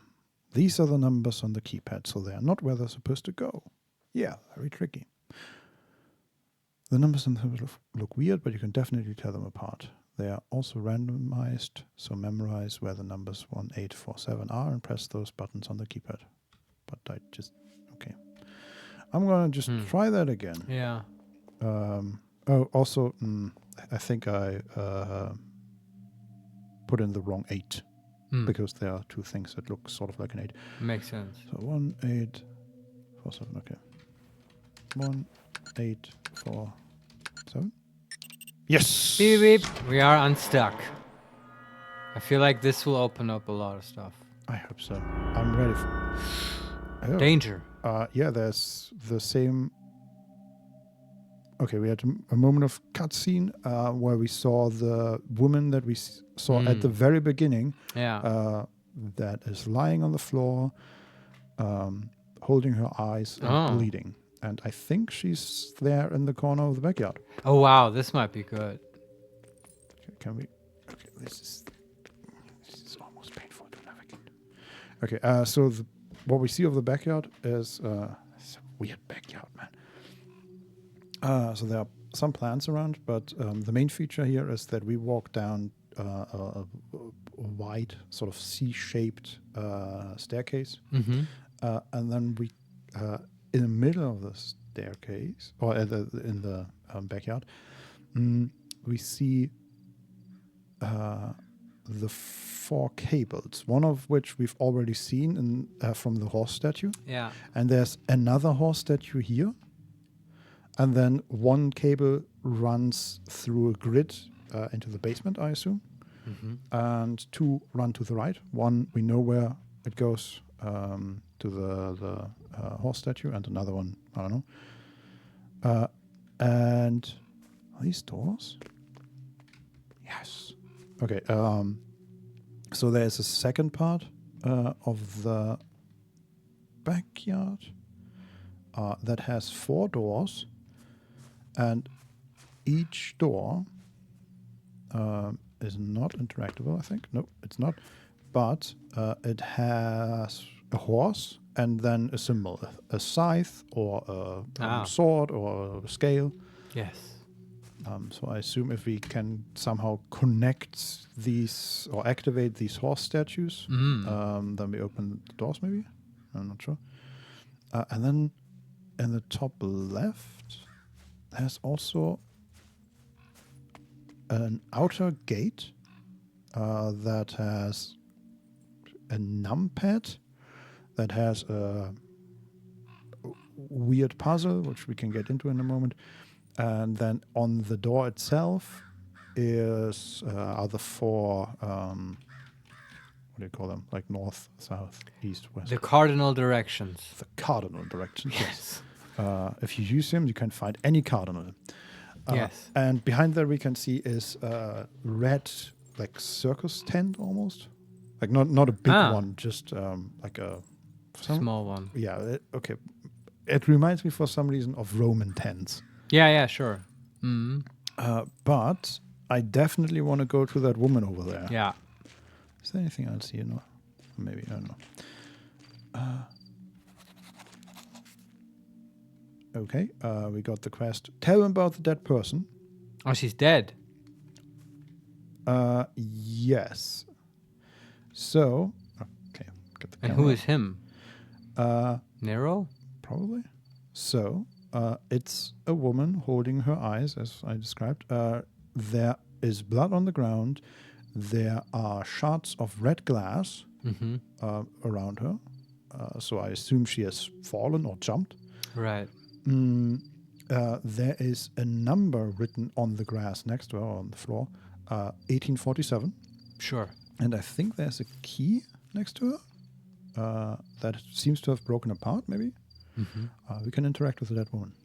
Do it. Red glass shards surround her.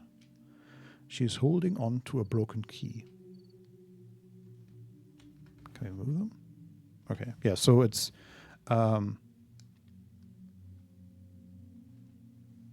what? So it's 5 pieces. We have the base key, basically, which is just like a round piece connected to a rod. And then we have 4... What the hell? How is that supposed to work? Do you have like a bunch of pieces and you're supposed to put them together? Yeah, basically. And one of them seems to be a 3, another seems to be a 4. Well, can you put them together as 1847? Let me see.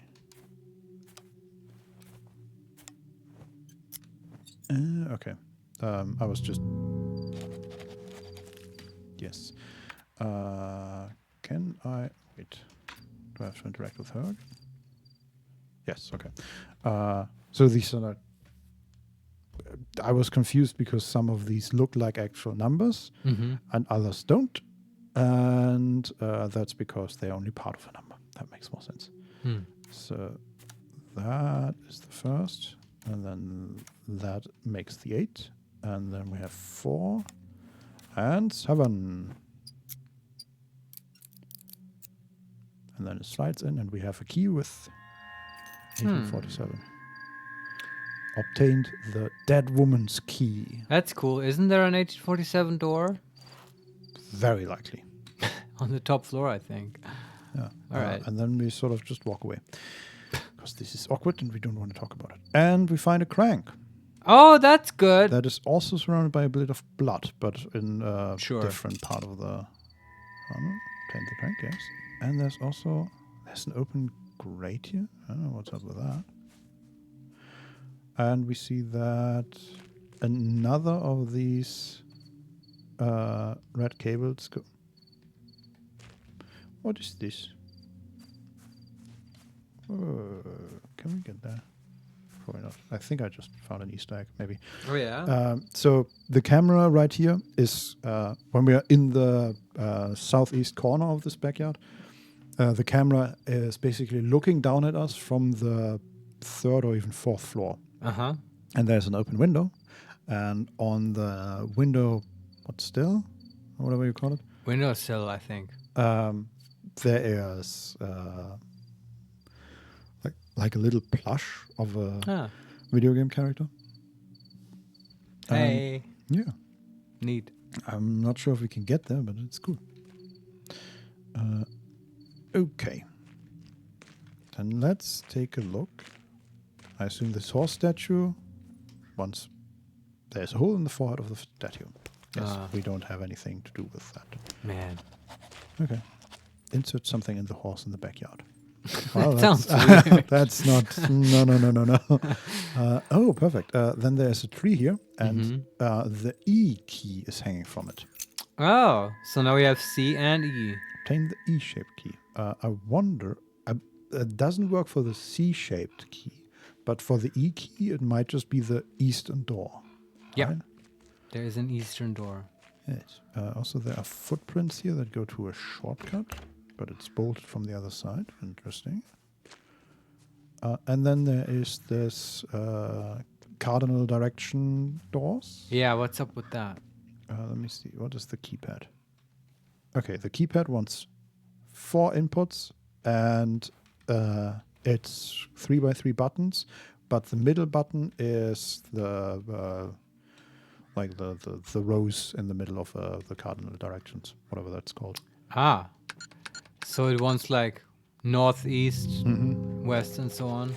Yeah, and next to it is a plaque, 1847. Oh boy. Okay. I mean, you could just try putting in the number. You know, assuming that 1 is in the top left and 8 is in the bottom row in the middle, and so on. Let me say what's on this plaque thing. Yeah. E equals 4. Ah, okay. N equals E divided by E. So N equals 1. I guess, yeah. S equals something minus N. Is it supposed to be a W? That's weird. That would be west, right? So what was that? N equals west minus? S equals W minus N. And we Okay. don't know what And N is 1. Yes. So S is equal to W minus 1. Okay. E is 4. N is 1. S is, we don't know. And W is E plus E. So 8. E plus E. What was E? 4. So 8, yeah. And then, yeah, makes sense. The S is 7. This isn't hard. Yeah. It's just... my first impression was daunting. Yeah, I thought this was going to be a system of linear equations, but so far, yeah, which at least in Germany, that's like low gymnasium math. But like this game actually has not required any kind of hard math puzzles at all. Although it seems like it would. Yeah. Apart from the weird math puzzle book we found, which... Yeah, that implies that, right? Yeah. But that hasn't actually come up. Yeah. Okay, and then I just put in the... Yeah, and it worked, right? Yeah. Yeah. Okay, is there something... No. What's in this tent?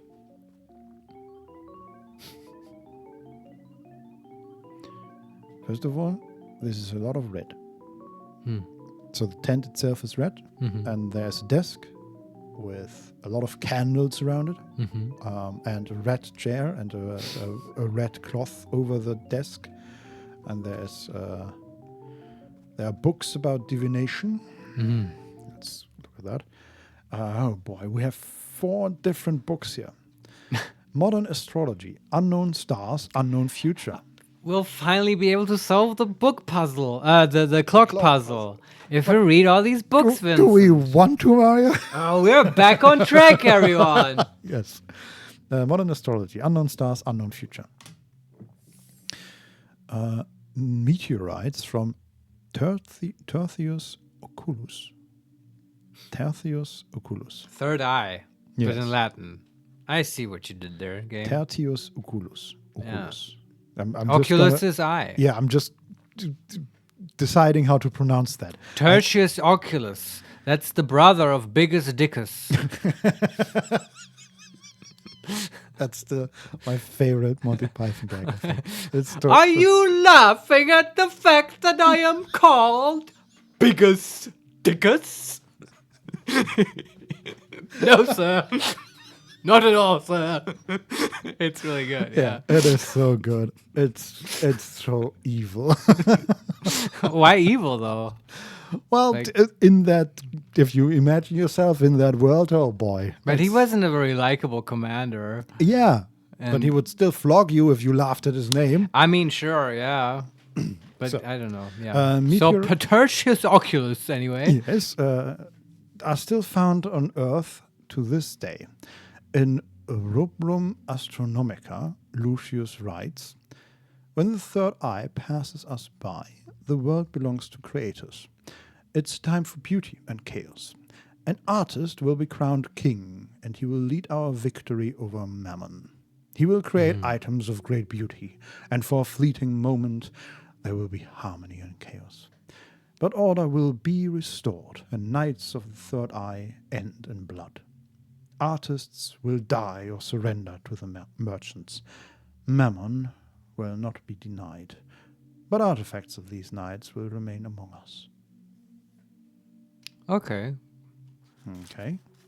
An American dollar was hidden between the pages. I feel like that's a ka-ching. statement for something. Uh-huh. The merchants will not be denied. Mammon will Well, not Mammon be is denied. also, of course, the son of the devil, but also a word for money. Really? Yeah, you never heard that? At least in German it is. Like, der schnöde Mammon. No, I've never. You've never heard that? No. Yeah, I just know it as a word for money. I didn't. Or Then- like Zasta. Yeah, I know that one. Or Asche. Kröten. And other. Kröten. There you go. Learned some German today. Yeah. Then we have Penaten. Anyway, let's go. Let's move on. The zodiacs. Who are we? Perfect. This is just a list of all the signs of the zodiac, Yeah. which are, as you expected, the symbols on the clock.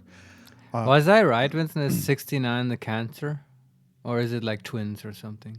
It is Cancer. Yeah. Okay. I think it's supposed to look like weirdly like the claws of the crab or something, right? Because Cancer is Yeah, the makes Krebs sense. Yeah. crab. Yeah. It also it does say 69, but it's supposed to be written like on the side. Yeah, yeah. Mm. And then there are all the dates, right?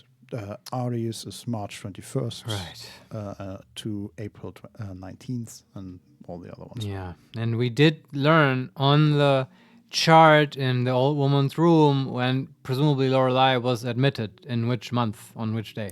Right.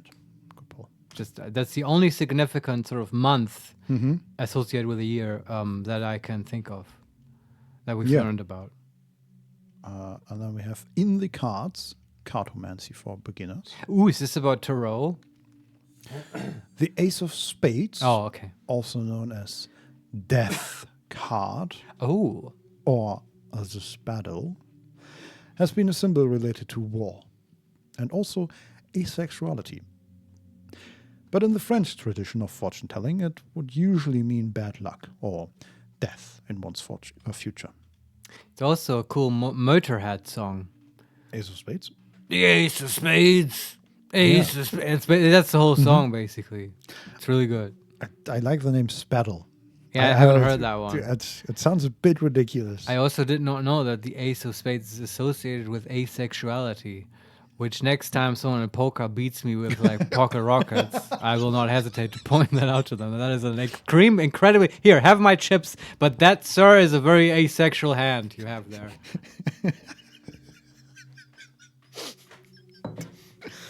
Yeah, take it with your limp hand. Yes, exactly. your. Anyway, just take the chips. I've gotten cancelled thrice today. A card fell out of the book. Ah, very good. The Ace of Spades. Oh no! Yeah. Can we put it back? I do like being a sexual being. Yeah. And then finally, oculomancy. It is in the eyes. Yes. There is, of course, more to oculomancy than simply reading the reflections in the questioner's eyes. Over the next chapters, we will learn about what an oculomancer can tell about a soul by the shape of their eyes, the color of their iris, and how we can provide spiritual guidance by studying the nuances in a bloodshot eye and the structure of the vessel. Like in that Asterix movie when Asterix goes to Egypt. And like where he has the beam hypnotizer, eyes. and he goes, "By Isis and Osiris, look into my." And Asterix is always like, "Really, in your eyes?" It doesn't work on him at all.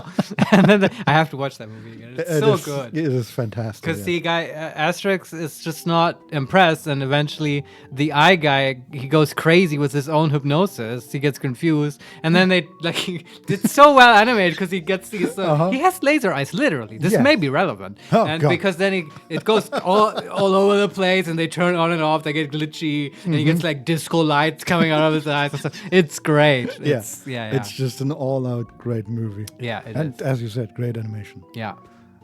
We have more books about divination. Was that all with the occlumency? I kind of interrupted you. That was all. All right. I'm not sure what the point was. The next 4 begin with The Skeptic's Guide to Crystal Gazing. Sure. To understand crystallomancy, we must understand that all divinity is therapeutic, not paranormal. Over the years, there have been several scientific studies of the practice, and many come to the same conclusion. Crystal gazing is self-hypnotism. What you see in the crystal could simply be something you have forgotten or repressed. Then we have transcendental numerology. Awesome. 1 is the divine, 9 is death, 6 is life, and 3 is creation. Combining them tells us about the holy powers and visions within each person, and how to use them creatively. This is then the year for creation at all costs, life for death. 1963.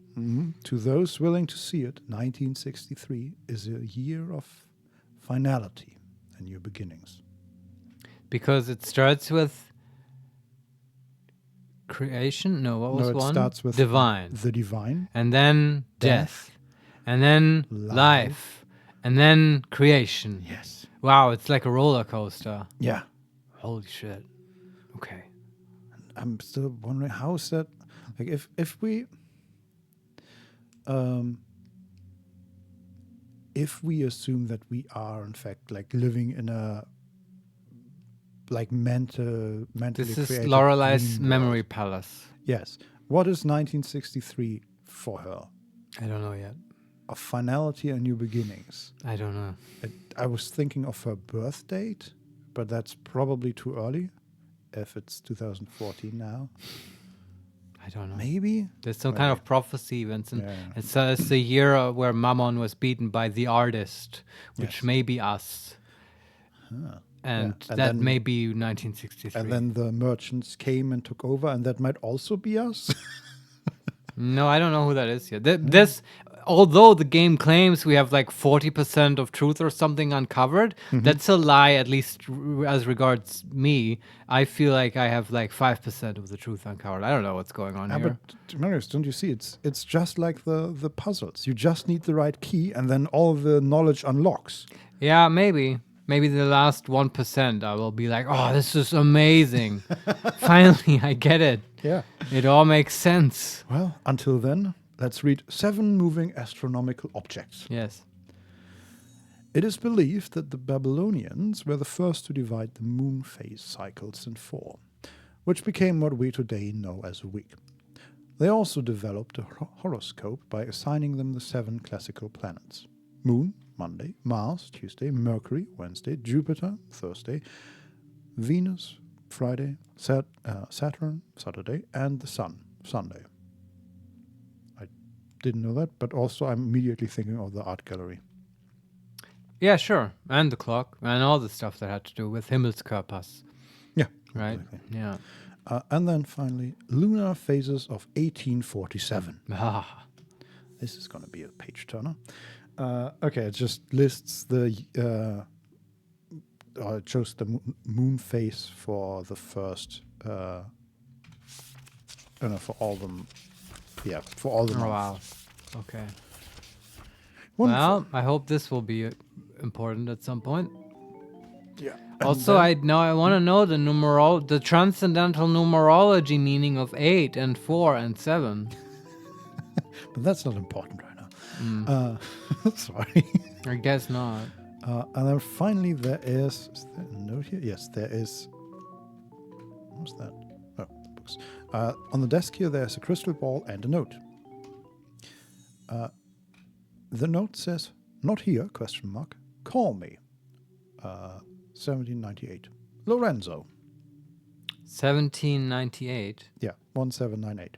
So now we can call Lorenzo. That's a different number, I guess, to call. That's two, yeah. And then we can interact with the crystal ball. Yes, let's gaze into the crystal ball. A voice echoes from within the crystal ball. Okay, and we see the crystal ball that is filled with this similar red smoke that we've seen before. I see your destiny. I see islands, caves. Your tragic fate leads you to an island far away. Sulawesi. In the cave where this started thousands of years ago. Do you wish to hear more? Sure. That reminded me instantly of Starship Troopers. Do you wish to hear more? Oh, yeah? I don't remember that in the movie. Yeah, it was. It came up a few times in the movie where people interacted with like PCs that gave them information about things. We can accept or decline. Accept.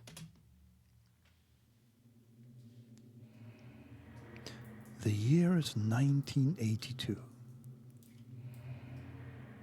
You will wander the paths of that primordial cave. Oh God. We can pick an option. We can go north, east, south, or west. What was it? 19...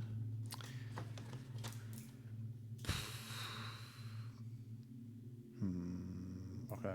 Which number do you want to put in now? I'm assuming you want to now pick the cardinal direction based on the keypad we had earlier.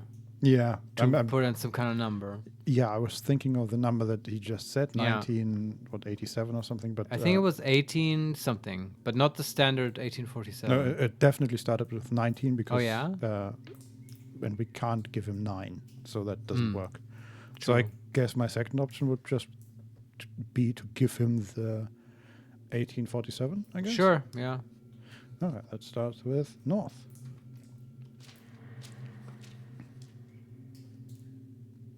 Okay, and then asks again.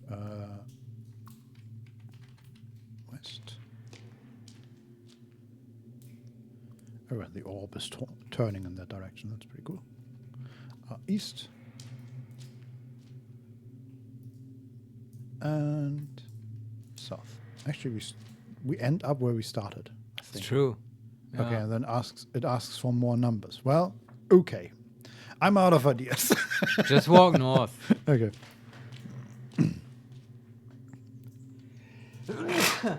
Bless you. Excuse me. I'm just continuing going north. Yeah. At this point, you will see we have a black screen. Absolutely nothing. Okay. Will you not wander the true path? What is the true path? I don't know.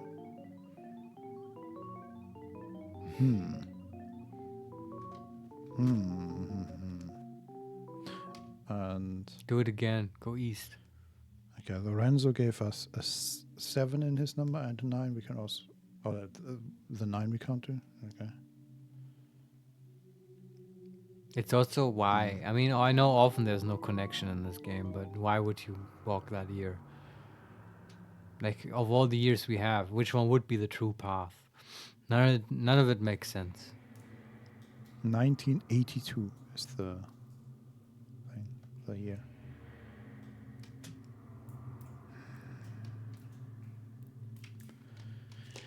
Just east.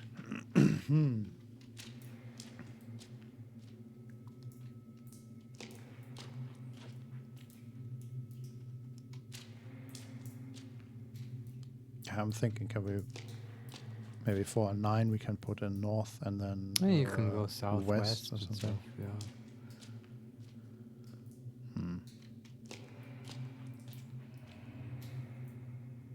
At this point, you will see. Also, I should pay attention to how many times I input it, so we know how many. I think it's like 3 or 4 times for both cases, right? Will you not wander the true path? Okay.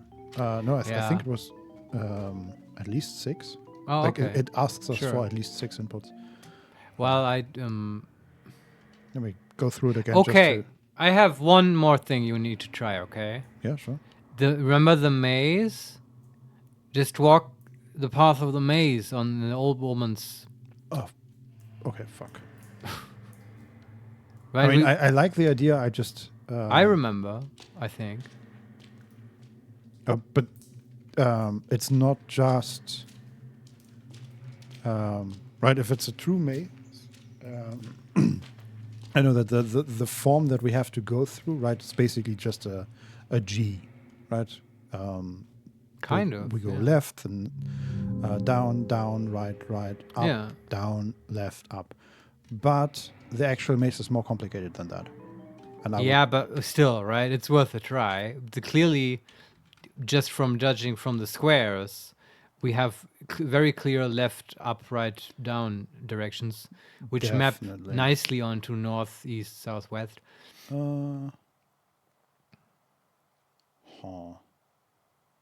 I mean, okay. The first thing I noticed is that if we stand at the start and we go north twice, maybe even just one time, we should go into a wall, and it didn't say anything about that. I think you're overthinking it. I think just try it out, and then we'll know. Yeah. I mean, even to the first red diamond in the first maze, we would need like 2, 4, 6, 8, 10 inputs. And to get to the end of the maze, it's like, I don't know, 80 inputs? What do you mean 80 inputs? When you describe it to me, it was like 6 or 8 steps. Yeah, but I just told you which of these 9 squares we had to move to. Yeah, that's all I'm thinking of. That's right. Okay, I mean, we can definitely try that. All I'm saying is that Are the individual squares are subdivided into more squares? Yeah. Right. Which is why that then you're thinking that could be the thing where you input it here. Yeah. Okay, I mean, you can try both, right? I mean, yeah, okay. To get to the first sort of red thing there, diamond, right? In the first square, what would be the inputs? And even then, it's unclear because the entrance here has 2 starting points, so it's not clear whether we would need to go east 3 times or 4. But yeah, okay. But would it take like 80 inputs to get to the diamond? No. Okay, let me just write down the... But, I mean, try the broader strokes first, okay? Because that's easy. Yeah, but... And then we can rule that out.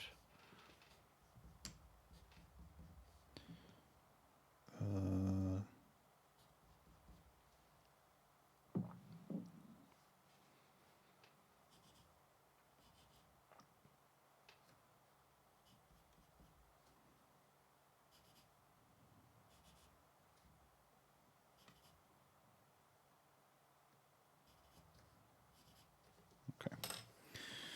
Just in case. This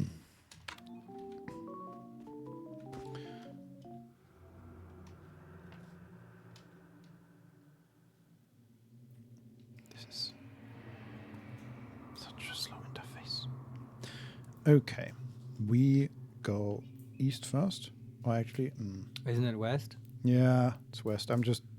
I imagine the whole thing that with our position starting at the top, and then we look into the maze, and then but that's I think that's too much. Yeah, let's just go west, and then we go south. Then we go south again. That's 3 inputs. East. East again. That's 5, I think. Then we go north. And we go south again. And at this point you will see, so it's 6 or not 7 inputs. Right. And at this point you will see nothing. Yeah. All right. Well, that's not it, clearly. Yeah. So And to the first diamond would be 2, 4, 6, 8, 10, 11 or 12 inputs. yeah, never mind. Again, we've overthinked it It's just too hard.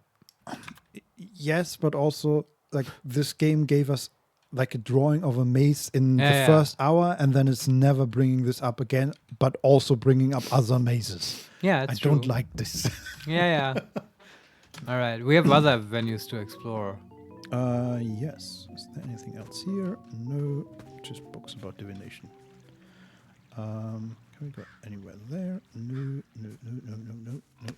Okay. So is there anything to do with the horse statues? No, it just says that they Okay. there's something they need, and I don't know what. Can we give them the cards? Because cards are apparently associated with like death and stuff. I mean, there's a hole in the forehead of this statue. It's Can you a try to round put the hole. death card into the death horse? And the death card is the ace of spades. Where is it? Okay, it's not clear which horse belongs Oh. to which door. I mean, I like that, but let's just put one of the cards in there. No, let me try the other card that we have. No, doesn't want it. All right. Come on, move. So maybe there's just one more step between these two that Yeah, we have to take. All right. We've got lots of stuff to do though. We've got the E key, we have the crank. Yeah. I feel like, and we can call Lorenzo. Maybe that's first because it's on the way. Yeah, sure. And we need to tell him about the dead woman. Absolutely. Call the police.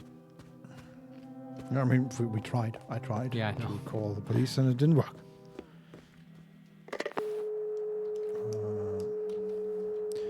1, 9, 6, 3.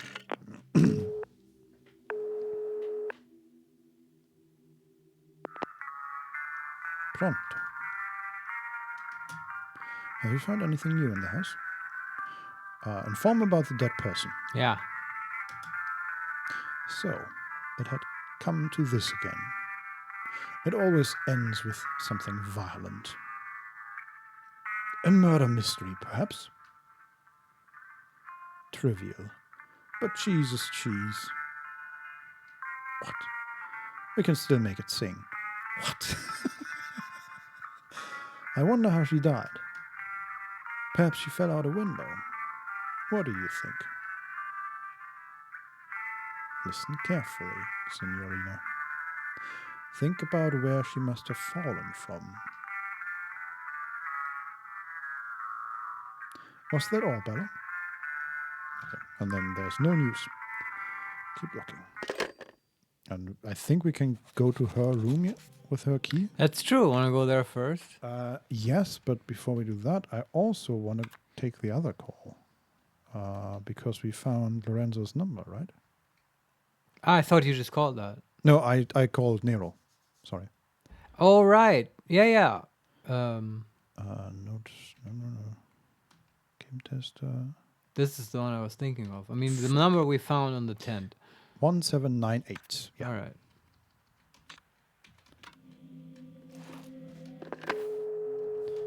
One, 7, 9, 8.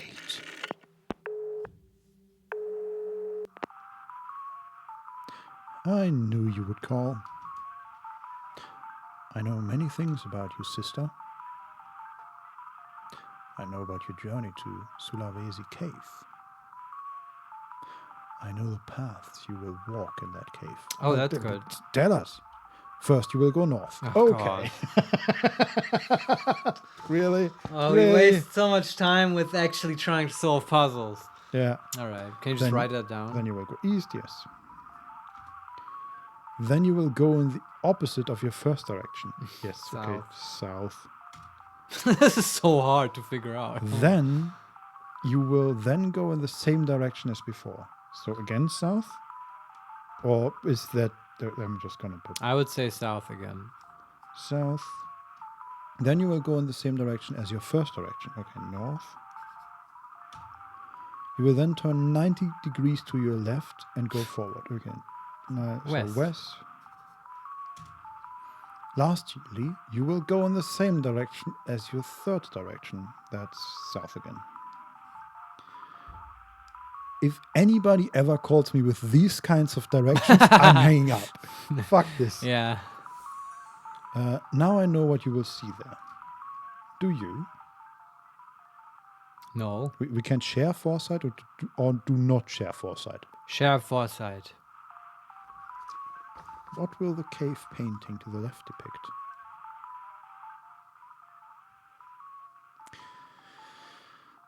Explain that it will depict an ox.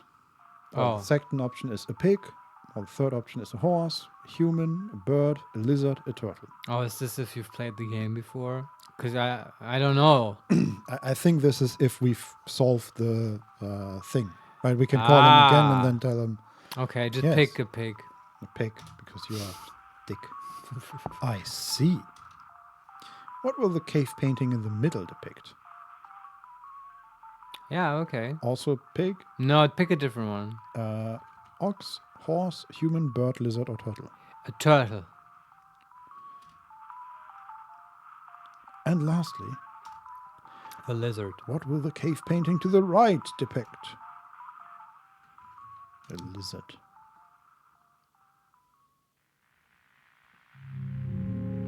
You have chosen poorly. No, that is not what you will see, sister. I hate this man. Okay, do we go alright. back to the cave or do we... Whichever you want. I think you should save at a computer.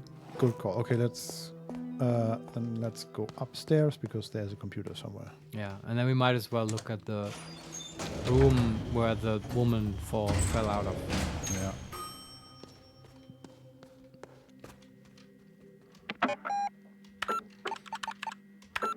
Syntax error. Please no. Eh.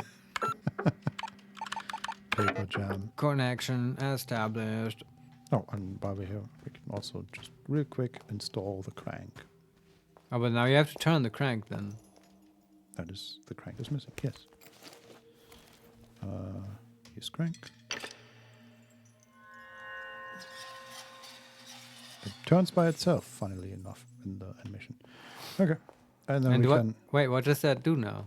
Oh, the chandelier and the Great Hall comes down. Okay, now we have to look at that. There is a key on it. But Let's get it. But we are right next to some of the doors. We want to...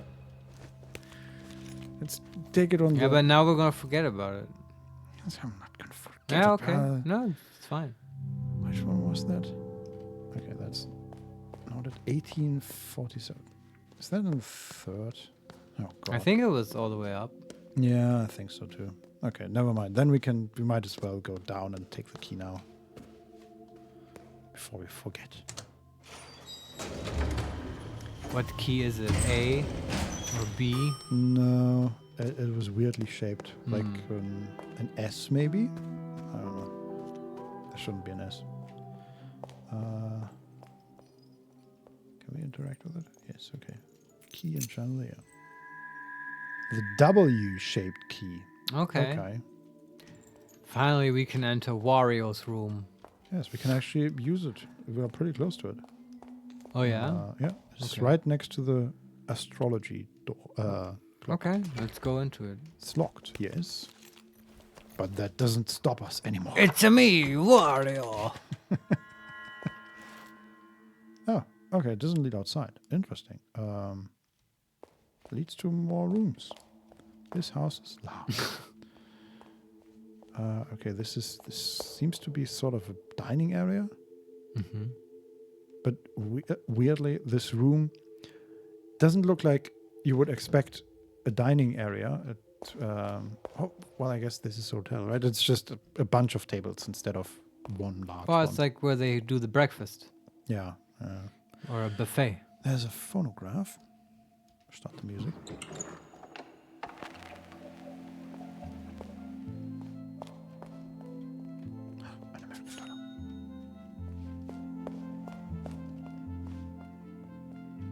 This is some Jean-Michel Jarre or something. So, okay. There's a shortcut which we can't open. What is Jean-Michel Jarre? Oh, it's like the beginnings of electronic music from like a French guy from the 70s. First guy to like work with a synthesizer and stuff and a Moog. And it's pretty cool. Like you've probably heard this before. Maybe. I also have it as an actual vinyl record back in those days when I would actually play those. Nice. Probably put it on, like Oxygen would be the album to listen to by Jean-Michel Jarre. Oh, what the hell? Okay. So the 2 times we saw people in the observation monitors thingies, they left. One left a card, the other left a painting. Yeah. And I think we just found the corresponding puzzle to that. Because this one is a 3x3 grid, as we are very familiar with. Yeah. There's an iron in the middle, which we can press, just a button. And around it are 8 cubes that we can either display a triangle or a triangle with a line through it, and they can either point up or point down. And these are the 4 combinations, and There was something about that. yeah, I think we found the solution. Now you just need to find it in your notes. Yeah. There are a lot of notes by now. Laterus signs. That's not it, right? Oh no, there's the signs. Calling card. There we go. Okay, we found 4 of them. It's pointing up. Okay. Pointing up. I think I got it. Hope I got it. That is pointing up. That is pointing down. I think. Like that. Okay, that was one of them. Just check. Ah, damn it. Okay, missed one.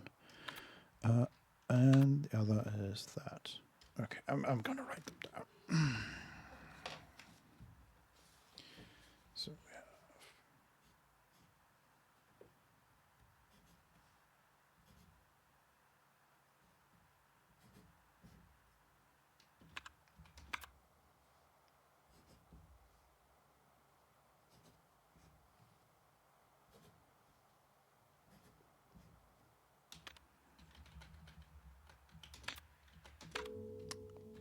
Okay.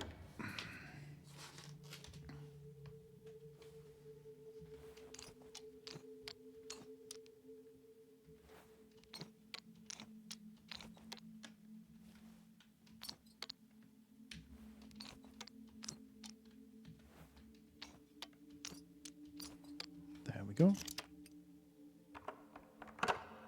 Yes. Very good, Vincent. Thank you. I just let you operate. Yes, it was Work your magic. very best. So where does this lead us? Fuck is happening? I think we found the actually broken window. Ah, really? Maybe? On what floor are you? And we have laser eyes, sort of. We have laser boy. eyes? Yes. So which floor are we? We are on the ground floor. Yeah. right? We went from the grand hall to the west, and then to the south, and then to the east again, and now we're in a room with a computer and a mirror that is sort of broken, but not really. It's more like like the mirror upstairs has actually, like, there's a large chunk missing. This one isn't missing. It's Cracked? it's cracked, but the cracks also rotate. Right? It's not really filled with glass. So The it's, cracks rotate.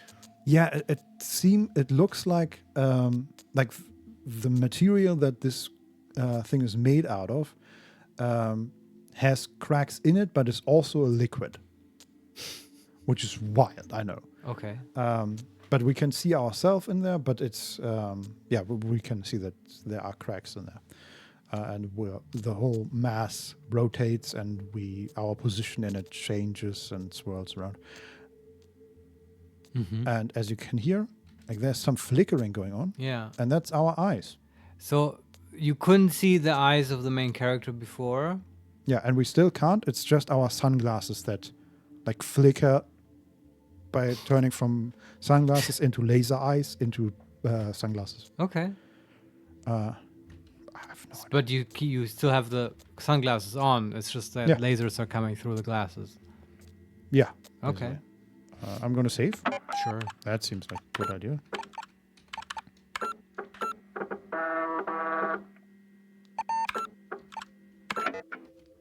And then walking up to the mirror.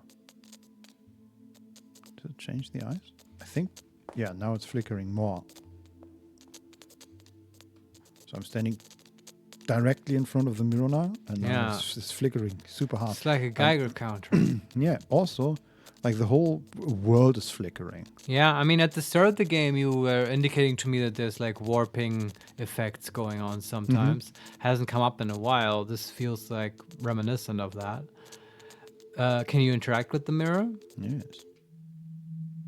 Oh, okay. Cutscene. We're looking into it, and we reach through the mirror, and a red, like, our mirror image reached through the mirror, and then as soon as she exited the mirror, her hand turned red, and she grabbed for the glasses. And now we are inside the mirror world, I guess. Oh, wow. And we're looking at ourselves, and we can... Okay, we still have glasses on, I think. Everything is sort of a bit hazy and moving. So you're in like an alternate dimension.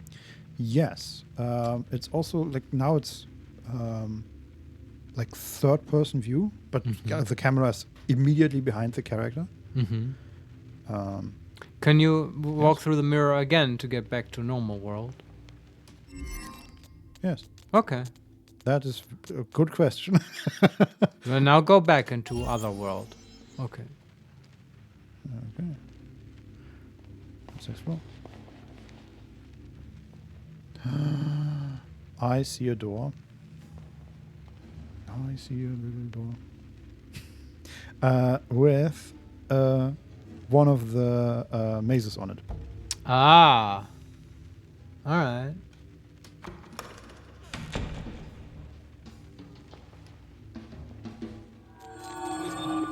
A girl appeared behind us with an owl mask.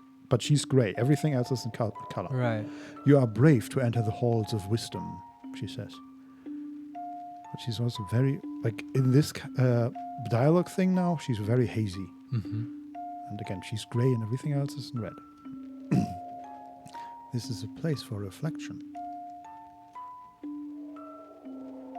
And every time I enter, the camera is closer to her. Now it's focused entirely on her face. We can't see her eyes, by the way. The brothers call it the quiz club. Right. Okay, now the camera's further away again. They await inside. Shit, Vincent, we entered the quiz. Know this. They are vile, man. What is the... Remember at the very start, there was like the ledger in the hotel, or like it had brochures, and one of them was like the quiz. And it also mentioned owls and stuff. And we probably just entered that door. Right. Good callback. Do we know anything about the quiz?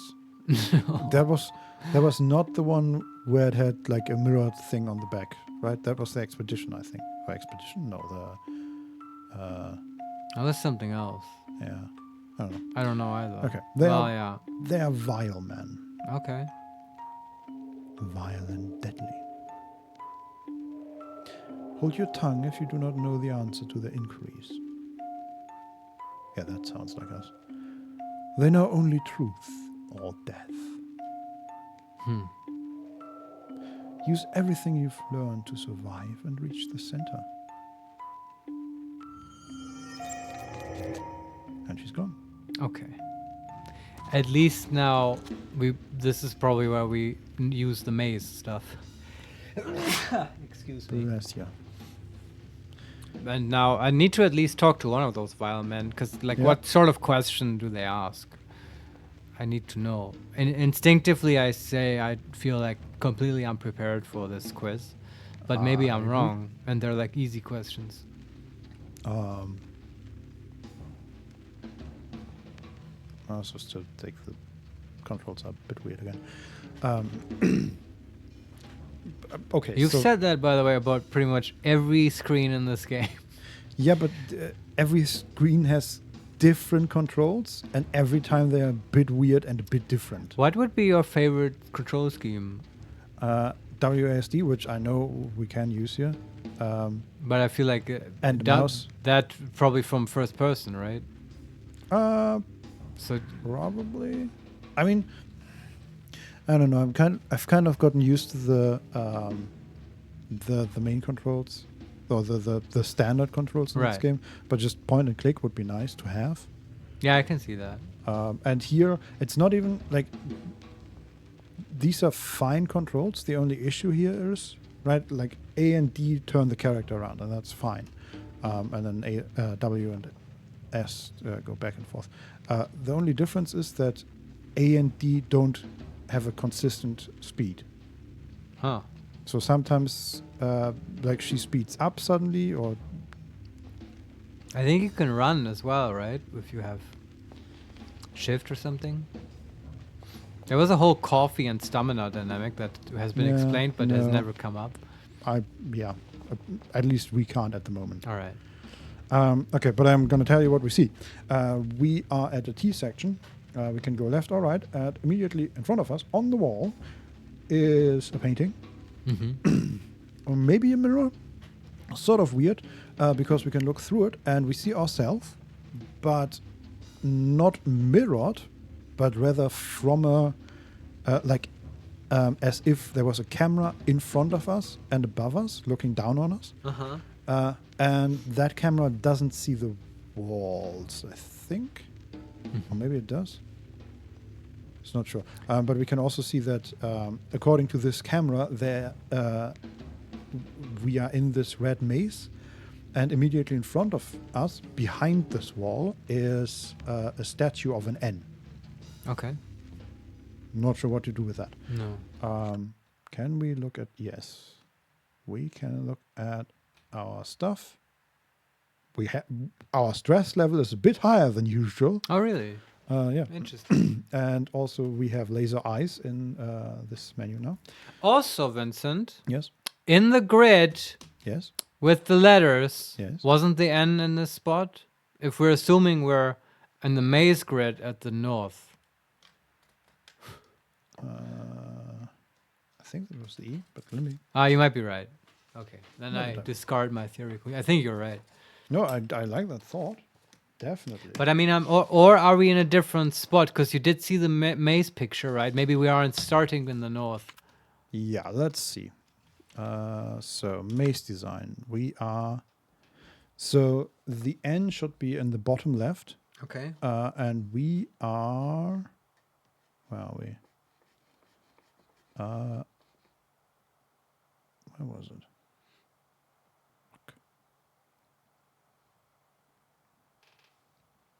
Oh yeah, where you would expect at the top middle. Okay. So there should be an E here. Yeah, now nothing makes sense to me. That's okay. As usual Yeah. with these mazes. Okay, but according to this maze, we should turn to our right, then take the first left, follow the path. To get to the diamond? Next left, and then turn right, yeah. Okay, let's do it. Okay. Right. Left. Oh, there's another... Okay, there's another one of these pictures that we can look through. And there, where the diamond is the window. Red window. Ah. It is not broken yet. Okay. Well, okay. Interesting.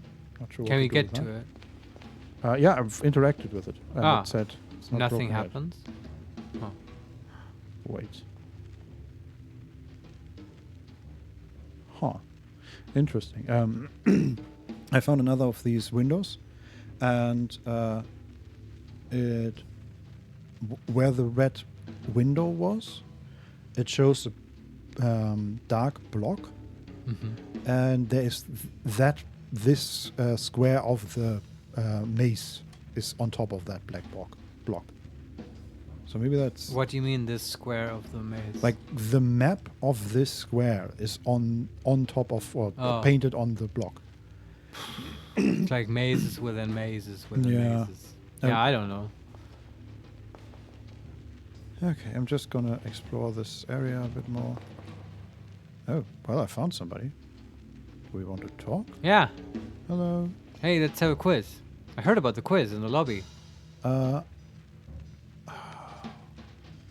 So, this dude is turned away from us in the middle of a doorway. Which I don't think, to solve the maze, I don't think we need to go through that. But it doesn't matter, we want to talk to him.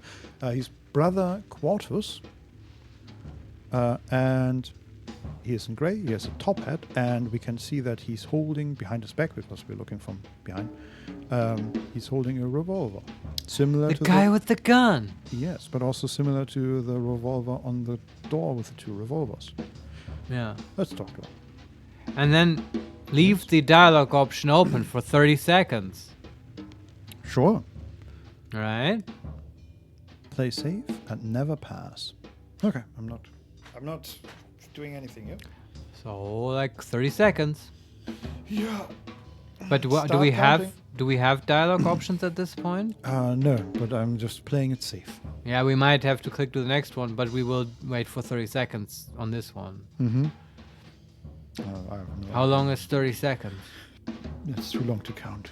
29, 28, 27, 26, 25, 24, Actually, 23. okay, we have a timer running next to me. The timer of our uptime.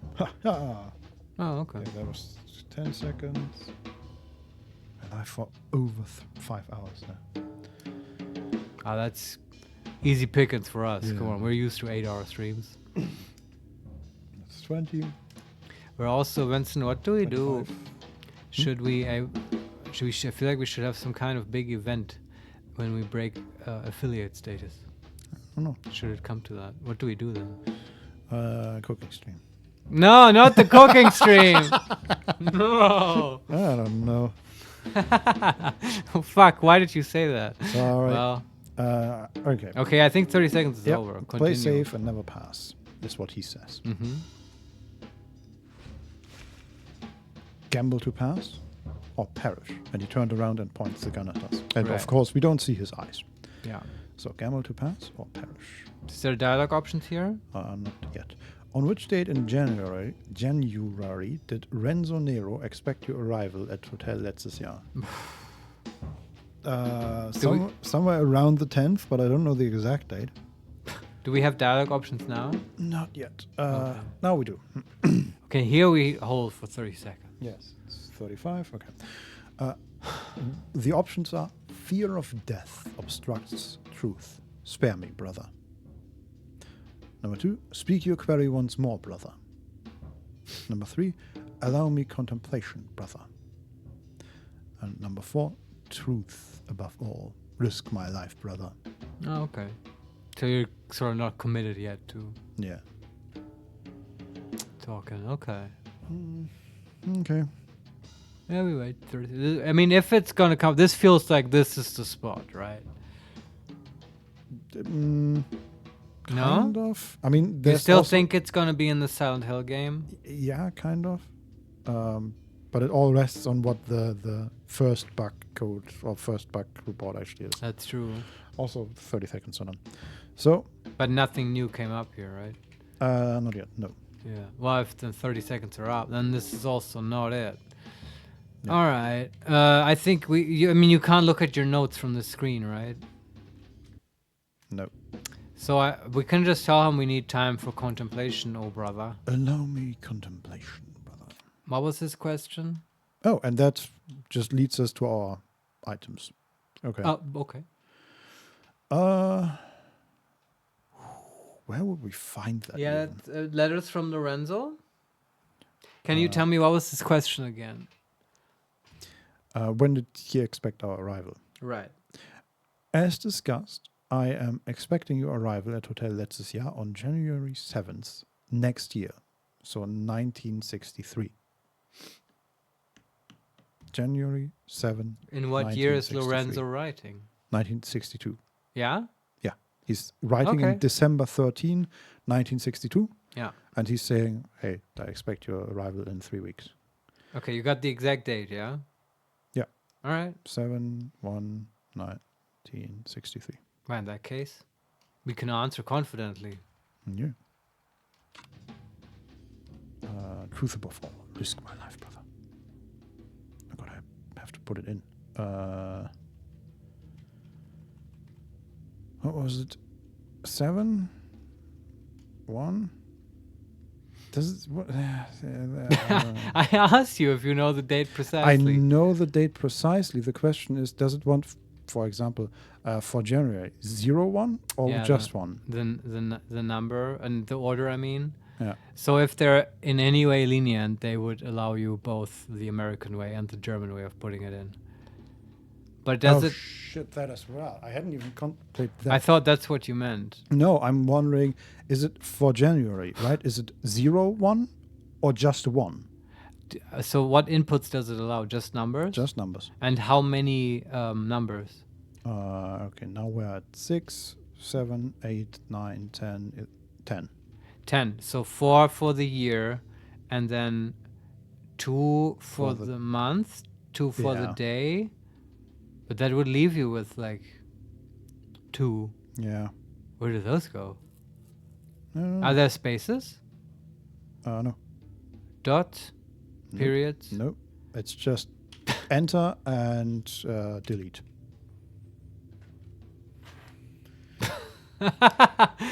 And that's the thing. We are completely confident about the date, but Yes. it's just the input.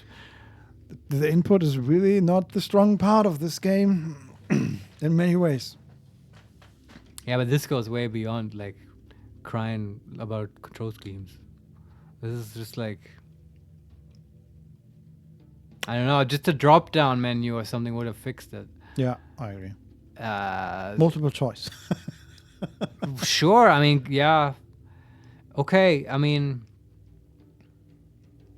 what's the standard American way to do the dates? I can never remember. Is it month first or day first? I think it's like, Okay, so the way that he wrote it was January 7th, yeah, 1963. but he writes the January, right? Yeah. Like in letters. Yeah. But when you have the numbers, then how does that work? I think they still write the month Look, first. no, it's 9/11, right? Everyone knows that one. It's in the name. It's like never forget 9/11. But that's month and year. No, it's not the year. That was Oh. 2001. It's Right, like yeah. 11, like the 11th of Yeah, September, yeah, right? yeah. So like the 9 is the September. Yeah. So it's the month first for America. Okay. And I would just to keep it as simple as possible, leave out the 0 or anything. Okay, so 1/7/1963. And if he shoots us, then I'm 7 gonna take a break. 1963. Okay, here we go. screen is turning red. Incorrect. Oh no!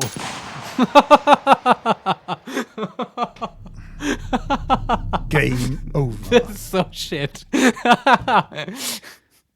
Okay, cool. In this fucking game where like there was no danger or anything or enemies or like game over anyway. This is the thing that kills you. Like you input the date correctly. This is hilarious. Let me just, okay, I'm gonna give him the benefit. No, it was the correct date, just... Did you look in the walkthrough? Or no, I'm looking at the letter again. okay, but is it at least it's like not harsh about where you get to restart? Like where are we at No, we are where we last saved, so right outside the thing. But just because we saved, if you forgot to save on the computers, because it's completely unnecessary otherwise, you might get fucked here. Yeah. Yeah, okay. Yeah. I guess now you get to put the zeros, Vincent. Oh boy. Okay, go through the mirror again. And remember, you have to talk to the girl again now. Oh, well, are we faster if we go backwards? We might be. Ah, here you can move backwards, yeah? Yeah. After interacting with the woman or girl here, you should walk backwards through the passage. Sure. I mean, why not? I mean, there's a door which we can't walk backwards through. Excuses. I'm gonna try. No, I don't know. Go away. Yes. Come on. Nope. That didn't do anything. I didn't think so. Oh, of course. Okay. But the question is, do we even want to talk to him? Because he is... I mean, we know the answer, so why not?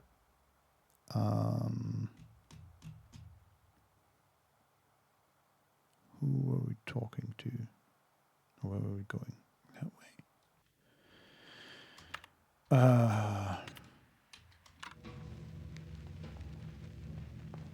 Let's see if I can find him again in this maze.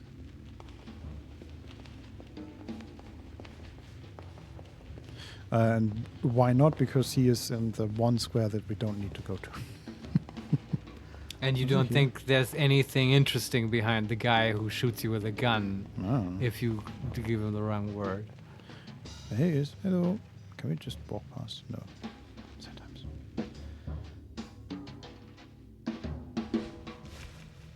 Gamble to pass or perish. I like these jazzy bongos in the background.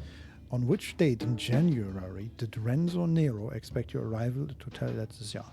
Oh, wait. I mean, he says January already. Yes. Maybe you don't even have to put the January. I don't know. But then, how do you input the date or the day and the year?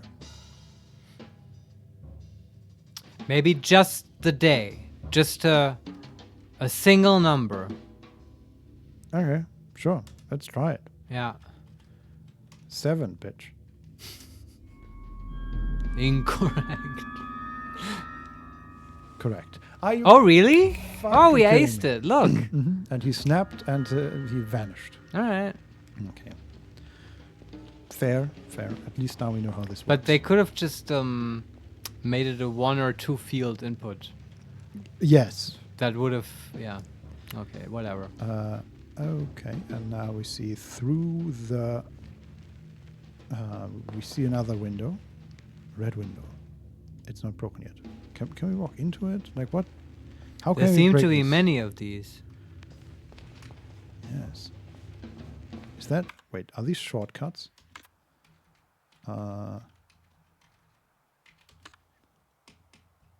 they're not. Never mind. Okay.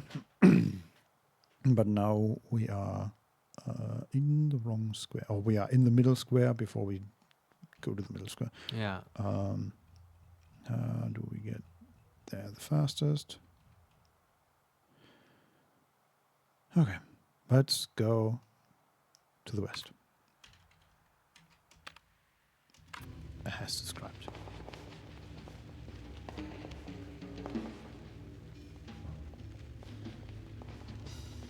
So here. Brother Secundus. The second brother. Yes. Can I quick save here? Don't. Play safe and never pass. Yes. But we don't have to answer him. So Gamble to pass or perish. what's the question? How many minutes long is Adieu's Tbilisi? Adieu Tbilisi. We can figure that out. It's one of the movies. Allow me contemplation, brother. Yes. And it says 2 hours and 13 minutes. So 133. Three. So that's easy, right? Just 133. Watch this dude want me to put in the number in letters. I'm just Only in gonna- Roman numerals, Yes. please. Okay, what was it? 133.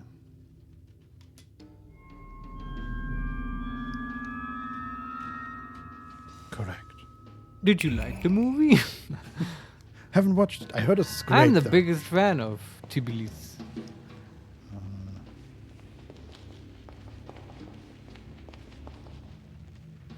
Oh, that chandelier is moving weirdly. There's another brother, and I think that's the correct one. To continue here.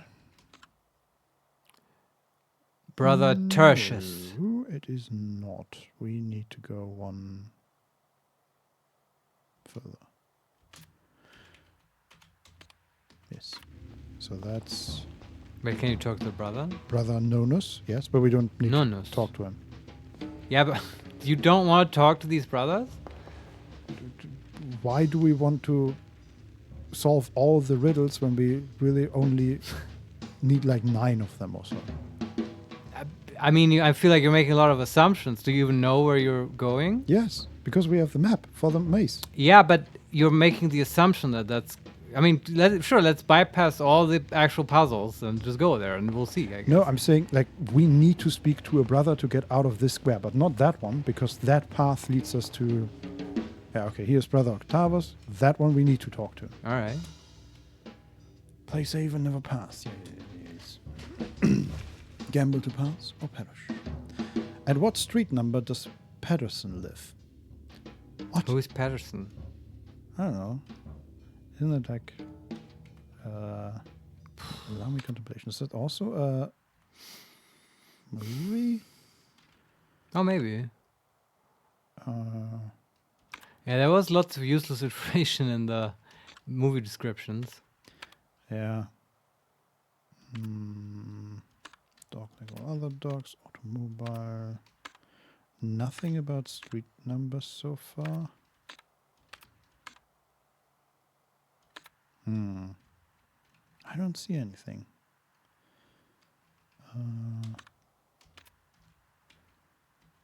I could go through all the books, but I don't see the point. Who the hell is Patterson? Yeah, I don't remember hearing that name ever in this No. game. Oh.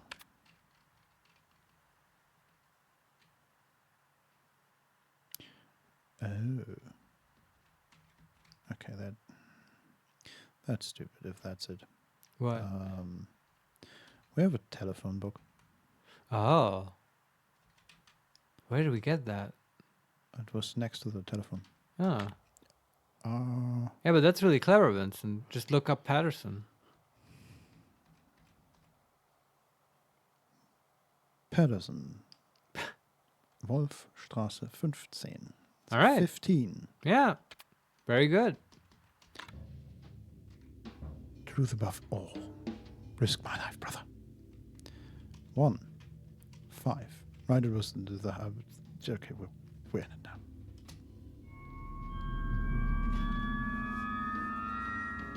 Correct. Yes.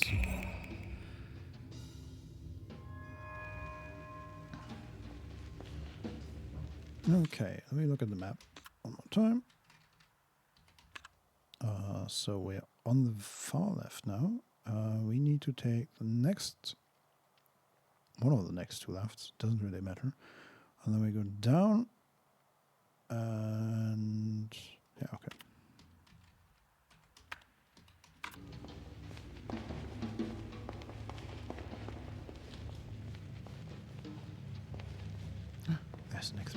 Hello.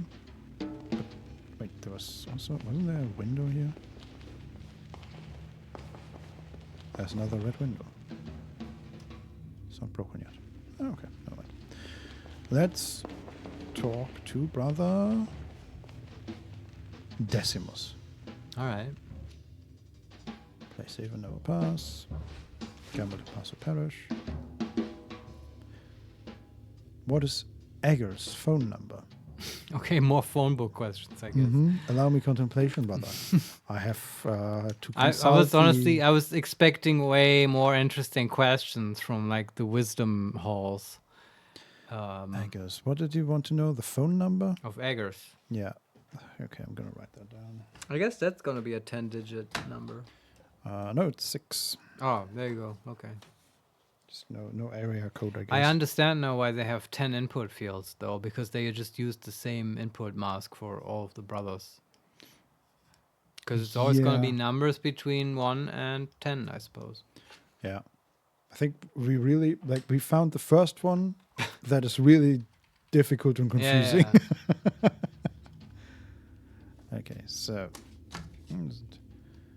0, 4, 8, 3, 4, 7. 0, 4, 8, 3, 4, 7. Correct.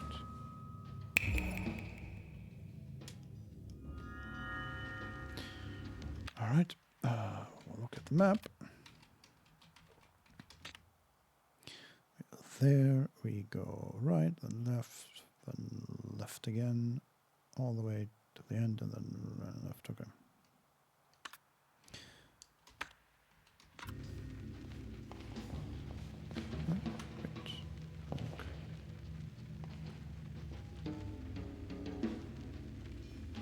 Still don't know what's up with the letters. What letters? There's so many. Yeah, fair enough. Yeah, No, but just what do you mean? the letters that are supposed to be on, like there are, like through these windows, right? We can look basically on top of the walls of this maze, and on top of the walls are letters, Oh, yeah. like the Okay. N at the beginning. And I don't know what's up with that. But maybe it changes once we reach the middle. Oh, Brother Quintus Decimus. Play safe. 25. Ah, I mean, they all have numbers, right? yes. Gamble to pass or perish.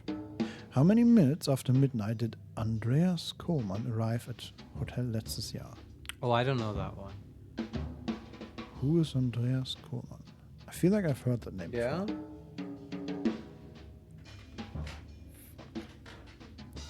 Okay. Minutes after midnight, Andreas Kohlmann. But where? In one of those hotel brochures? In the guest book, maybe? Was there Maybe? such a thing? No. Notice about lost document tubes, about quiz. What's that about quiz? Secret location, only for members. Feeling knowledgeable. Okay. The last line is, and perhaps even put your survival skills to the test. Yeah, fuck off. Wink, wink. Is there anything here? Notes by the elevator. No. Note on statue. No. Note found on typewriter. No. Letters. Nope.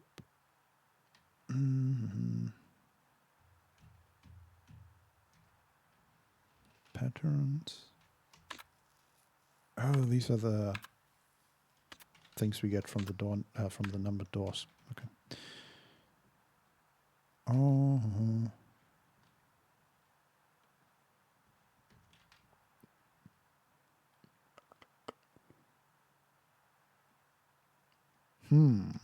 Yeah, I don't know. I don't remember Andreas Kohlmann. Me neither. I mean, there's still a lot of stuff we haven't found. A lot Yeah. of documents and stuff like that. And I don't remember that name at all. Looking at the books, in the cards, Modern Astrology, Renzo Nero, International, no.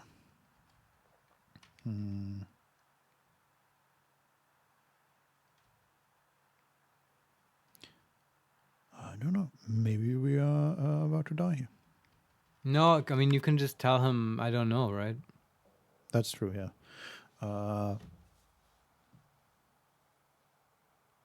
I think we have to. Okay, that is Robert Sidney. I believe you're right. Is Andreas Kohlmann in the telephone book?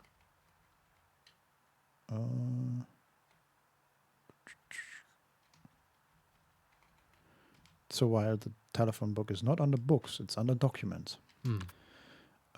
Andreas.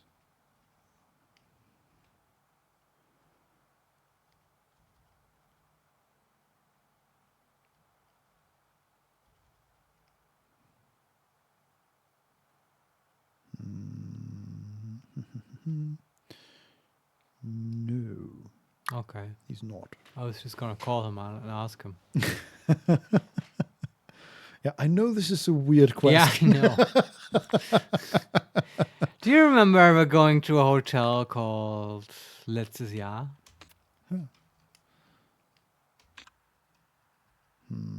Okay. Well, Depends who's asking. Who are you? Oh, my name is Biggest Dickers. Click. well, Yeah, I don't know. fear of death obstructs truth. Spare me, brother. Wasn't there another version of saying, I want to leave? No. There's I need contemplation, which leads to Right. all our items. Then there was I will try and answer or say it again. Okay. This brotherhood will not let cowards in. All right, weirdo. Let's find our way back.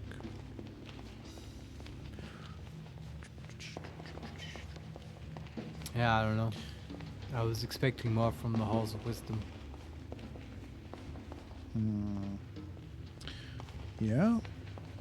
I wonder what's at the middle. I can already see through these paintings that there's some brick structure in the middle. Mm-hmm. It's unclear to me what exactly. Am I going the right way? I feel like I'm going the right way. Vaguely. That looks good.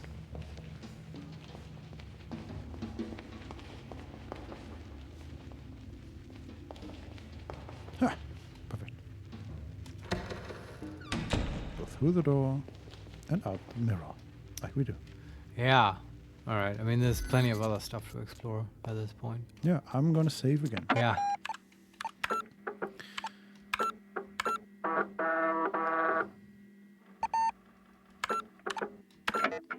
Okay. How much percent are we? It's 37.6%. Have not been making stellar progress according to the truth meter today.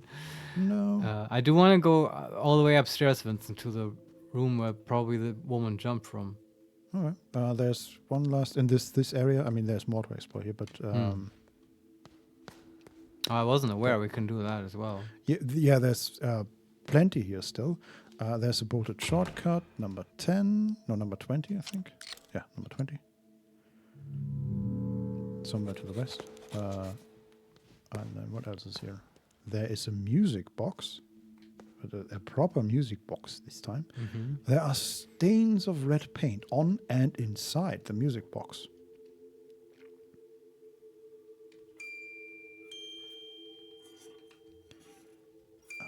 Okay. Does What? it want our dollars? No. So there are two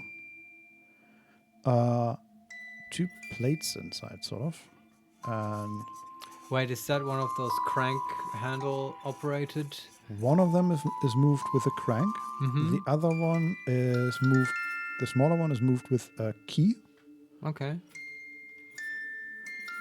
And I think we are supposed to... What does it say? Ogan Melody, I think. On the smaller plate. And then Organ melody? no, OGON Melody. Oh, okay. I don't know. On the bigger plate, there are Roman numerals.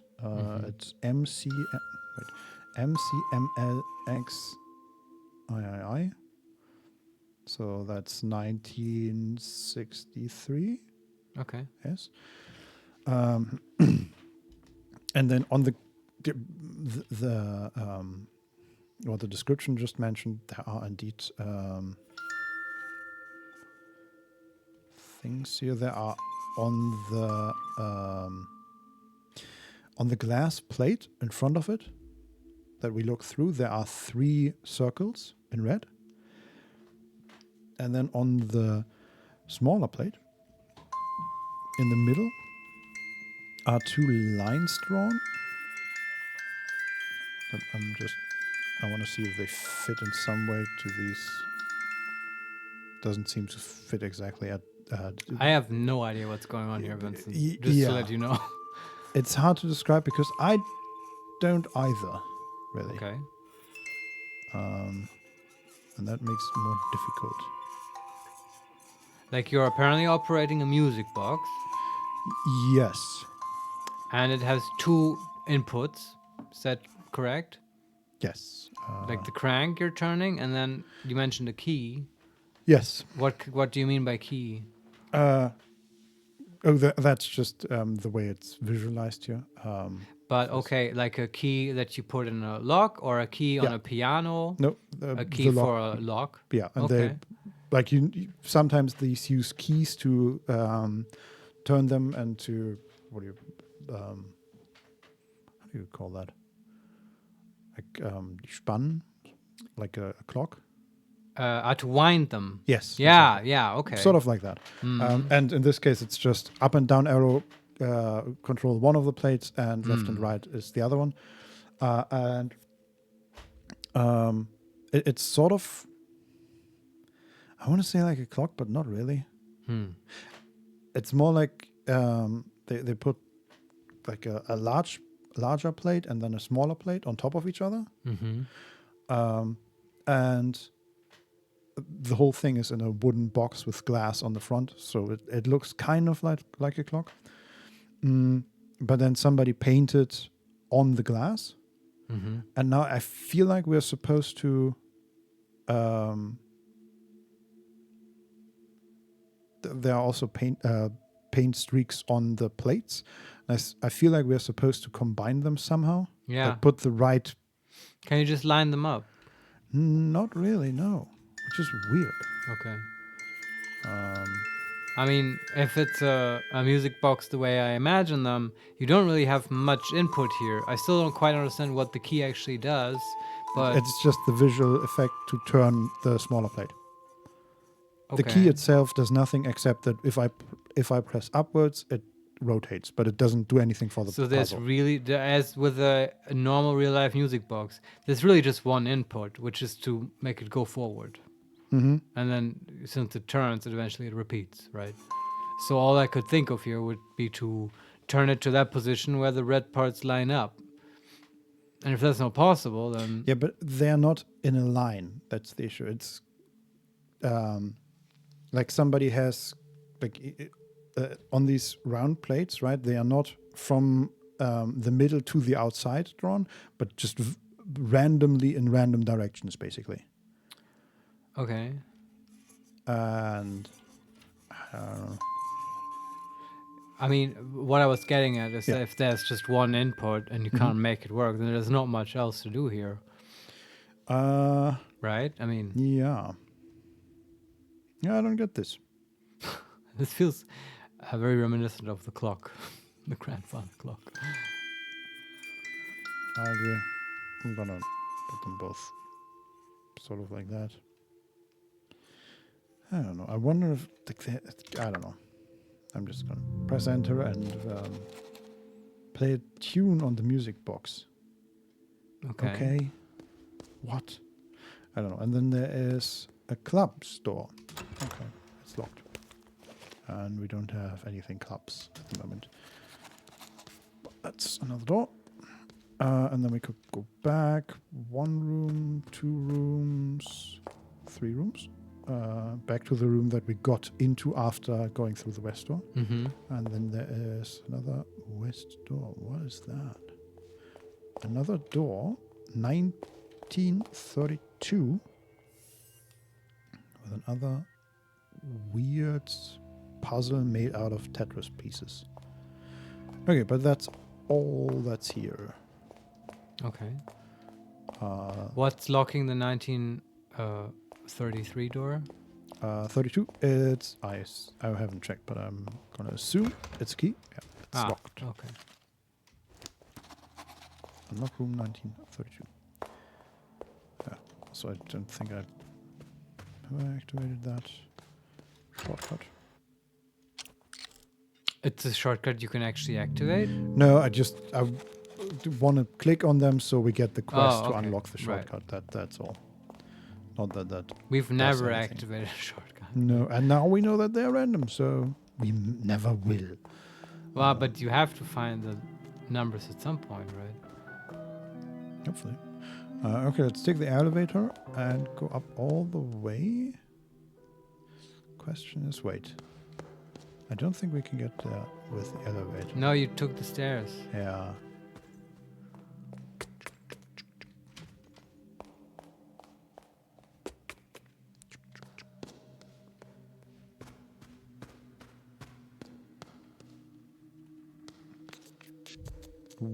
Okay.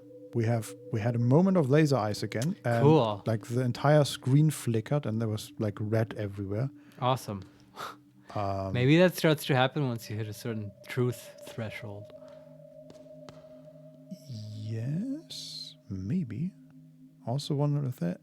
I mean, this is also, right, 1847 is the door with the maze on it. So maybe it's just connected to the maze? I don't know. And if we still assume this is some trauma-related fever dream... I don't know about that at all. Yeah, I don't know, but... Yeah. But if this is the door behind which the person jumped from, that might be like not traumatic, but like it's more violent than anything else we've seen so far, right? So this might be except getting shot, but somehow that doesn't count. Yes, that was an alternate reality where the quiz was being held. Yeah. Dead woman's key. (1847) unlocked. Okay, so we finished the quest. Where did she fall from? We walked in here. There's a broken window, a broken red window, and behind that, for a moment, was the red ghost, and she flickered away. Okay. There's also in here a lot of red paint that goes from the door, not as footsteps or foot outlines or whatever, or footprints is the word, but rather just like blobs on the ground from the door to there's a painting and that is being painted or is now done, I guess, and then to the window.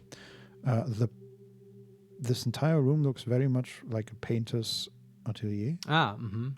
With brushes and empty canvases and all that stuff. Yeah. But there's one painting on the... What is that called? Like the thing you put paintings on to paint on. A canvas? No, like the wooden... the palette. The wooden construct to hold the painting. Staffelei? That is... Yes, that has a name, Vincent. Yeah, I don't know either. That is... I would call it a scaffolding, but there is a more specific term for that. Yeah. Which I cannot remember right now. Anyway, in this case, there is a person drawn on it with a suit on and just grey background. But the face, of course, is not just a face. It is a symbol that looks a little bit like a maze, maybe. Let's go to it as well. And of course, And we're flickering again. I do think the part that people paint on is the canvas. Yes, I agree. We are flickering. And also the window is in red and doesn't, like, we can't, there's a giant hole in it, but we can't see the outside through it, but whether we see like this red mist moving outside. Yeah, we have to go through, I think. Yeah.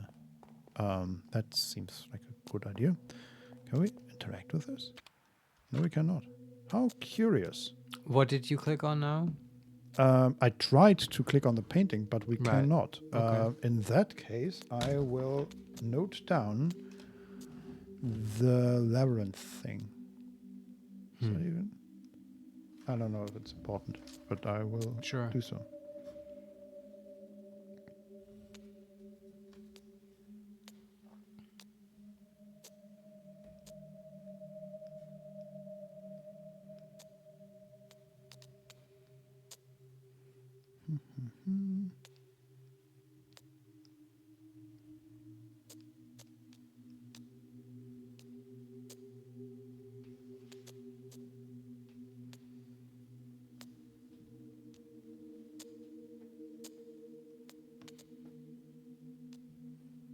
Flicker, flicker.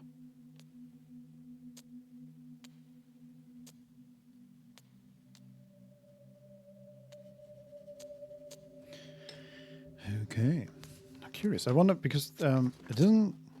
I don't know if that's actually part of the labyrinth, but there's a highlight set in there in one of the corners, and I'm just wondering if there's like a hidden path or a hidden secret in the labyrinth somewhere. I don't know. Okay, but we can't interact with it. What can we interact with? Good question. Is that? There's a phonograph here. Okay, let's play some music.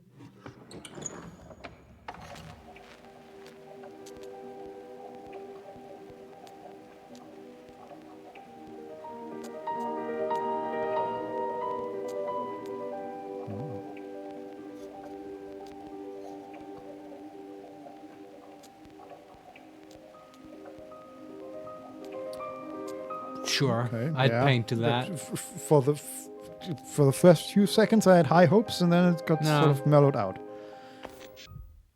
Okay, we're looking at the window. There's the ghost again. She's holding her face away, and then she shows us that her eyes are missing. And there she is outside. The ghost is floating outside the window. Yeah, and she is not holding her hands in front of her face. It's just her face. All right, And we can talk to the woman on the other side. do it.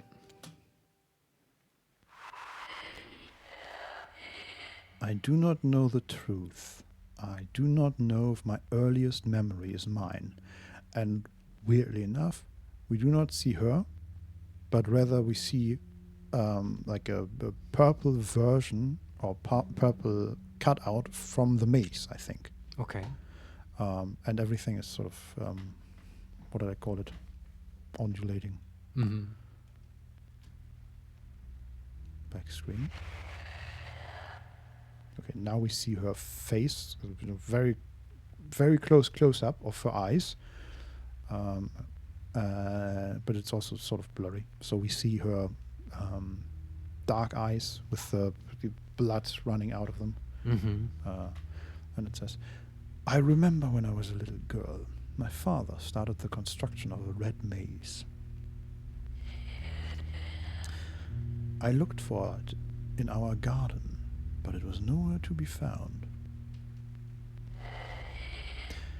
I came to accept that the structure did not exist in a natural way. Behind a mask, I secretly watched him work in my dreams." Now we see the maze again.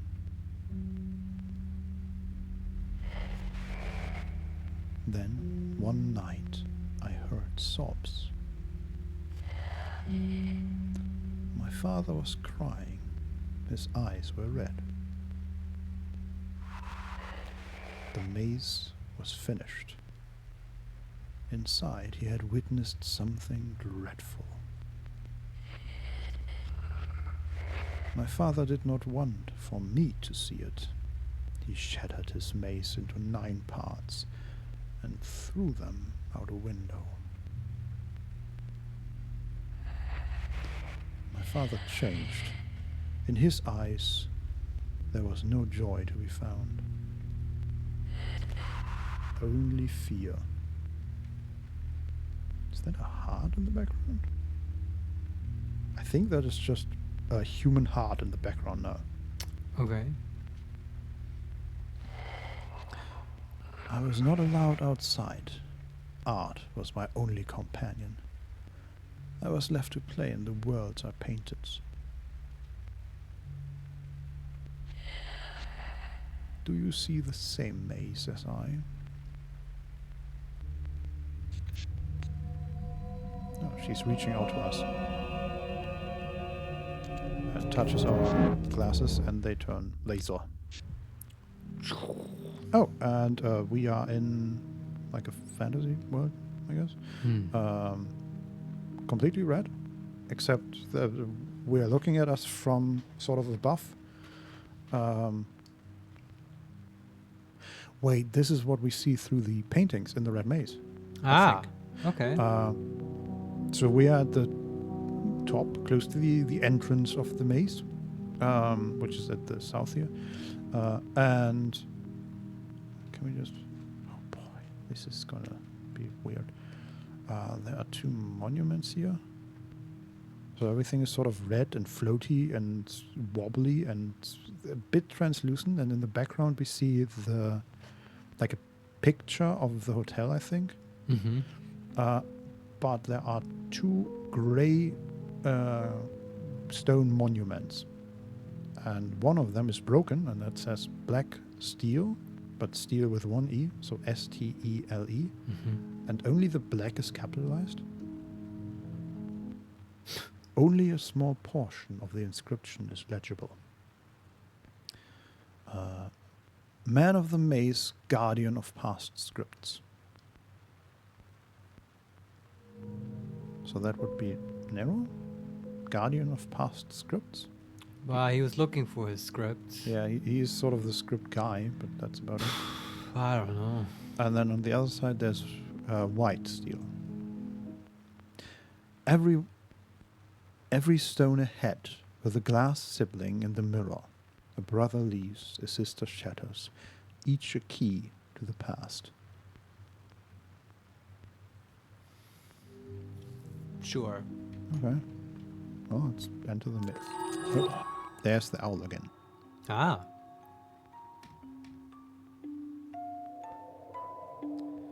What dreadful consequences have led you to the Red Maze? Wandering here is a lonesome destiny. My quest to find the center has lasted for over a century. You have wandered these broken trails a long time too. Time has come for you to find the center. Perhaps it would finally set us free after all these years. Speak to us at any age should you wish to return.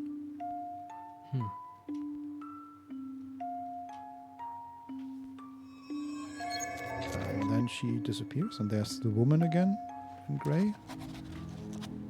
Oh, okay. So I guess the woman is just our exit plan. Let's move into the maze. Okay. Oh yeah, and now this is wild. So it is still the same maze, but we do indeed see this entire thing as if it, as we saw through the windows. Mm-hmm. So the walls are really barely knee height, and we now see the N in front of us on the wall, and where the window is, there is the pedestal with this part of the maze. Mm-hmm. So can we interact with that? No. No, we can't interact with the N either. What happens here? There's the maze slab where the window would be. Let's interact with that. Take the slab. Okay. I guess. Obtained a mace slab. And the window shattered. Ah. Oh, and now what we see here is also shattered. That's pretty cool. So this, instead of looking through a camera, we're now looking at like a rectangle that has 3 pieces that move towards and apart from each other. Okay. Sure. Well, we know where to go. Okay, there's the woman again. And another. Oh, okay. I just figured out what the letters are. We moved from N, right? We moved west, and now there's an N and a W. Northwest. Yes. Okay. That's good to know. Yep. Helps you orient. Okay, there's another mace slab. Do we just take these? I don't know what the point of these is. But I don't know what the point of any of this is. But I guess we take the mace slabs, right? Sure, yeah. Take the slab. Okay, this is getting harder to navigate after this break, but it doesn't really make it that difficult. Oh, there's a chest. Chest on a pedestal. I want that chest. Don't know why I want that. American dollars. Possibly. Treasure chest. We're $1 richer. Cool. Worth it.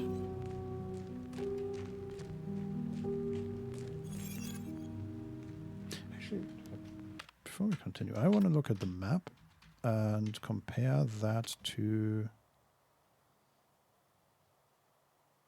Yeah, okay. The thing we saw earlier is the one that that had that was at the top of the head on the canvas, right? Or had replaced that symbol. Sure. Yeah. That is the northeast square.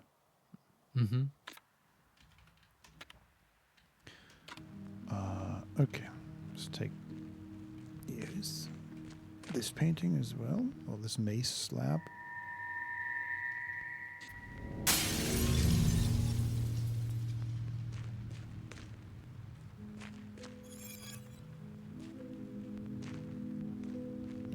Okay, there's a hole. Wait, can we interact with that?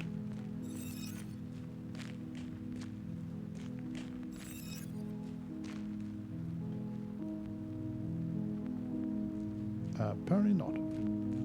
Okay. Couldn't even walk into it.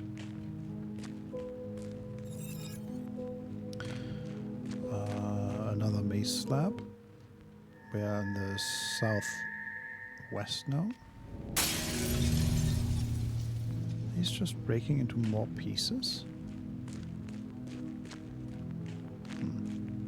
I think so. I don't know if it's the more you take or just where you are on the map, but every time I pick one of these mace slabs up, this thing shatters, right? Mm-hmm. And it gets more and more difficult to navigate each time. Like now they shatter into more and more pieces, and now there was one that was mirrored. Okay. But does that mean the path changes when you take the piece? I don't know what gets more difficult to navigate means. No, just the visual. So if you know where to go, it doesn't change anything at all. Okay, we actually see now, we can't get there yet, but we are in the south, exactly, and we see the entry way to the middle part, and it's a gate that has a triangle and then a square and then like a pitchfork thing. Mm-hmm.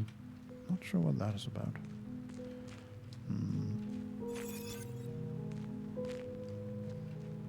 Oh, there's a staircase here that leads down.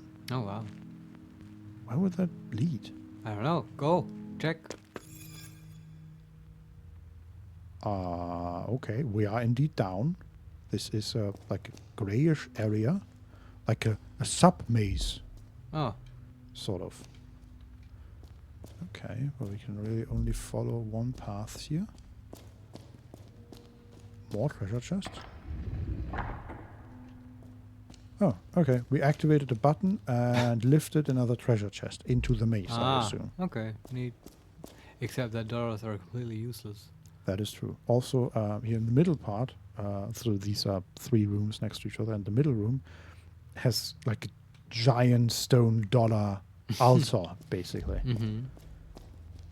Sure. Maybe we can sacrifice dollars there. Maybe, yeah. That would be useful. And then I'm gonna get angry because we wasted so many on Yeah, stupid little gadgets. I feel like that would be okay. So where is that? Oh, that was the hole we saw earlier. So it is getting a bit weird to navigate, but we can manage. Do you mind if I go pee real quick? This part is also super non-attractive for me. But yeah, totally. Is that okay? I'll be Go right ahead. back. I'll let you navigate. I'm having fun on my own. Have fun. Yeah, no, this maze is. I mean, it's cool, but also, I just don't know what half of these things are. I mean, I get what we are supposed to do. Like, I want more dollars because I can have more dollars, but they don't matter to us at all. And the same goes for these maze slabs, so I'm just gonna ignore them for now. And just go through this as quickly as I can. And then maybe, at some point... Yes, more dollars. We get to that middle thing. Where do I have to go? There? Nope. That's correct. I was not correct. There. Oh, you don't have to go far at all.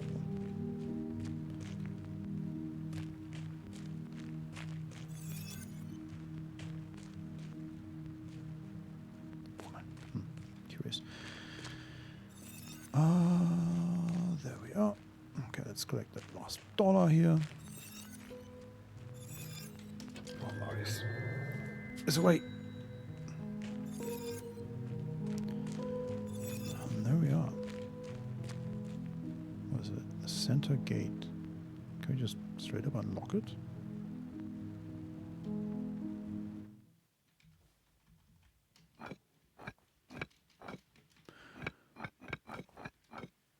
Oh boy. Okay, so it's numbers and then A, B, C, D, E, F, 0.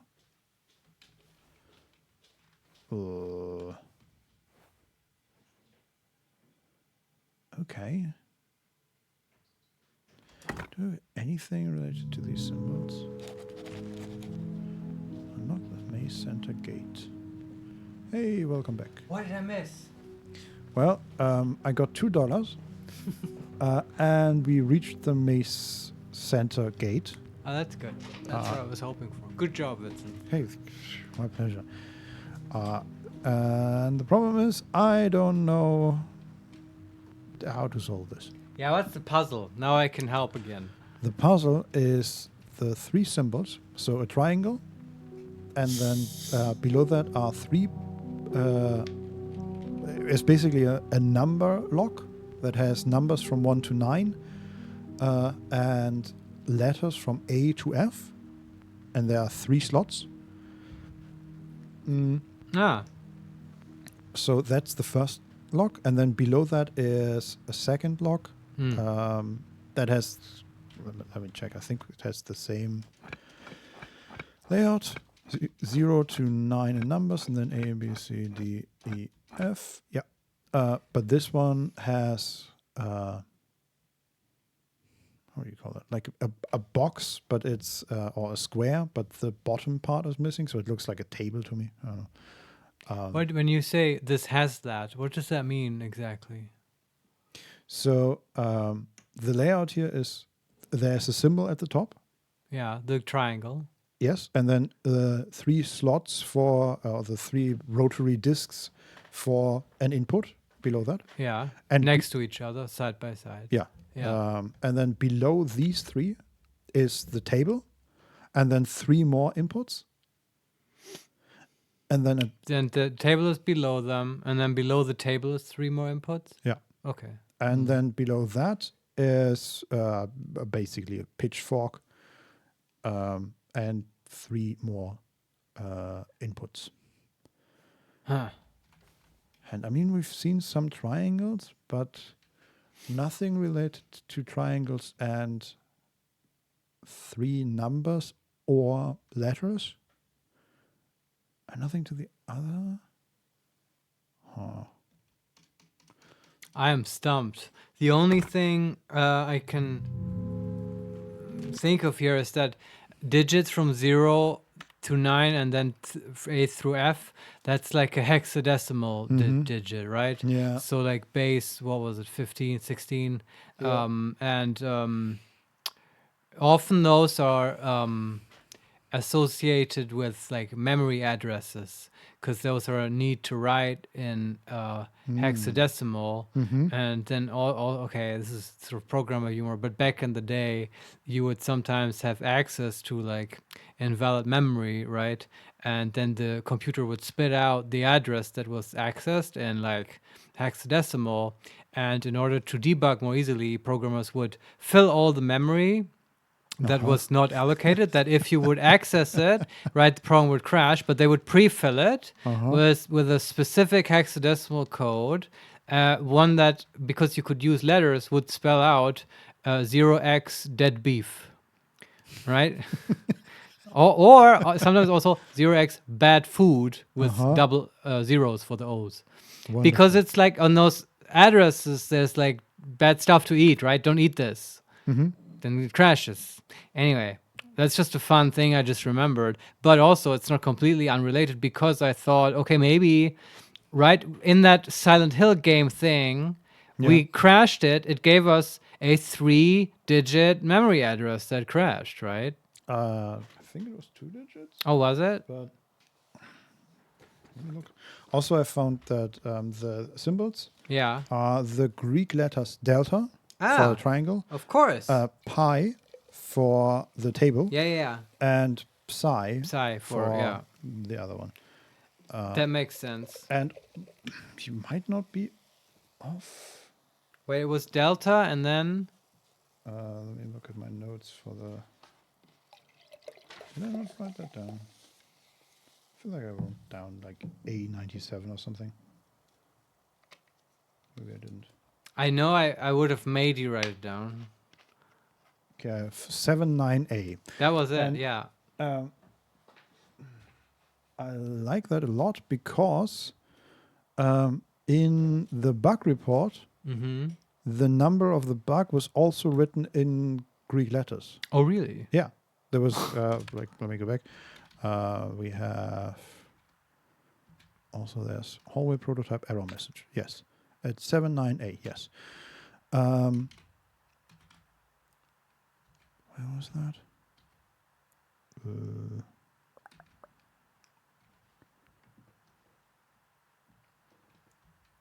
Where is there's the bug report. Yeah, library issue ID psi, then phi and sigma.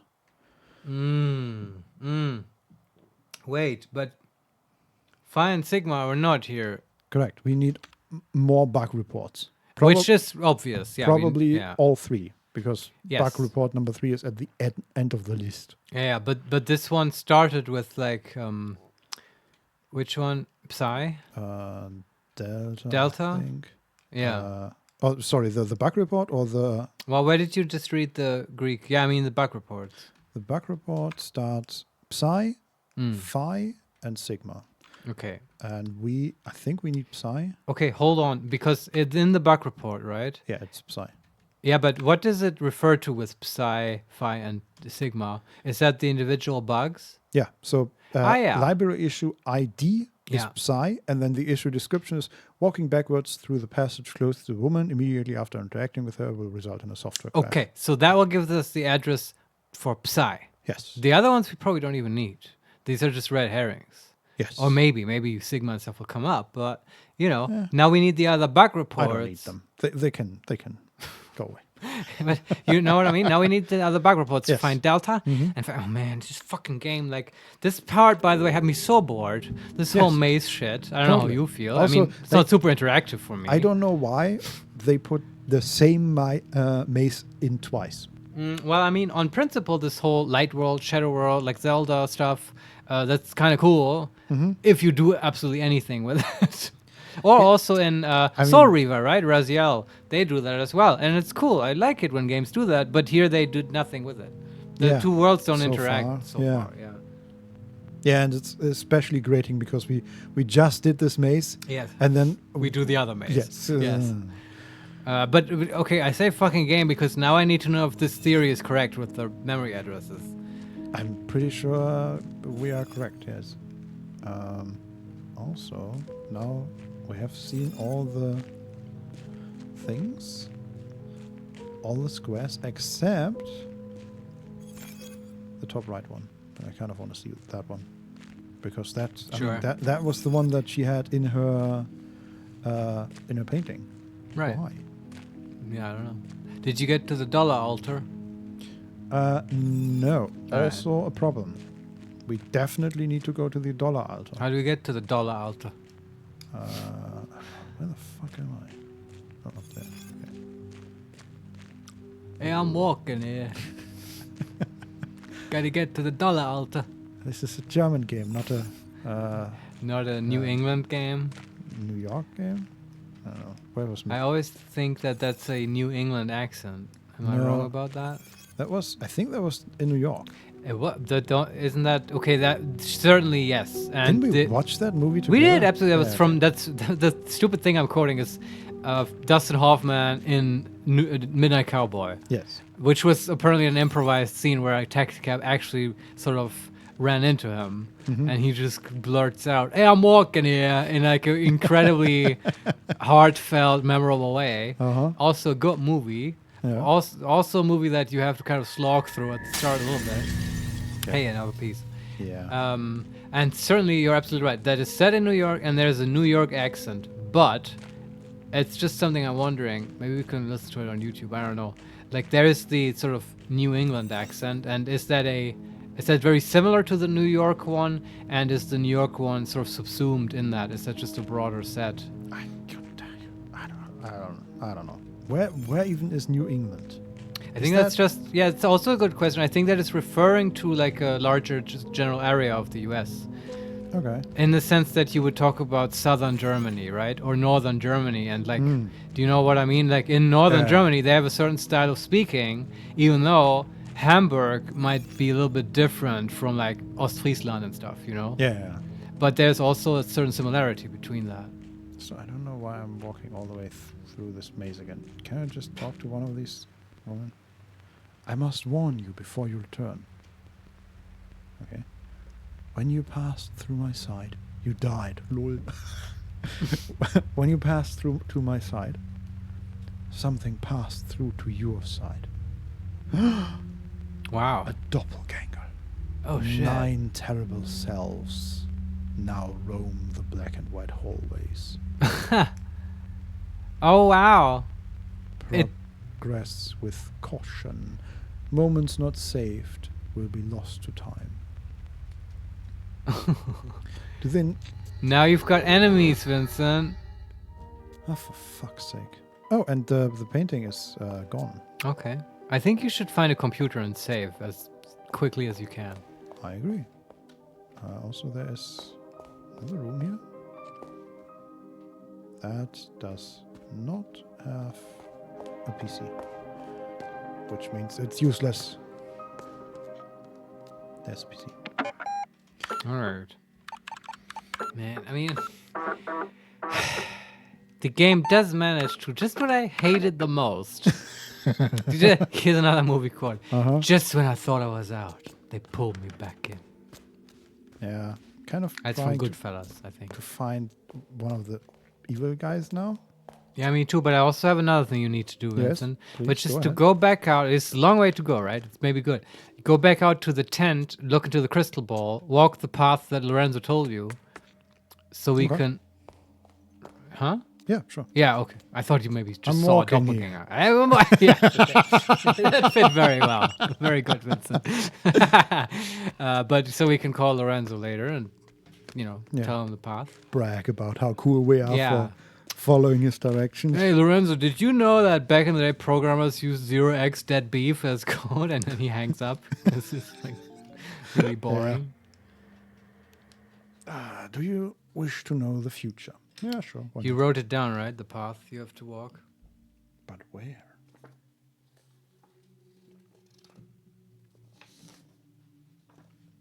Yeah, there we are.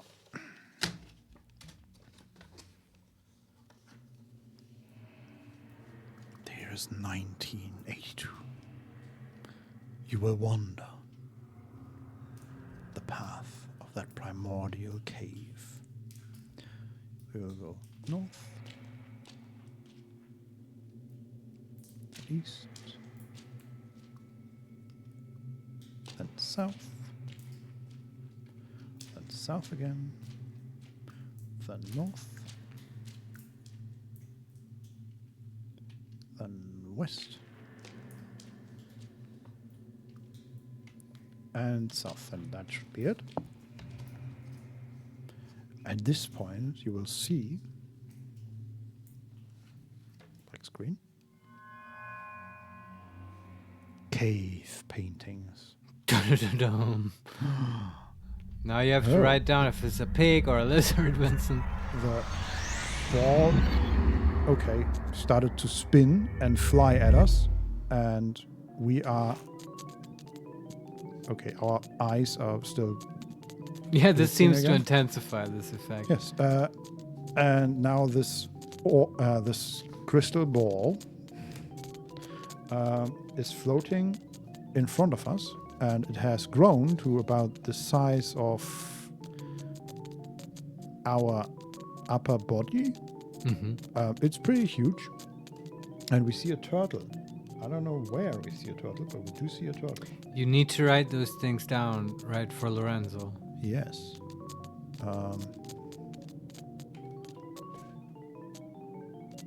Oh. Okay, so we see ourselves. This is basic. Okay, this is wild.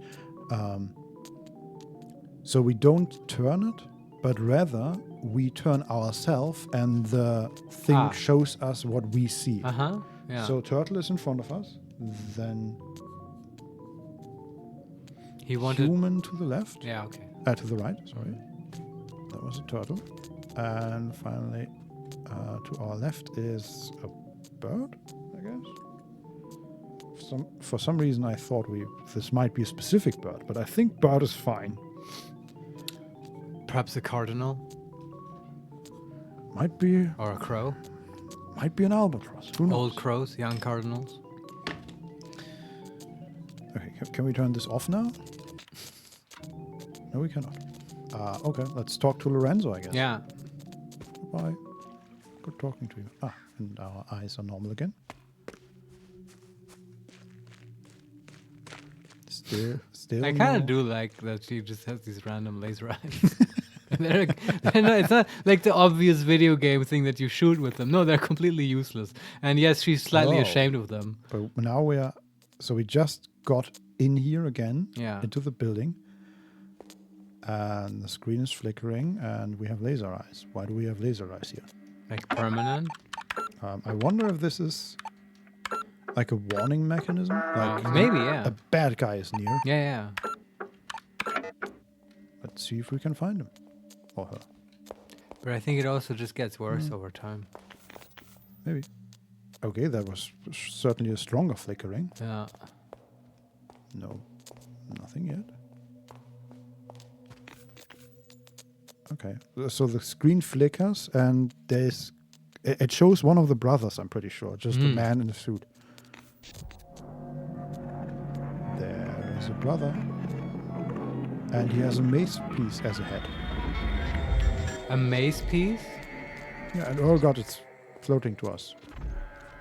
It's very slowly floating behind us.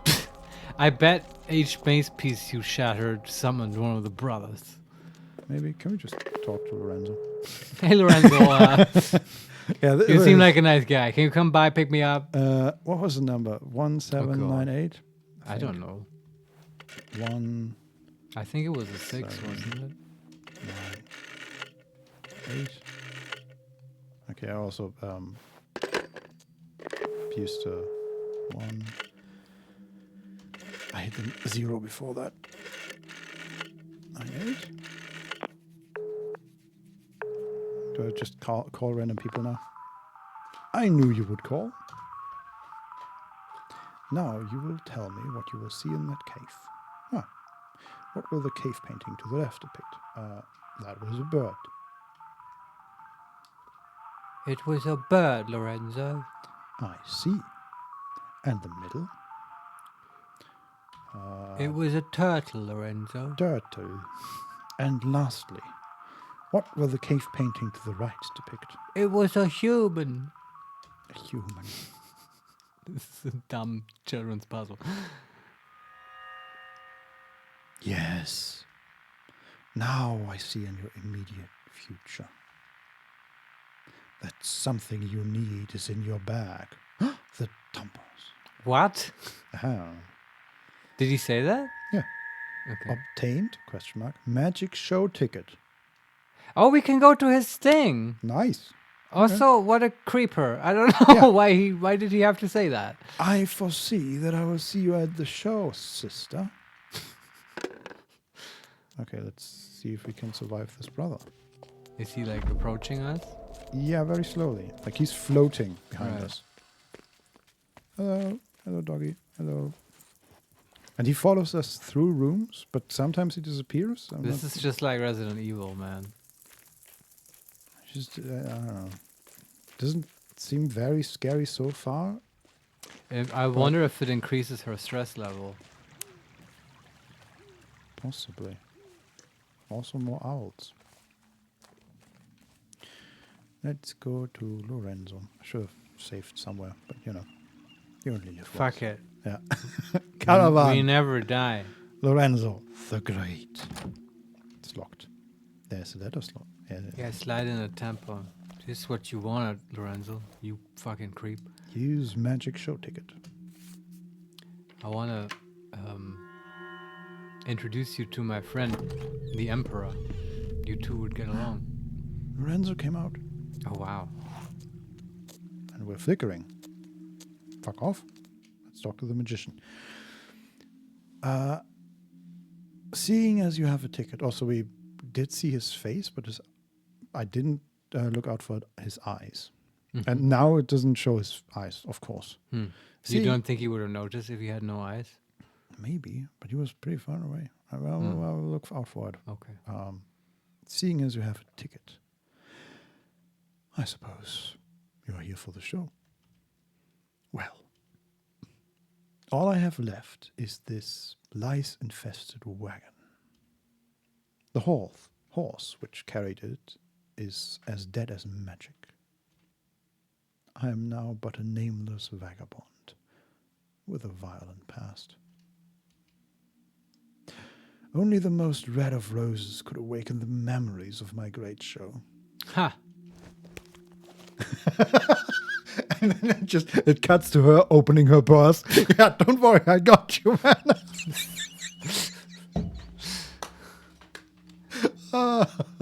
That was good. Okay, use red rose.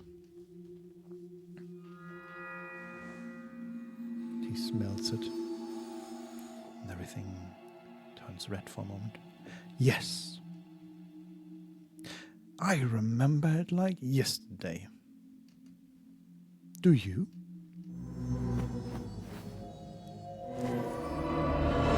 We have laser eyes. He gave us laser eyes. Oh, wow. And we are in we are in like a theater setting, but everything is That's wild. So the background is just red mist and roses. Mm-hmm. And there are no walls. And the lodges, whatever you call them. You mean like the balconies in a theater? Yeah, exactly. Yeah. They are made out of concrete and they are swaying back and forth violently, and there are chandeliers connected to nothing, just hanging. And we are looking at the magician. Let's talk to the magician, I guess. Okay. That's how we get out. Okay, and we don't see his eyes in the magician. In the real world. They are blocked by his cylinder. His top hat. Okay, I guess we explore this world now. Yeah. Okay. Can go left, right. Oh, there's the magician again. This time he holds his hand over his eyes, similar to the magician in the video game. Mm-hmm. Welcome to the sideshow, sister. For a measly $10 American, I can show you a trick I call the disappearing woman. Oh, we have dollars. Mm-hmm. Yes, Lorenzo. Here, take my dollars. It might take you to unexpected places. Is this how we escape the brothers? Just by teleporting away? Oh, is it like an item he gives us? Maybe. Do we want it? For Yeah, I want to $10? spend money. I agree. We're down to 14. Your support keeps the arts alive, sister. Now, please brace yourself. He snaps in front of us and we've vanished, and now we are in a forest and looking at the owl, or the owl child. I have traveled far to get here. Come closer and I will tell you how this all started. Okay. Yeah. This is the tragic story we call the legend of creation. We lean down to her and she whispers in our ear.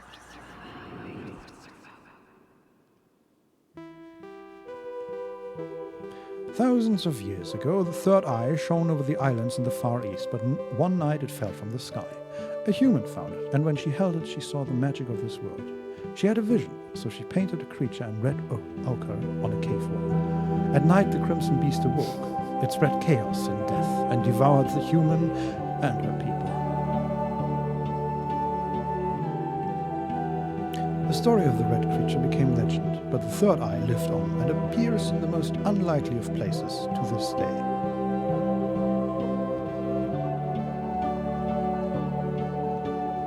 It's just text scrolling by. Memory recovered. And she snaps and we vanish.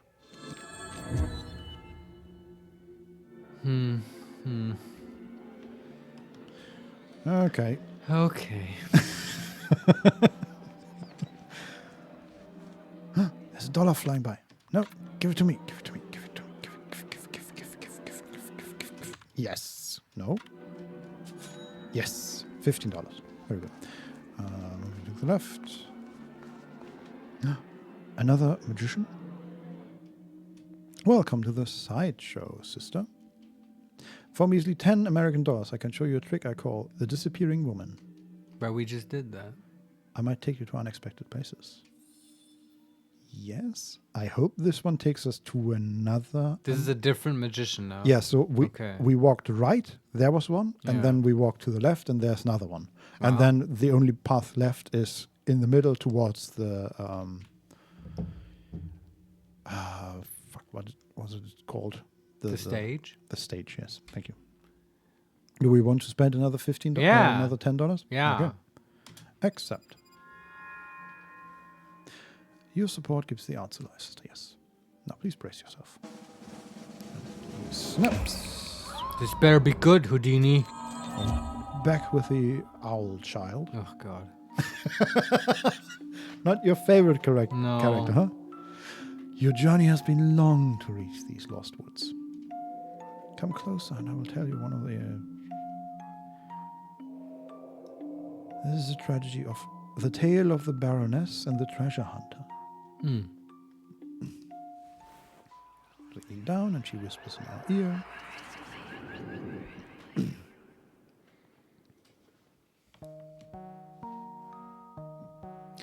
Long ago, there was a noble human born in a palace. Hidden in her palace was a long-lost treasure, with a will of its own. Paint the world in red, it whispered to her in her dreams.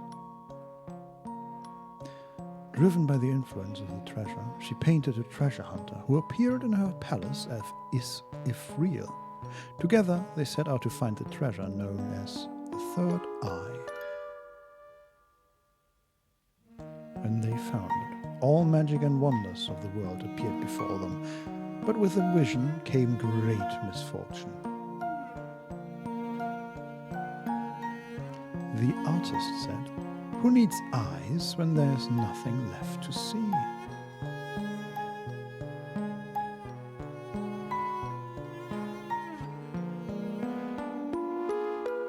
That's it? No, okay. She cut out her eyes and blindly fell to her demise, not as a human, baroness, nor artist. Instead, she had become art. She had turned into red paint from an old rusty bucket. Her whole world faded away, as did the treasure hunter. But the third eye was once again prepared to trade hands.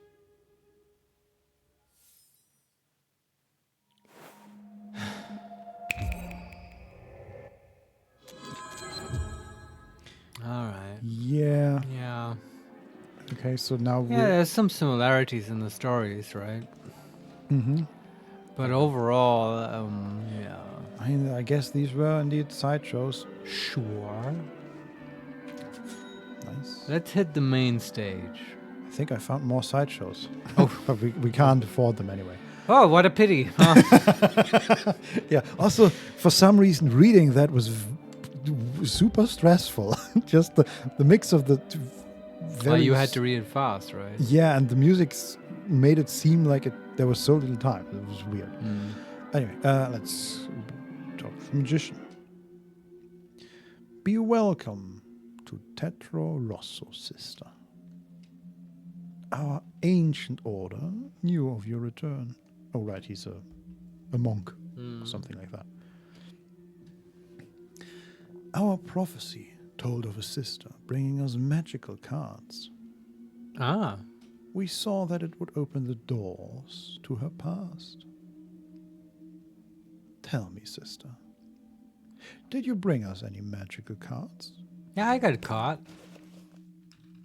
Here, how about this one? Ace of Spades. It's about asexuality. Yeah. Huh, Lorenzo? Uh-huh. The card of death. He puts it in his top hat. And reveals a key. Use it wisely, sister. Ace of Spades turned into a spade-shaped key. Okay. Oh, boy. And then we can do that with the... Did you bring us any magical cards? Yes, indeed. Yeah, Ace of Hearts.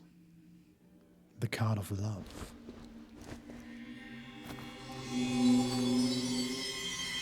Now we get the key to the love shack. Mm-hmm. Use it wisely, sister. Wink, wink. Turn to the Giggity. shaped key. Okay, anyway, I'm out of here. Don't we have more cards? No, we have these two. Oh, okay. Current possessions. Yeah. We have a whole bunch of keys now. Yeah. Heart-shaped, I mean, we have the doors for those as well. Dead woman's key, which is sort of... Yeah. The C-shaped key. Well, the E we haven't used yet, right? The eastern door. Yeah. And yeah. And the C also. Yeah, that we just don't know the door for yet. Yep. Yeah. Was this the main stage? That was the main stage. Okay. Let me talk to the other two Yeah. left and right. Maybe they got cheaper prices. Welcome to the sideshow. For measly 10, no. Can't afford it, sorry. A shame, sister. But I like that we have a purpose now for the dollars. Yeah. I wish that it wasn't so shit. I mean, shit is a bit harsh, but I'm getting strong Synecdoche, New York vibes of just narratives that, to my taste, are just a little bit too disconnected and just a bit too random, right? I mean, what's happening here? We're at a weird fake hotel where we go into the forest to like a magic guy's who's from a different century wagon that transports us to a magical parallel keep going. circus tent where then we pay money to get transported again into some magical forest where a magical owl girl tells us the story of like a magic cave long ago where we painted a magical and so on, right? And it's just too much for me.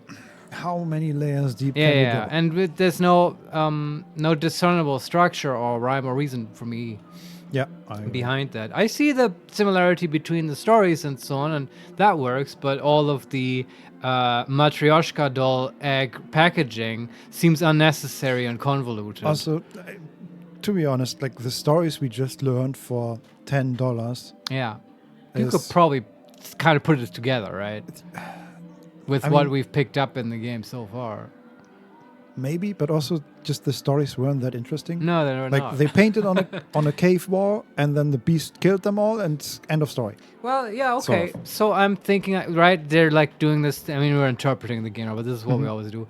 It's like they keep talking about, it's the legend of creation and stuff, and I get that this is probably not just. It might also be that, but it's probably just not just the personal trauma story of Lorelei. It might be that, and like sort of blown up to a grander scale of all of humanity, right? And this whole finding the third eye, to me, makes me think of, especially in that setting, in the primordial cave and so on, it's like the story of the fall of man, right? Eating the fruit from the tree of knowledge, but that also unleashes evil into the world, right? And that's kind of, I think, that will be my intuition, what they were getting at with the cave story. And it kind of also fits with the Baroness, right? She also had this inkling to find something, but it went just a little bit different and stuff.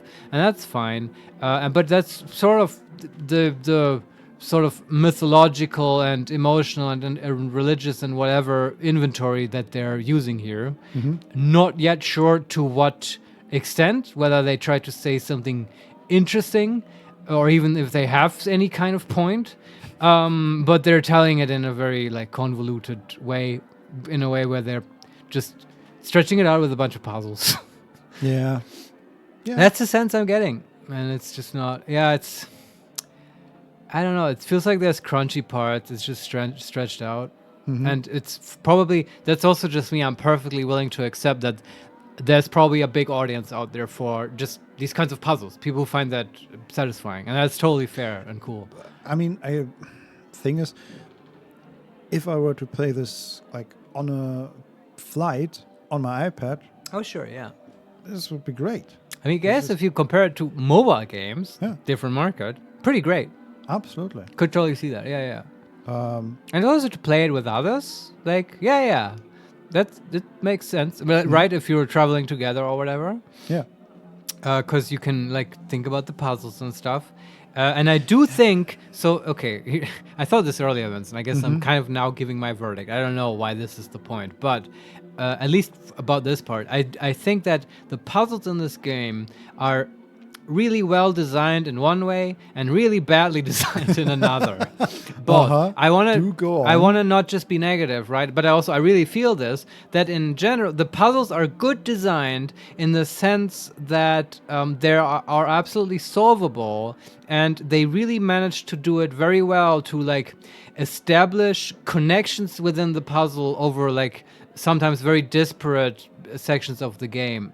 Do you know what I mean? It's like it was really cool, I think, when you made that connection that, oh wait, is that guy's name just this street address, is that in the telephone book? Right? I now just conjecture, it might be wrong, but I think it might be right.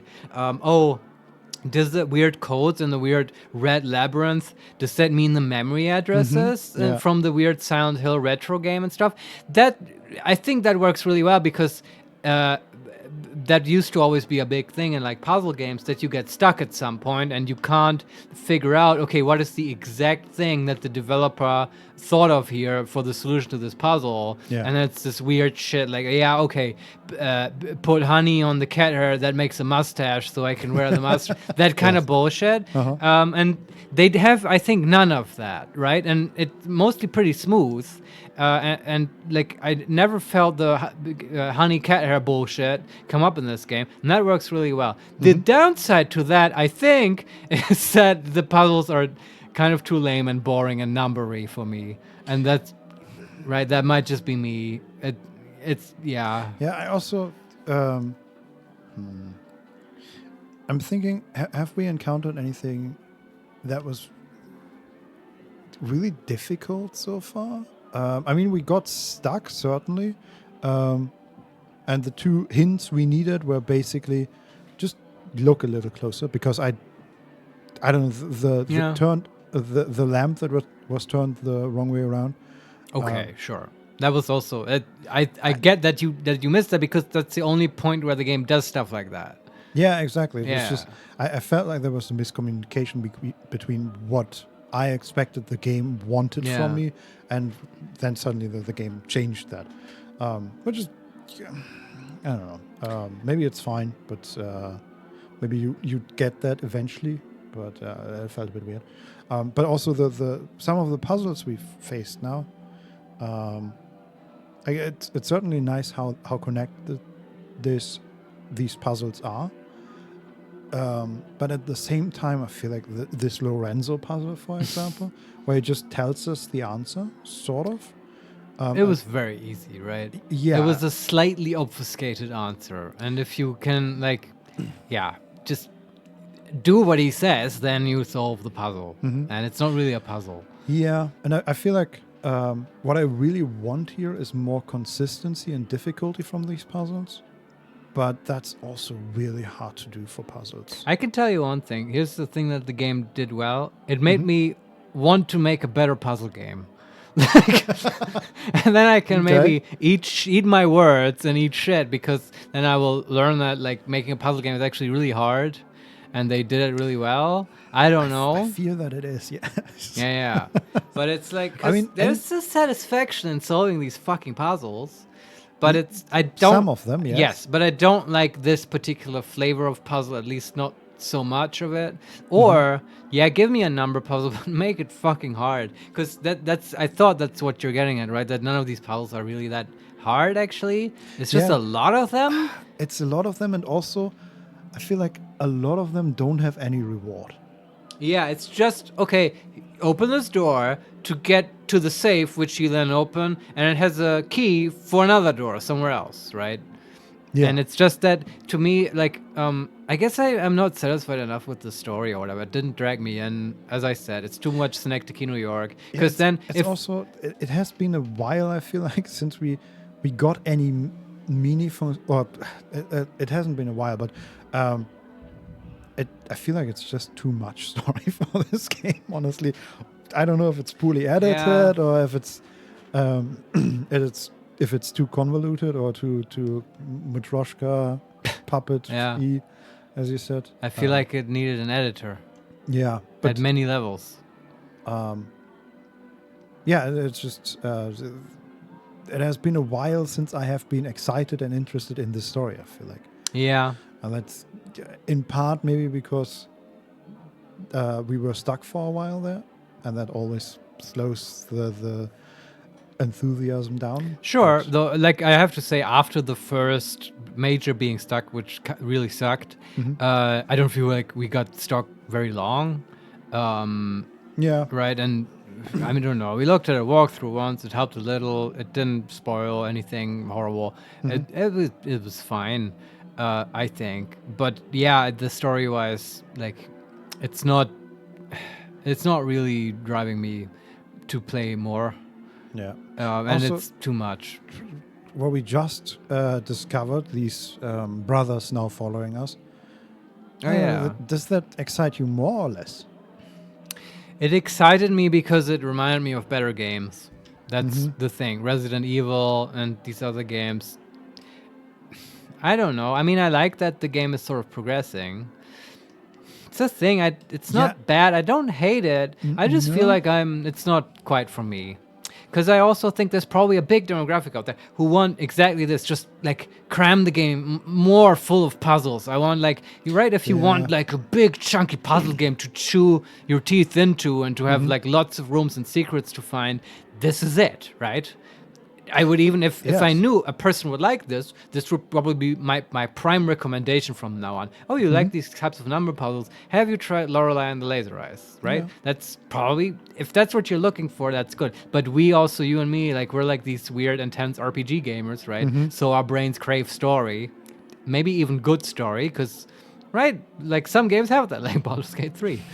And it's just not quite, it's not what it's going for. You probably also on the mobile market, where I'm firmly placing this, if you want to reach a $20 price point, it's probably put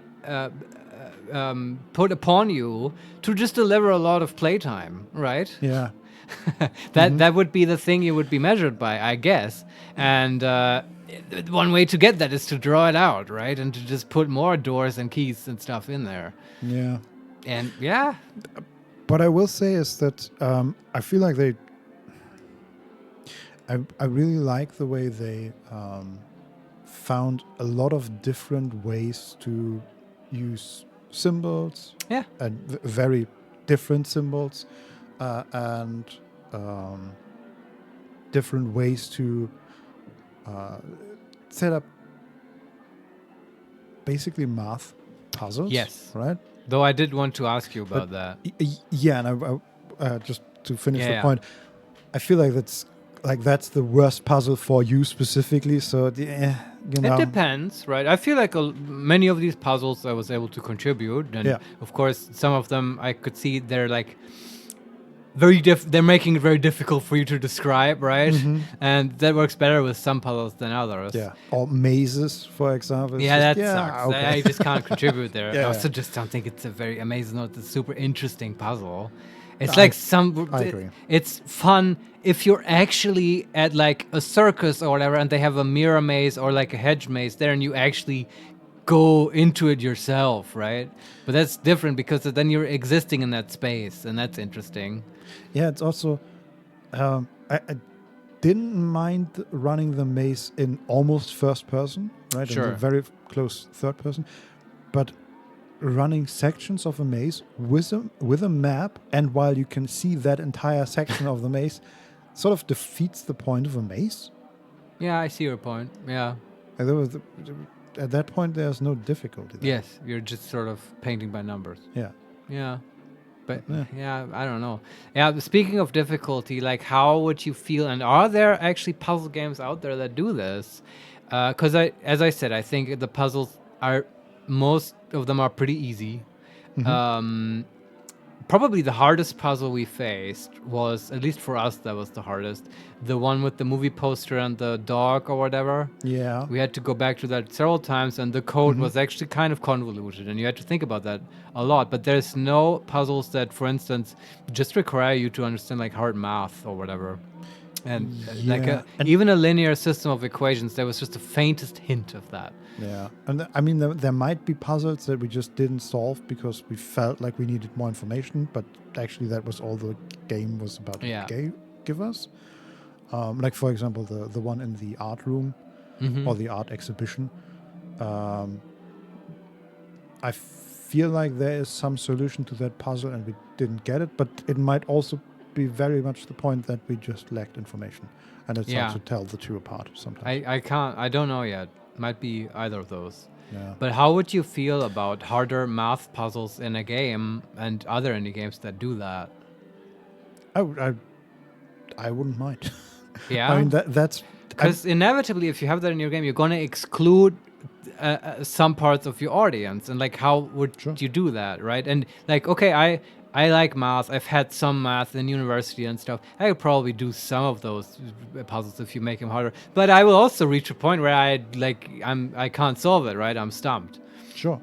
But like, I don't know. Yeah, would that be fun? I don't know. I mean, I I sit down and spend 30 minutes on a Sudoku puzzle or a logic puzzle, and I don't mind that. And that's literally me with a pencil and a square of numbers. But if it's like, how would you feel if you then reach a puzzle in the game where it's like, okay, you have to solve this differential equation or whatever, and it's fun. We've included goblins or something, right? We've like adapted it to the game, but in essence, it'll be a differential equation, and like you just don't know how to do that. Like, how would you feel about that in a game? Well, I would hope that the game would show me how to do that. Yeah, that would be the cool part, right? Yeah. If the game like actually teaches you math and gives you the tools you need to solve hard math problems. I mean, look at stuff like Portal, for example. Yeah. Portal, does it have difficult puzzles? Maybe not. You certainly have to think sometimes. Yeah, but Portal or Antechamber, I don't know if you know that. But I've heard about that. Yeah, stuff like that is like they have difficult puzzles that you need to spend some time thinking about sometimes. Yeah. Especially the additional extra Easter egg, special ending stuff puzzles. Yeah. And I like those. Yeah, I guess then I just wonder: is it possible to teach people hard math and do that? And are there games out there? Are there games that do that? I don't know. I'm just thinking about that now because it's sort of when they gave us that book way at the start about number puzzles and stuff. I thought that's what was going to happen here, but it hasn't happened. Not that I know of. Maybe it still comes, but I don't know. Maybe. I mean, even let me look at that book again because I feel like a lot of these were not really number puzzles. Yes. I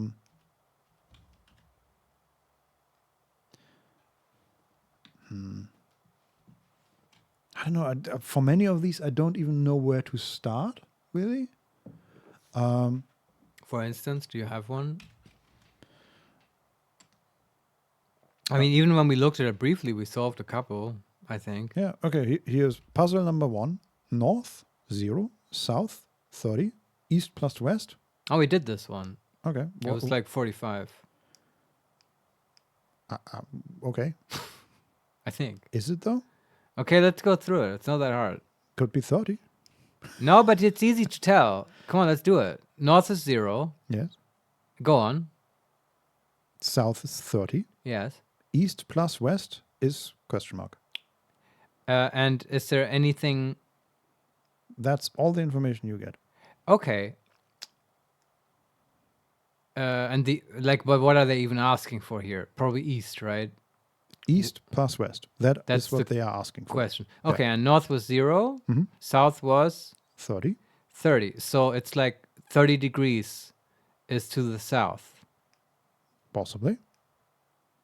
Well, Vincent, you sound frustrated about me trying to solve this. No. It's like, I'm not frustrated about you trying to solve this. I feel like this puzzle doesn't it gives us so many possible answers.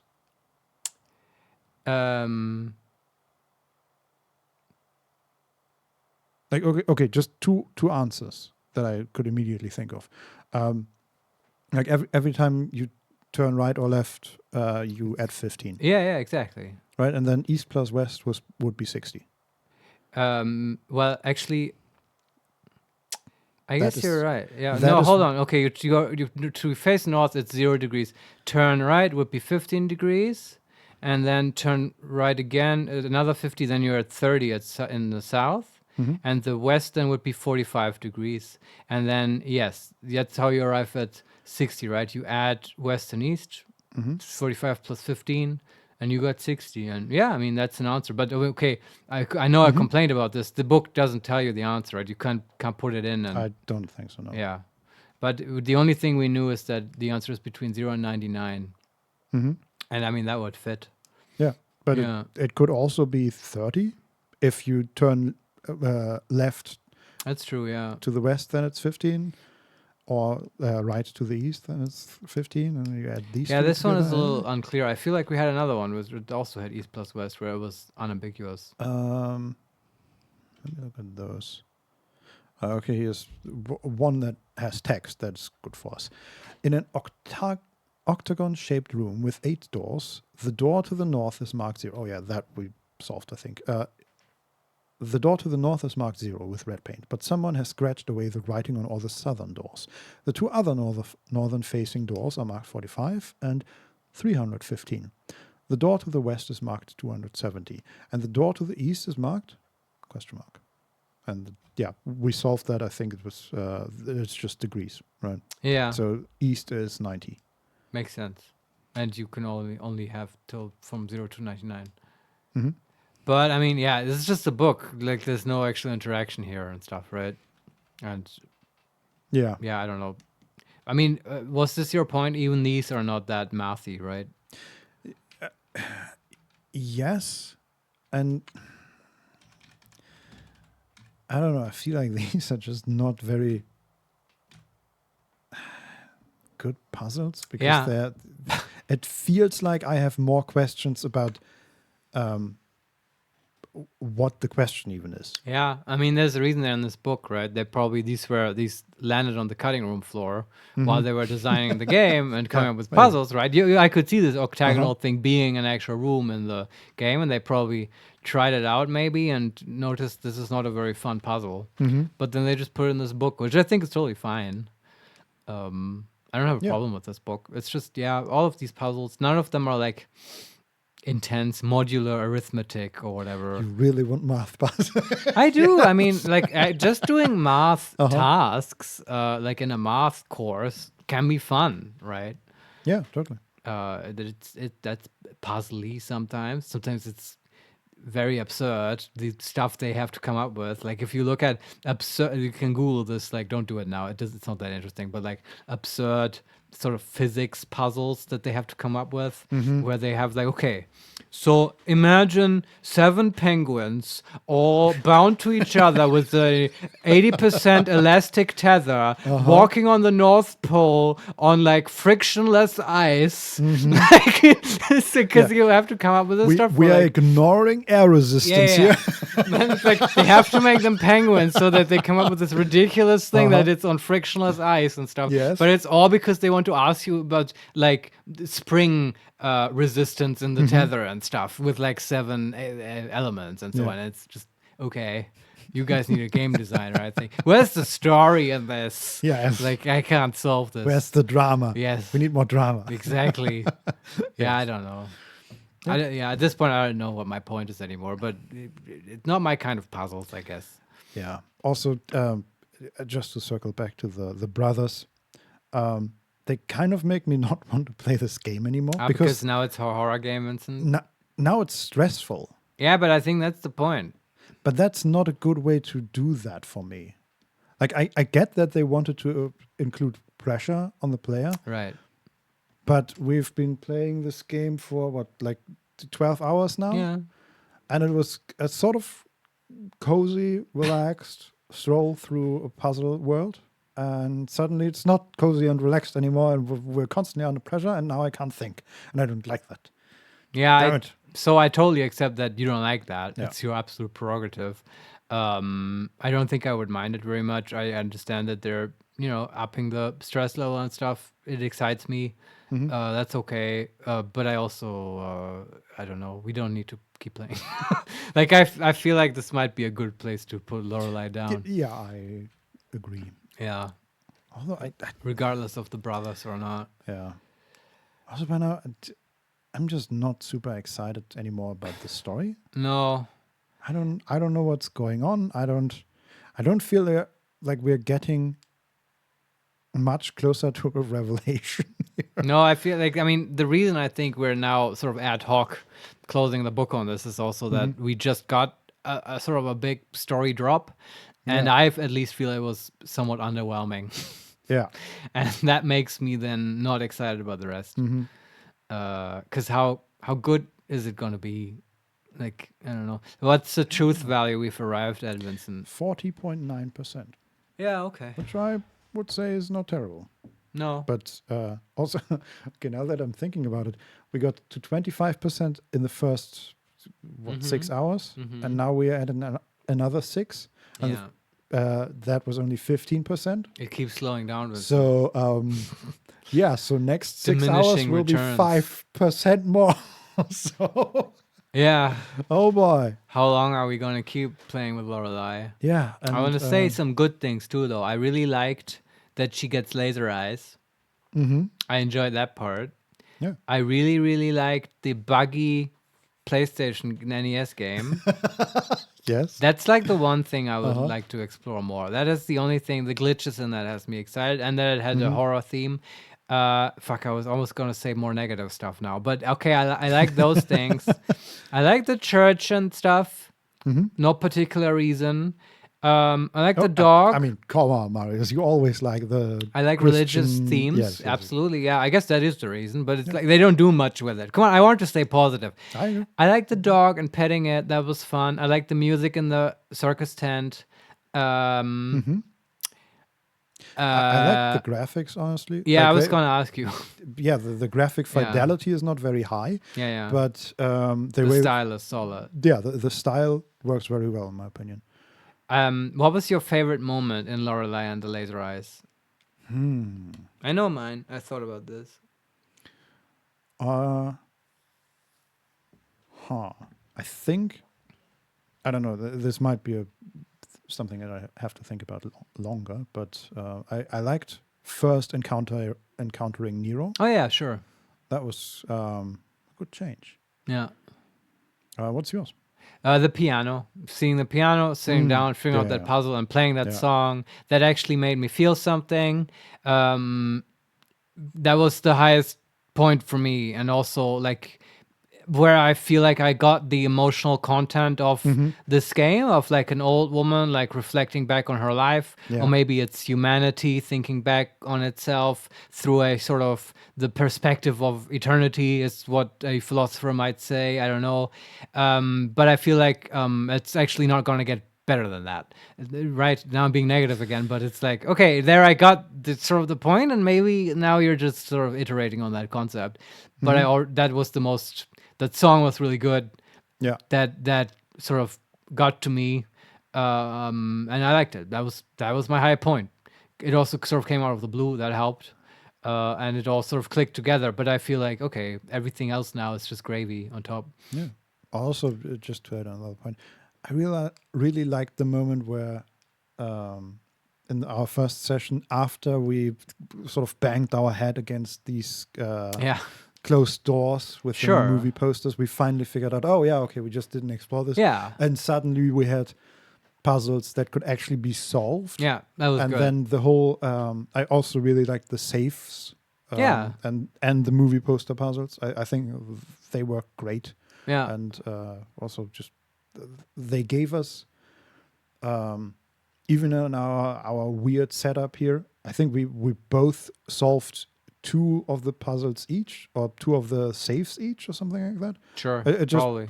It felt very much like teamwork, and that's that's cool. It really flowed at that point, and then I think it was at its finest, the puzzle solving.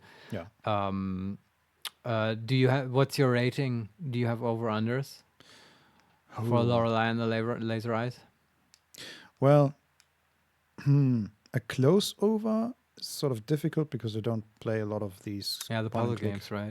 I think Antichamber and probably Antichamber would be my over. But that's like a 9 out of 10, and I would give this one maybe a 7 out of 10. Right.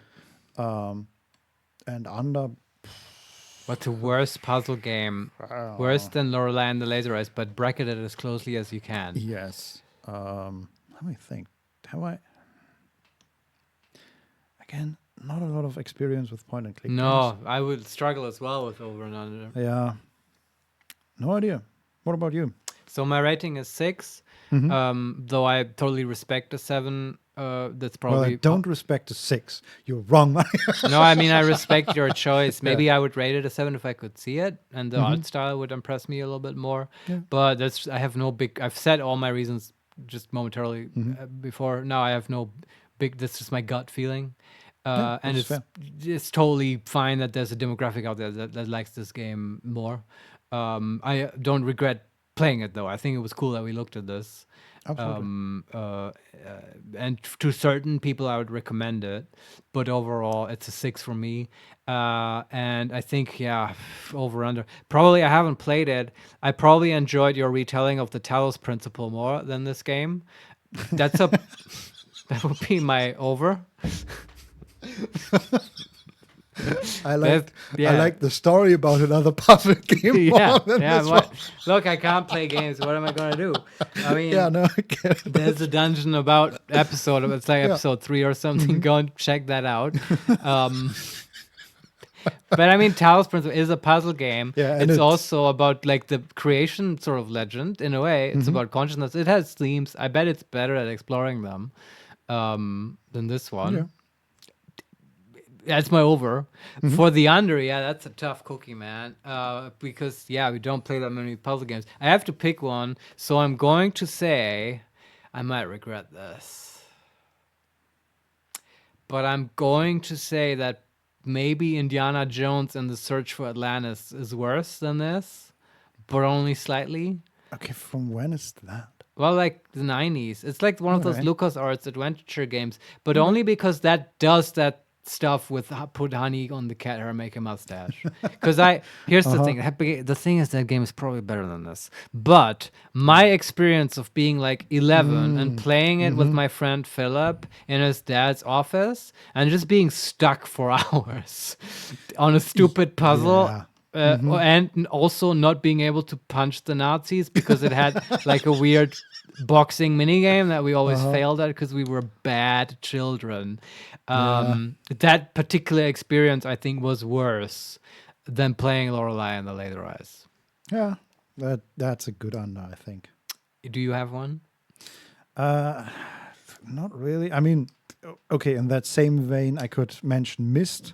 Oh yeah, that was but see, it gets me excited. I like Myst more than this. It is a good game, but not for a 10-year-old. No, I can see that. And also, I don't know. Have you played it? Yeah, I did, but I was older and not that stupid and could solve some puzzles. Some had me stumped, but those were more interesting variety of puzzles, I feel like. Yes. But what remained in my brain, apart from the puzzles, is that it also had these 2 books of like screaming people, and they scared the shit out of me. Yeah. So, all in all, not necessarily a fun experience for 10-year-old Vincent. But Vincent, I see you slowly acclimating towards more and more horror games. Is this true? Would you be willing to like play other, not horror games, but like more horror-y games with me? See, the point, the problem though is, as soon as the brothers appeared here, you don't like it anymore. My desire to play this game goes towards 0. Yeah. So do you see what they did, right? They have like the puzzle pieces as the head, right? That's a lot like Pyramid Head from Silent Hill. A game that I really, really love. Those are that's man. If we could just play Silent Hill 2 or whatever, those games are really good. Is that from Silent Hill or from Pyramid Head? Is from Silent Hill. Yeah. Huh. Because Pyramid Head is also just a cultural. It's known, right? Yeah, I'm just thinking. Wasn't there a Resident Evil where they had Pyramid Head? I mean, maybe later they referenced it. I don't know. I didn't play all the Resident Evil games, but I'm sorry. I'm talking about the movies, not the with the ones with Mila Jovovich. I haven't watched all of them. But, I mean, okay, I think they had a big zombie with a huge sword who had a pyramid head. But I think they were just goofing around, man. Those movies are not very serious. They're awesome. Like, especially, I think the first one is still very sort of close to the whole Umbrella Corporation stuff. The first one is actually good, and then they become... They're just goofy. Yes. And it's just, I mean, if you want to see Mila Jovovich jump around and kick people in the head, it's still cool. Yeah. And somehow get psychic abilities and then there's a guy whose head splits apart and like tentacles come out. It's just getting crazy weirder stuff. And weirder. Yeah. But I mean, those are actually as far as video game adaptations go, I'm totally fine with those. I think in the same one with Pyramid Head, there's a scene towards the end where they fight like a dude in a suit on a ship. Yeah, that was where his head splits apart, and he has zombie dogs. And that entire scene looks ridiculous. Yeah. But apparently, it's almost a 1-to-1 recreation of a scene in one of the games. Oh, really? Yeah, Oh, that entire interesting. fight sequence. See, Yeah, but apparently the game might feel different. I mean, the games do get like really weird.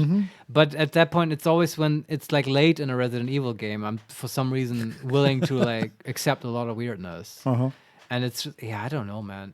Those were good games though. But still, I would put the storytelling in the Silent Hill games is just still a notch above that. I believe it. For a variety of reasons, but it does like just for some reason like horror can be so stupid sometimes when if it's like I don't know, Scream or whatever, or like gory horror stuff. But then horror for some reason is also the genre that I think sort of like does like weird psychology exploration in the way that I like the most, I guess, sometimes.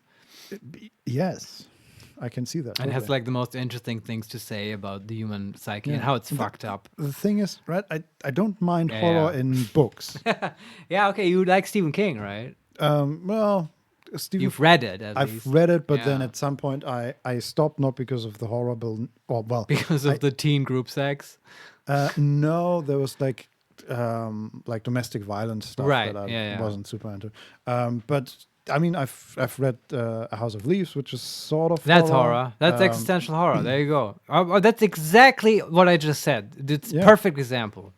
Yeah, and I really Yeah. enjoyed that. Yeah. And even stuff like the SCP wiki is also pretty horrible. Can be at scary. times. Sure. Yeah. And I enjoy that. Yeah. Just not in games. Silent not if Hill. there's a possibility of jump scares. Thank you very much. Or the constant pressure of someone hunting you, right? Like we have here now with the brothers. Yeah. Yeah. Even if it's not, I mean, in this case, it's the amnesia stuff, right, where we can't defend ourselves. All right. Even if we had a weapon, I wouldn't like this. But if you could just kill them and like get rid of them. Yeah, if I could kill them and then never have to deal with them again, then I would enjoy. But then, if you do have to deal with them again, that was the whole thing in System Shock, right? Where there's stuff spawning all the time, and you seemed okay with that, though. Yes, but I think there was more the fact that I wasn't engaged is not the right word. I don't know. I wasn't super in the story. I think if that would have been BioShock, I would have a much bigger problem with it. Ah, okay. Because I've played BioShock and I had a much bigger And you problem. didn't like it? Yeah, okay. Yeah. Right, just respawning enemies and stuff like that, being surprised. Yeah, nah. Not for you. Nah. That's okay. I'll have to find someone else. Yeah. I still want to play Alan Wake 2. Yeah, Sure. That is the one. Although, man, that had won so many awards. Yeah. Don't hear anyone talking about it anymore. Maybe I just don't look in the right places, but, I look in some places. Nobody talks about it. Yeah. Well, the last stuff that I heard was the trailer for the DLC, and that again looked great. I believe it. I believe that when they make more, it'll be great and people will love it again and talk about it. But still, everyone loved Alan Wake. Nobody could really tell me why. And then now it's like gone like a flash in the pan. Yeah, I also read that it wasn't like financially super successful. At least so far, they haven't like made back their investment. But it's also right. It's a second part of a game that is like 15 years old now, and there's a whole bunch of background information that you might need from Control and stuff like that. It's, But I'm just difficult. like I just want to like unabashedly shit on it is my entire point, Vincent, and say that Baldur's Gate 3 was better and it had more substance, right? It has more staying power. I still hear about Baldur's Gate 3 occasionally, and Alan Wake can go and suck it, and Sven deserved the best director award. That's there, mic dropped. Oh yeah, okay, fair enough. That's my whole point. Yeah, I don't know. I still want to play it. I have to get into the right mind space. Apparently, that takes a while. Maybe we can work up to it. Yeah, And we'll play maybe Pathologic. Because that's super scary actually. yeah. Fuck off. And that's like But it's so good as well. That's the thing. Why do they always compare these like fear and dread-inducing games with the best storytelling? I don't know. And the most interesting stuff. I think you're correct that it's... It tends to happen. The horror genre also does... Like, there are a lot of cheap horror games, but some of the best ones... Like Bioshock 2, right? It has great storytelling. Yeah, has great storytelling. And also... It just explores the darkest corners of the human mind. Yeah, which is so interesting, right? Alan Wake does that as well, of course. Mm-hmm. And yeah, I guess maybe that's it. You just can't do that without it also ending up being scary. Yeah, even Control, which is, as far as horror games go, pretty light. I don't think it's even classified as a horror game, but it is to me. And... Well, what you described, some of that was kind of scary or disturbing at least. But yeah, it needs that. Kind of. Also to get you into to get the viewer into the mind space, kind of. I think so, yeah. To really feel the effect of what they're reading about these monsters or whatever. Yeah, something to think about. There's much to be said about the horror genre. Mm-hmm. I've probably mentioned before that Stephen King book about horror, just as a genre. Forget what it's called. Like, he wrote that in the 80s, but it's pretty good. It's not as good as his other sort of theoretical book. I mean, not theoretical, but like he wrote a book called On Writing, which is just about writing. That's very good. I liked it a lot. The horror book is a bit more belabored, but it's also he just analyzes the genre. It's pretty interesting, very opinionated on his part. But I don't know. Fair enough. Stephen King is a good writer. I like that guy. Yeah. Maybe I should read more from him. It's just I should certainly. I don't know. We can make a book club because I haven't read much Stephen King at all, except more his abstract pieces. Yeah, and I've only read it and put that down about halfway through. I don't know. What would be a good one to read? Maybe like The Stand. Well, okay. I should probably just read The Shining. The Stand is actually the only book my father read about from Stephen King, and he called it disgusting.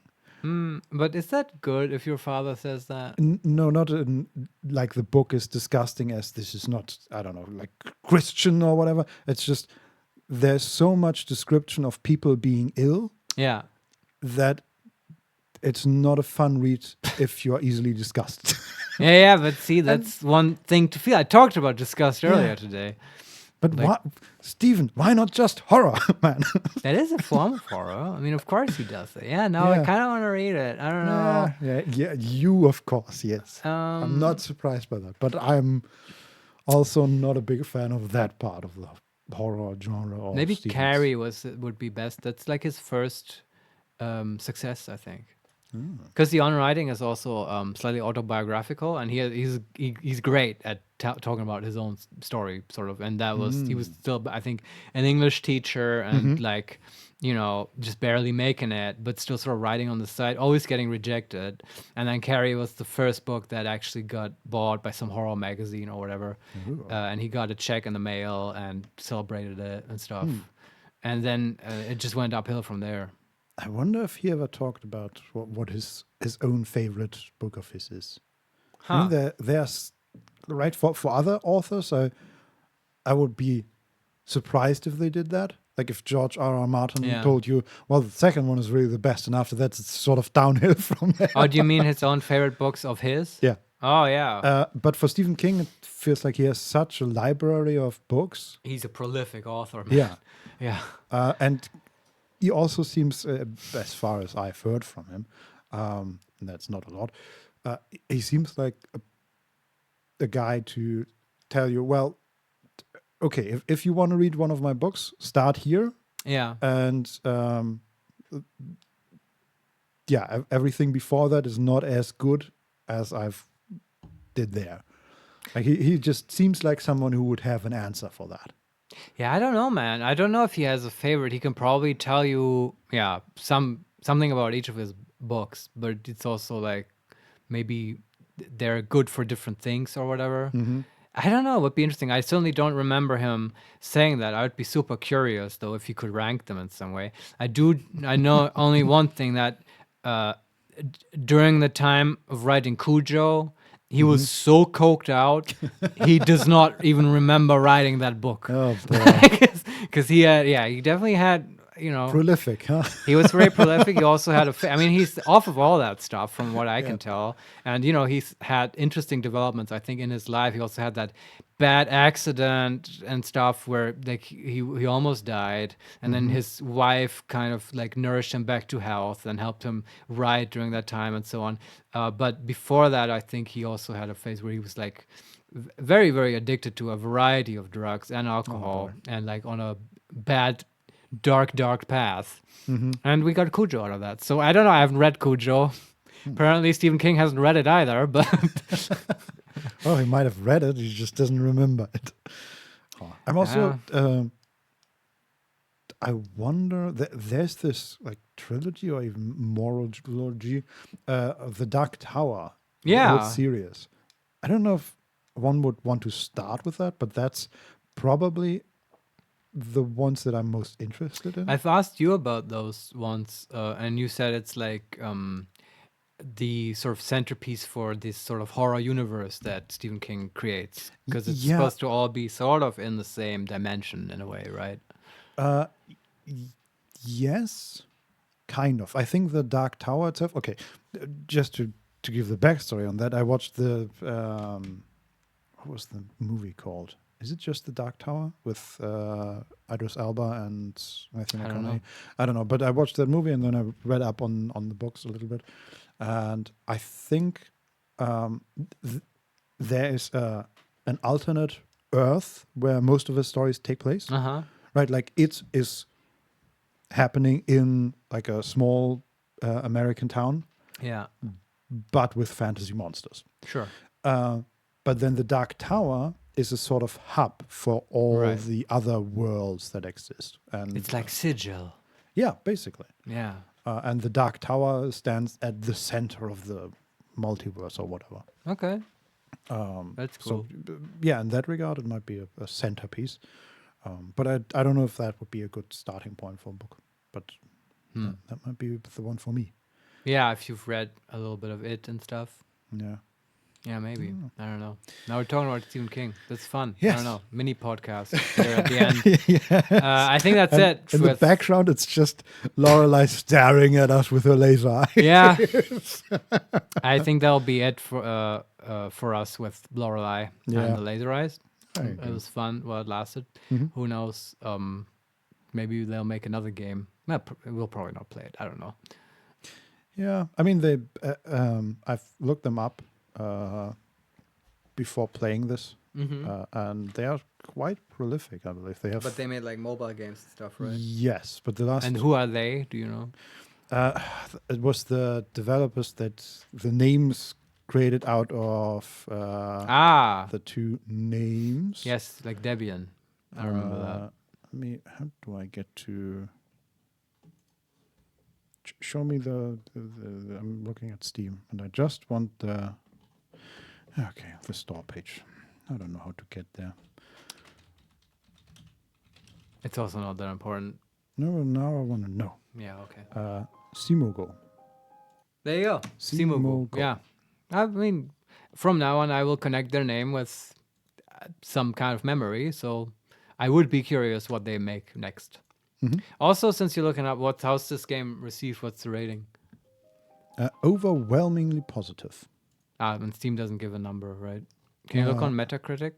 It has 600 reviews. Yeah, okay.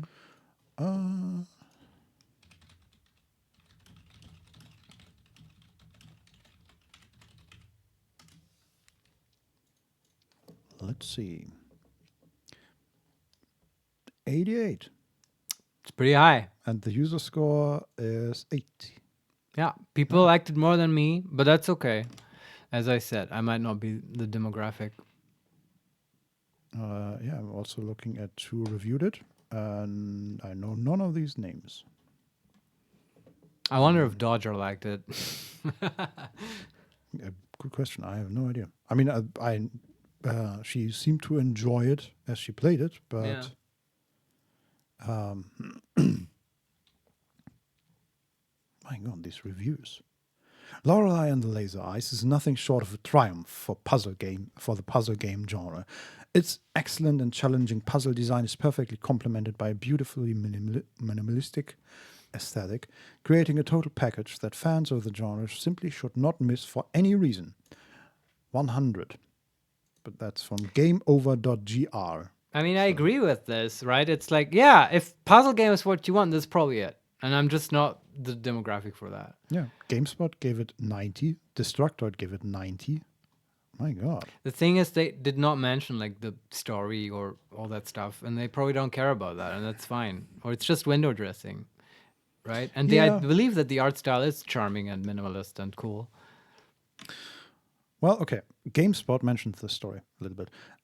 Lorelei and the Laser Eyes is a massive achievement and using the game as a medium and an art form to tell a story that can only be experienced in a video game.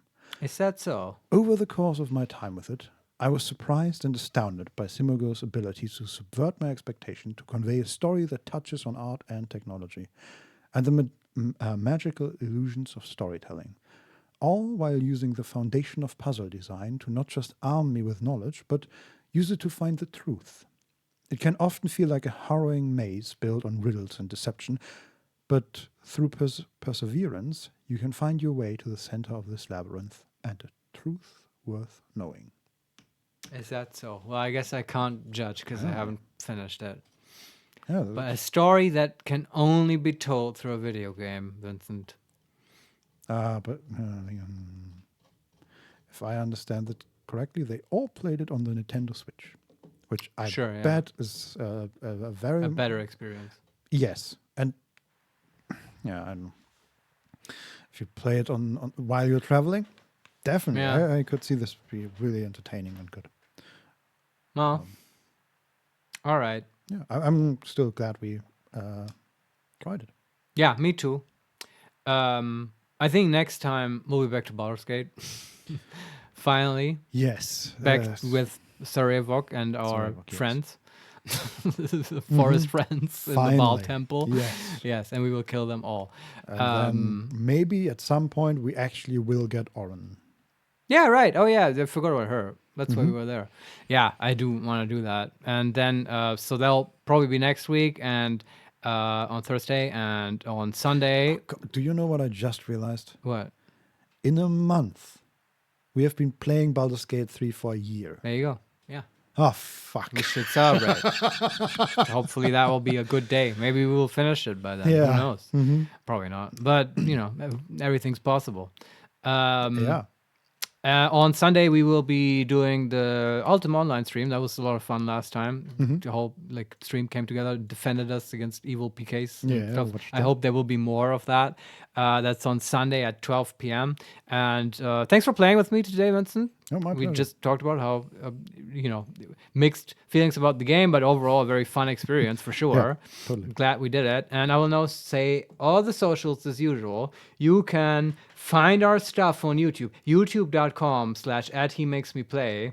You can also find a link to our stream archive there if you want to catch past streams. We are on Twitter @Makes_Play. There's also the A Dungeon About podcast @A Dungeon About. And of course, we are on Twitch, twitch.tv/HeMakesMePlay_live. We stream Thursdays at 4 p.m. Central European time, and currently on Sundays, 12 p.m. Central European time. That's it. We're out of here. See you next time. Bye-bye.